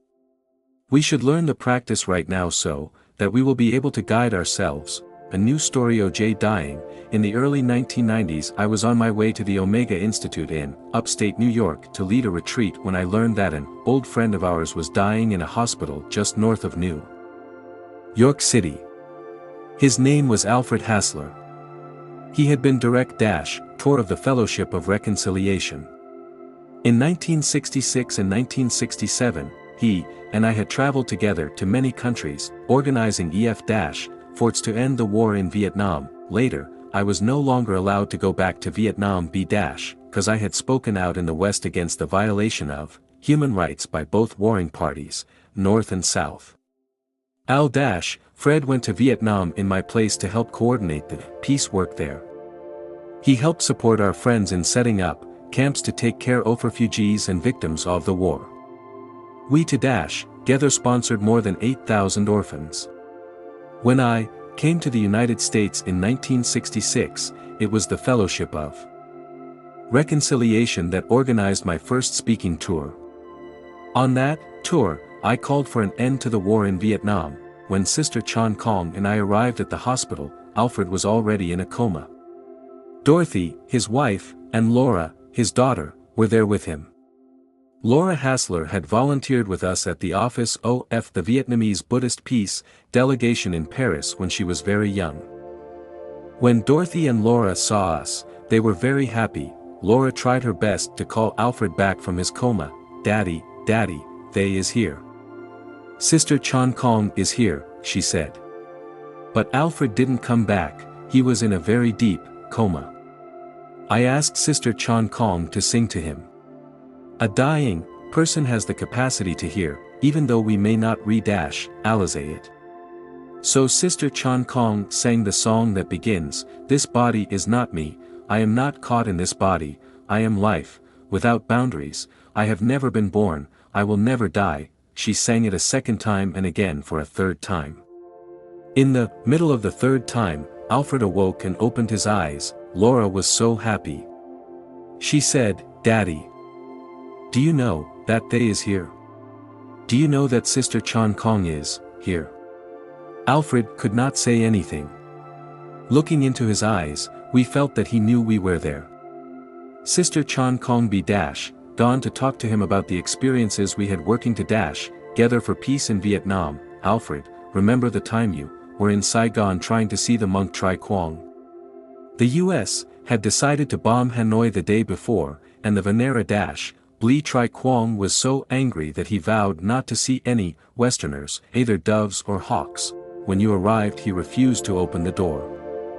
Alfred, do you remember that you sat there and wrote a note that said, 'I have come as a friend to help stop the war in your country, and not as an enemy. I will not eat anything or drink anything until you open the door for me.' You slipped the note under the door. You remember that? You said, 'I will sit here until you open the door.' Do you remember?" Just 15 minutes later he opened the door.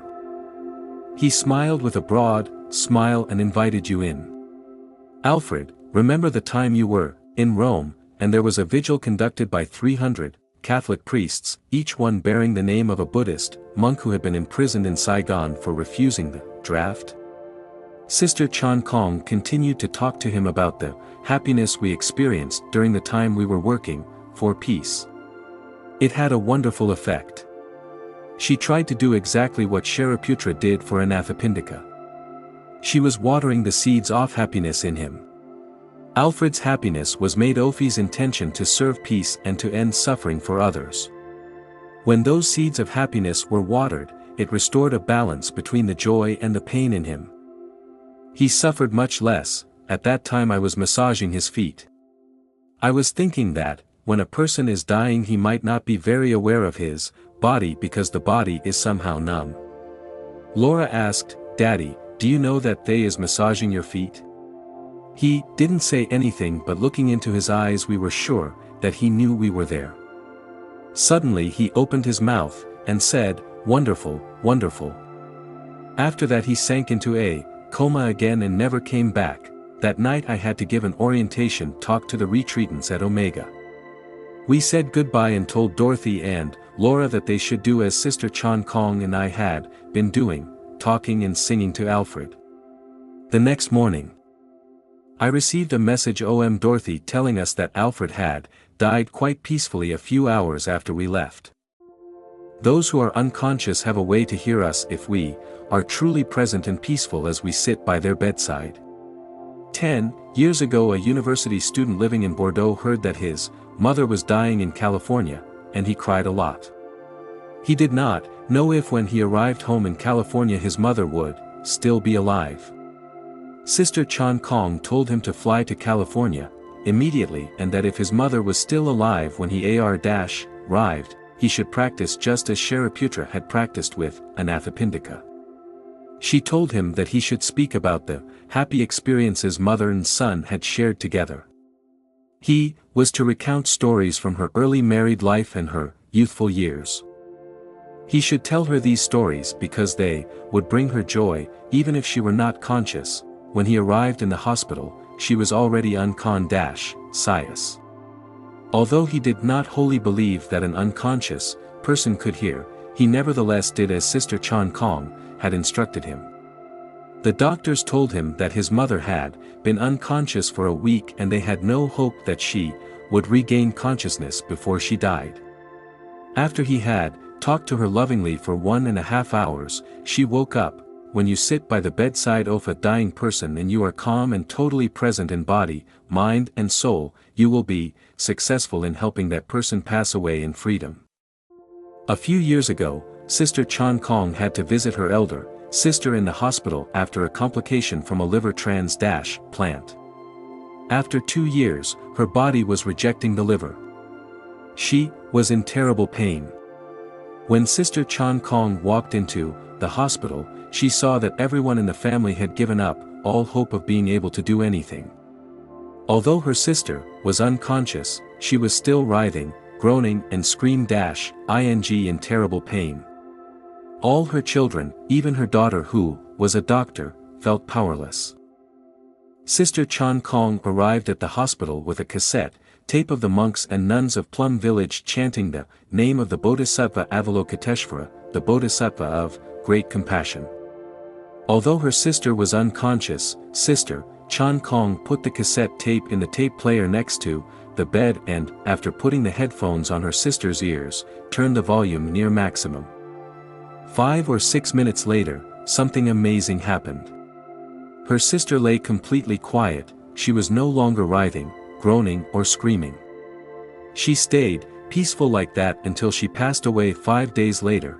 Throughout those 5 days, Sister Chan Kong's sister continued to listen to the recitation of the name of the Bodhisattva. She had visited Buddhist temples many times and had heard the recitation of the name of the Bodhisattva of compassion often. Hearing it again on her deathbed watered the seeds in her of that which was most precious and joyful, while she was alive. She had a spiritual dimension to her life, and she had faith. She had heard sutra recitations and listened to teachings of the Dharma many times. The cassette tape, playing the chanting of the monks and nuns had reached those seeds of happiness. They were seeds that the doctors did not know how to touch. Anyone could have done what Sister Chan Kong did, but no one had thought to do it. Our consciousness is like a television with many channels. When we push the button on the remote control, the channel we choose appears. When we sit by the bedside of a dying person, we have to know which channel to call up. Those who are closest to the dying person are in the best situation to do this.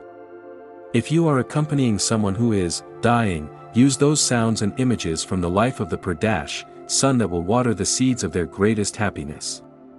In the consciousness of everyone are the seeds of the pure land, and of nirvana, of the kingdom of God and of paradise. If we know how to practice and penetrate the reality of no birth and no death, if we realize that coming and going are just ideas, and I-4 presence is solid and peaceful, we can help the dying person. We can help the person not be scared and not to suffer much.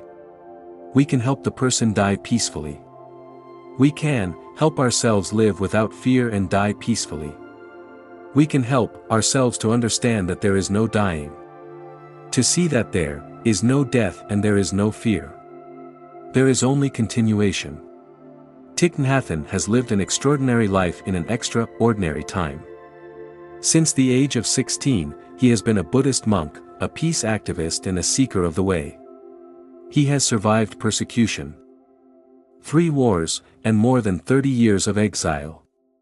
He is the master of a temple in Vietnam, the lineage of which goes back more than 2,000 years and, indeed, is traceable to the Buddha himself. The author of more than 100 books of poetry, fiction and philosophy, Thich Nhat Hanh has founded universities and social service organizations, and has rescued boat people. He led the Vietnamese Buddhist delegation at the Paris Peace Talks, and he was nominated for the Nobel Peace Prize by the Reverend Martin Luther King, Jr. He makes his homes in France and Vermont.